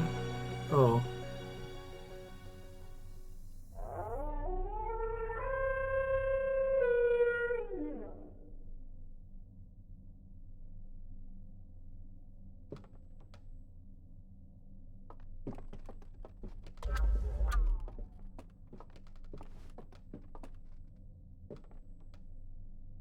I guess this is like hell for the prisoner, isn't it? I didn't think about that. That it's like, that's why there's a campfire here, and that's why there's the sarcophagus up there, because they had already known at this point that you would like continue to exist here if you died. So just being trapped in a room forever, holy fucking shit.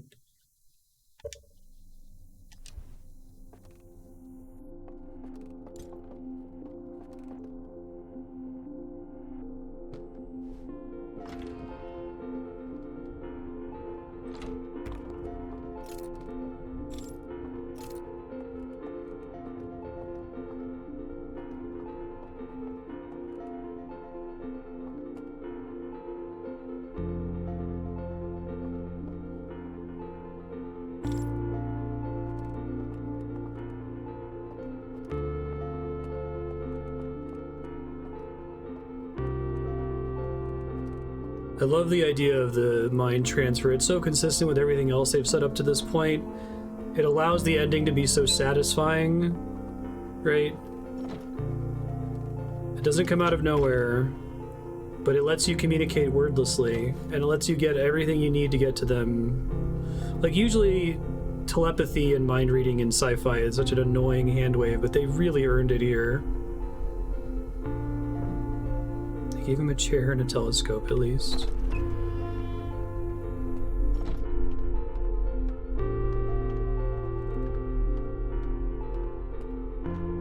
They still found a way to cut him off from the rest of society.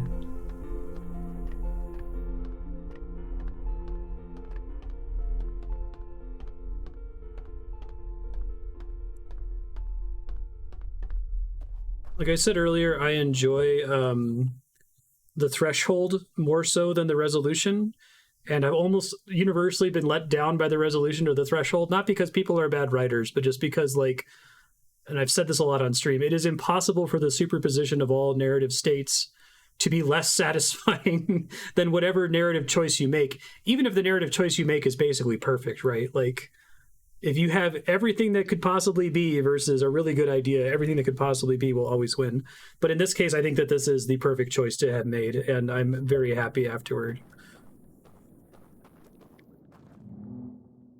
Is he going to send me a last vision of what he does here?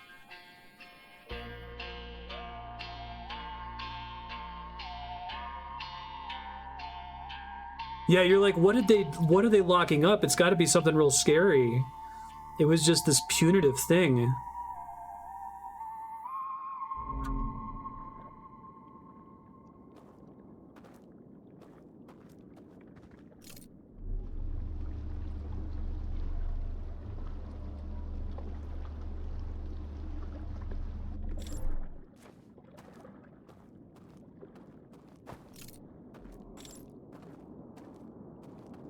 Did it want me to go on the boat? Sorry, I guess I gotta watch that again.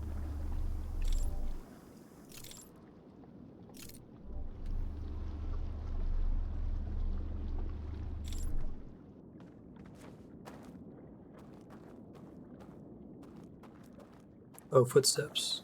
Oh.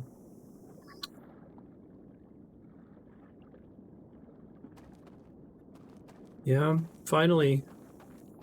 And on his own terms, right? Because it's going to happen anyway to the end of the universe, but...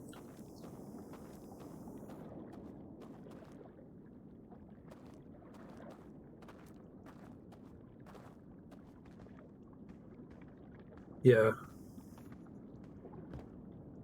I guess I can do the same, right? Mm-hmm.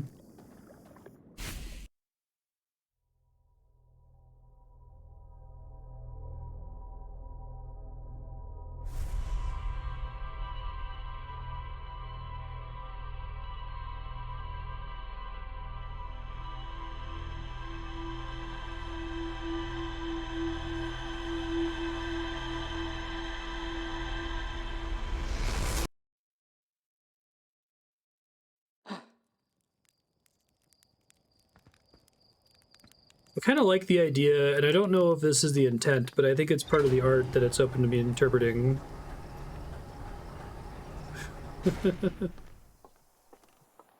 Yeah, that was beautiful, walking into the water there. I'm a big fan. I got new things in the ship log here.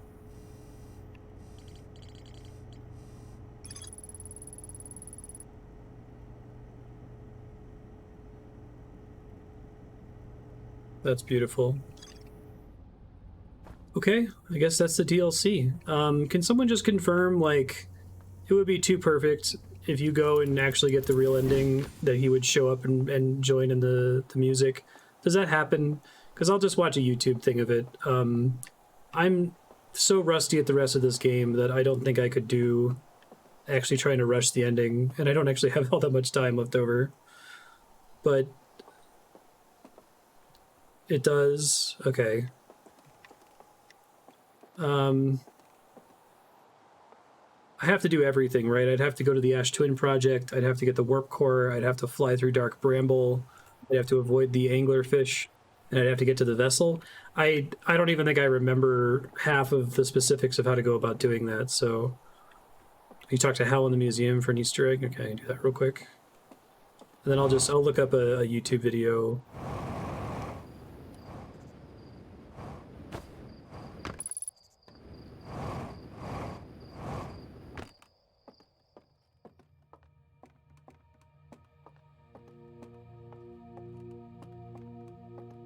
I really haven't played this game in like a couple years. I can navigate through the stranger right now, but... Oh wait, is he further down? My bad. Thank you.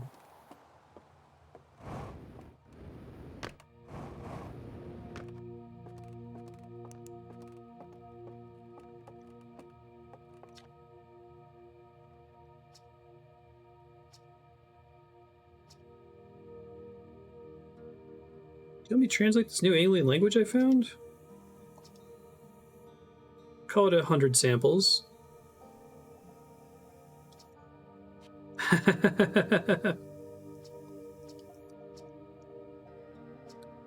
Does that only happen? Do you only get that line after you say goodbye to the prisoner?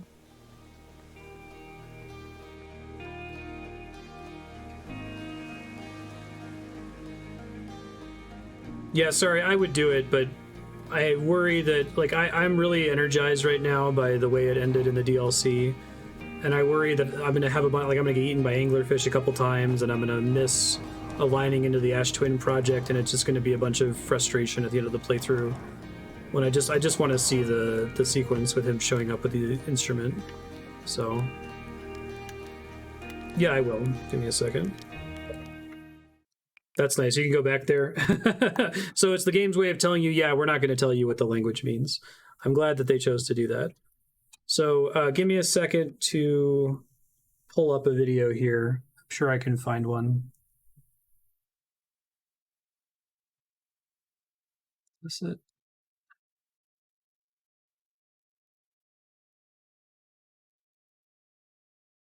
I'm going to pause the recording for you. Okay, I think I found a video, so we're going to watch it here.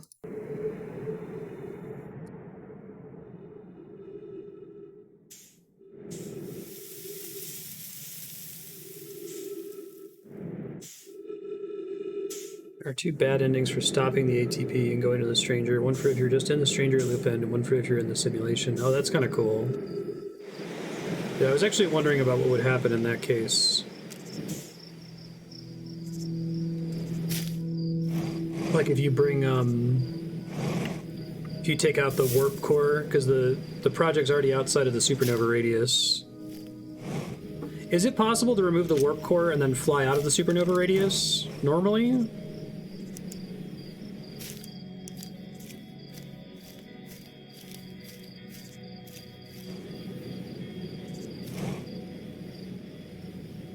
Oh, the power flicker is... Yeah, I never did find out the power flicker, but the solar sail's open because it knows it needs to get away from the radius of the supernova. But it just causes an accident that breaks the dam. Where can you see that? Do you just have to pay attention to where the screens flicker? I'm sure something here is edible, right?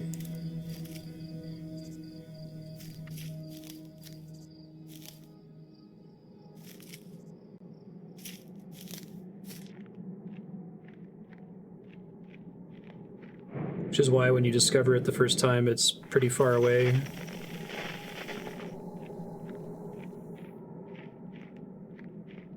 What actually causes the dam to start rupturing? I didn't catch that. It gives you a structural integrity reading? That's cool.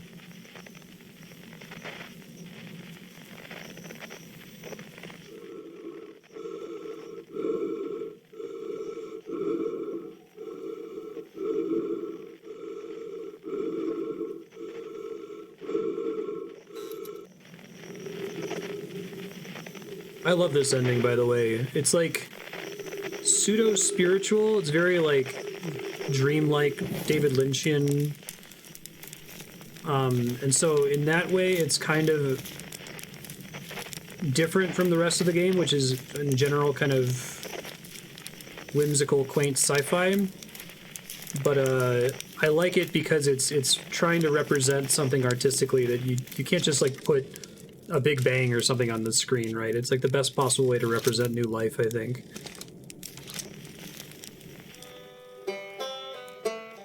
This is what, to me, Mass Effect 3 failed to do. Mass Effect 3 was trying to like pivot to this like David Bowie space oddity, like dreamlike future ending, and it just didn't work because the rest of it was such differently presented, you know?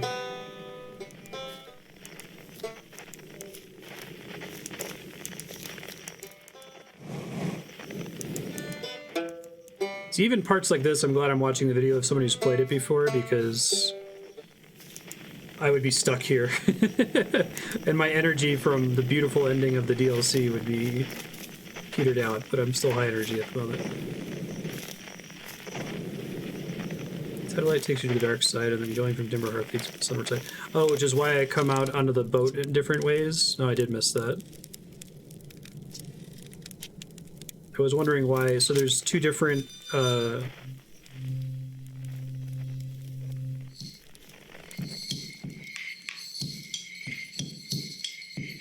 there's two different hangars.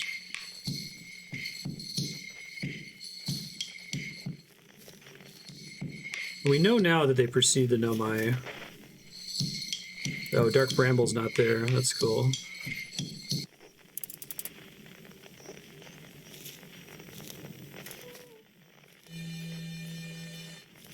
Oh, sorry, Kara. I won't talk about Mass Effect more. I was trying to be kind of vague about it.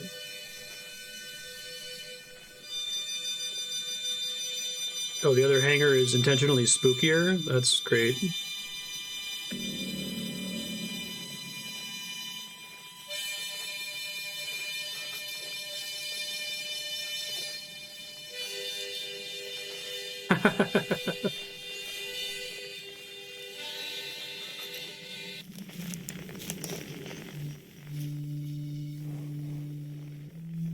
What's the deal with the, there's a missing ship? Does that ever get resolved? Can you find that somewhere with the DLC? The one that isn't connecting with the radio? I can see that being like a borderline AR. Like, this seems like the perfect game to hide ARG stuff in for the community to search for.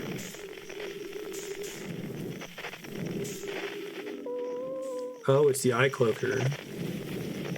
Ah, okay.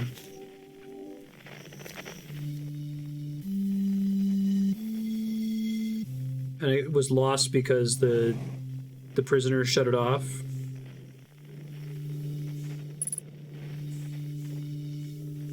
You can spot it at the eye. That's cool.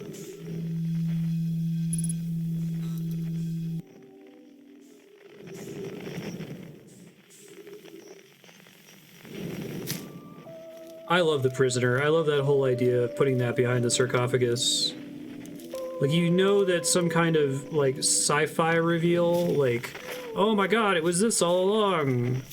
Some heretofore unknown phenomenon is never going to be satisfying, so making it a human moment, or, you know, a spooky, beakless bird moment. Just our change here.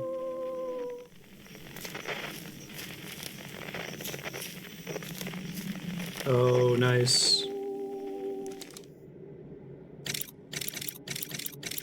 Ha ha ha ha ha ha. Yay.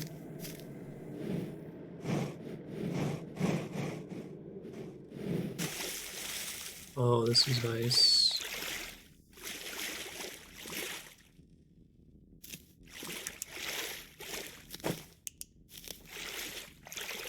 If someone wants to find me a link with a timestamp while I'm watching it, go for it.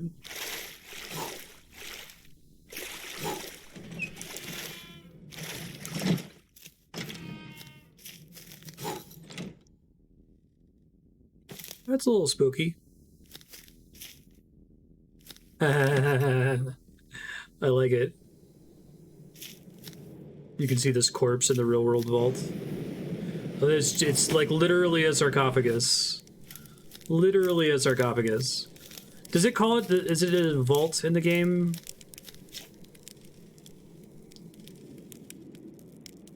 Burn them.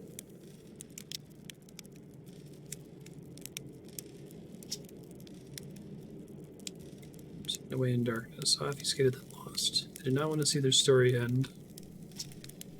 The kind weren't like this. We weren't always so afraid. I cannot promise our fear won't stain your mind. Are you certain you want to remember me?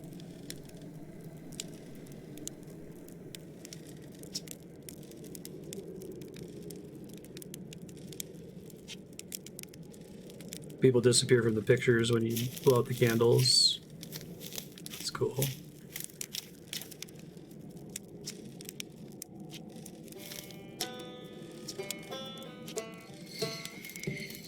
I like that he's also sitting a little bit away from everybody else.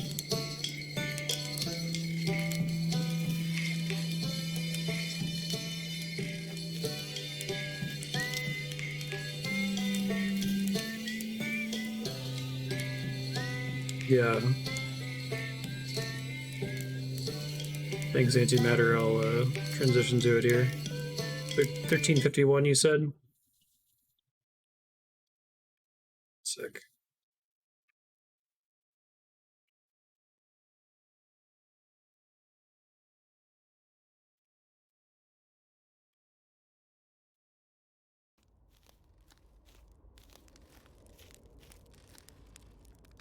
How do they not have... Is that just based on what's in your log at the end of the game or something?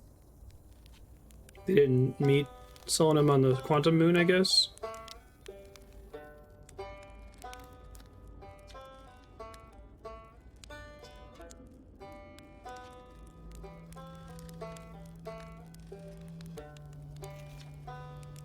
Perfect timing, Yum. Thank you. Appreciate that. I didn't want to interrupt this with, like, Google searching. Quantum Moon is technically optional.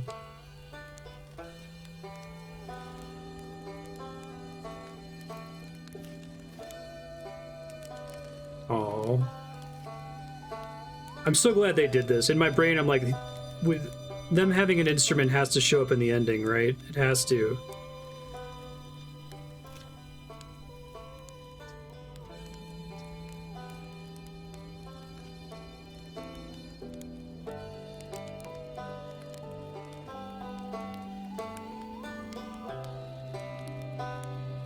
What a challenge for the composer. Hey, you made a song that's perfect. Can you add another instrument to it? Yeah,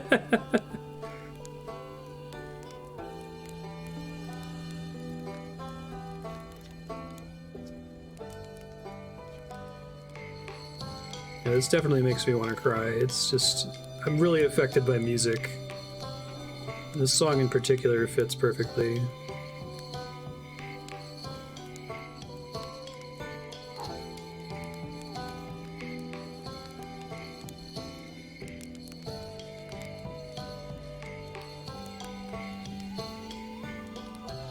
So having it have like the connection of species and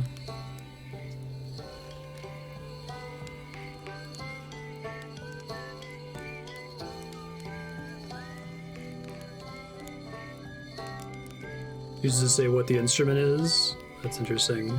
It sounds theremin-y. Sounds like a theremin with maybe like vocals layered over it. It's very pretty.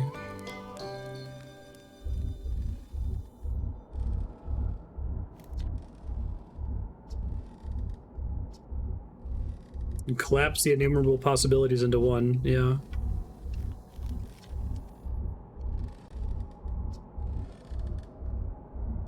I don't think it is to be feared. Aw.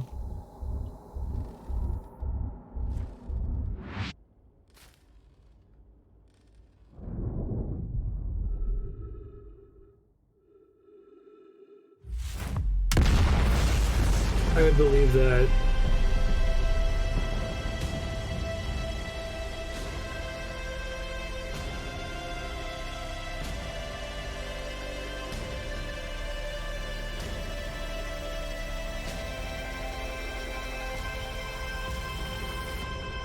I'm gonna let the credits play here because I want to be able to talk about the game a little bit more.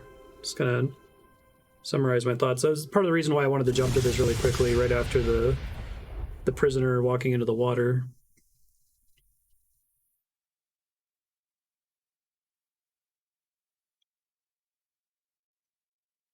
This probably fits, just it's so beautiful if you do this in your main playthrough of the game.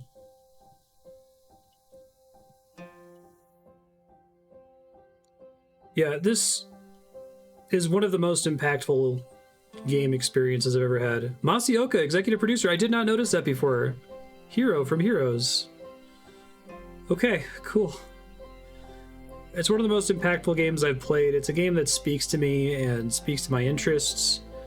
There's a very small number of like works of art that I have this feeling in my body that like this was designed for me, right?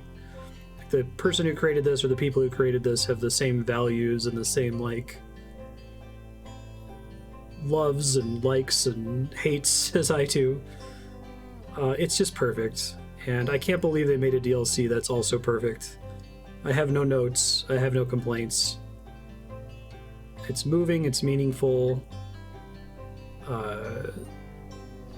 It manages to be free. I almost always associate freedom in games. I roll my eyes and go, okay, fine. There's 3 paths. I can do ABC instead of BCA. And usually freedom in like an open world game tends to suggest to me that the developers aren't particularly concerned with presenting a like guided experience that gives me an insight into what they want me to see, right? And this might be, I have to think about it, maybe like Breath of the Wild. There might be a couple other games that are open where I get that feeling that I'm allowed to explore and uncover things at my own pace, but that I still get moments of the creators' minds, you know, making it through the work to me, that you were meant to see it this way, or you're meant to see it in this order, or you're meant to learn it this way, right?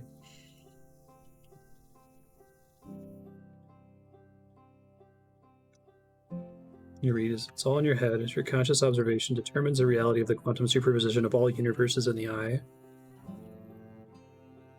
Yeah, I like that.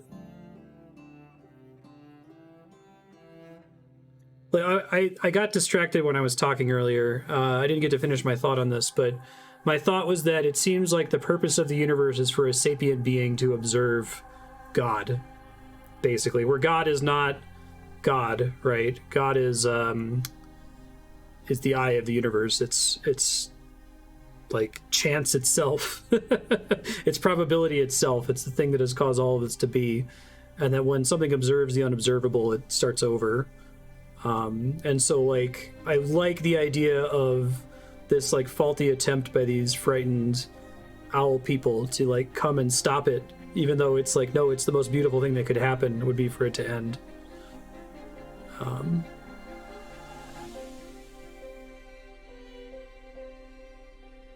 Not me exactly, but close enough. Yeah. The complete lack of text was a really good choice. I liked being able to use the translator in the base game. I don't think that the computer gave too much away either. It did a little bit of interpreting, but there was definitely enough information there for you to figure it out yourself. The elks. Owl elks. Are they officially called elks?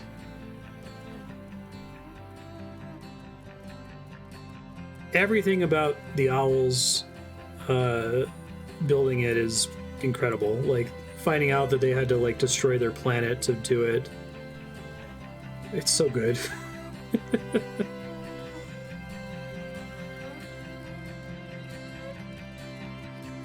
Yeah, the slideshows were beautiful. Absolutely. And so consistent with the theme of light. Like,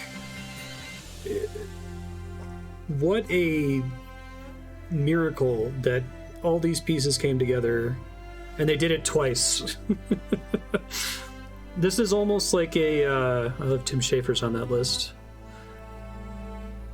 This is almost like a flex, right? This is like, oh, did you think that we just randomly made a perfect game? Nope. I'll do it again, right? Like,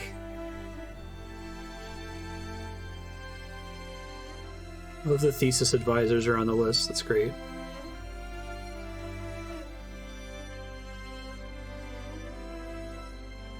Oh yeah, Scarf?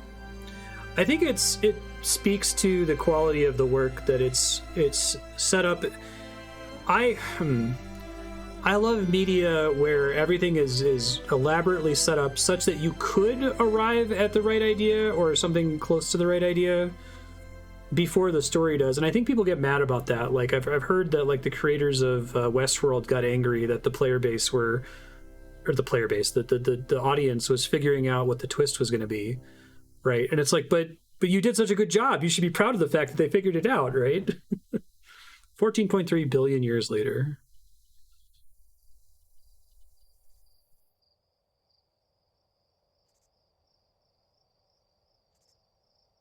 They were surprised they could get away with doing this again.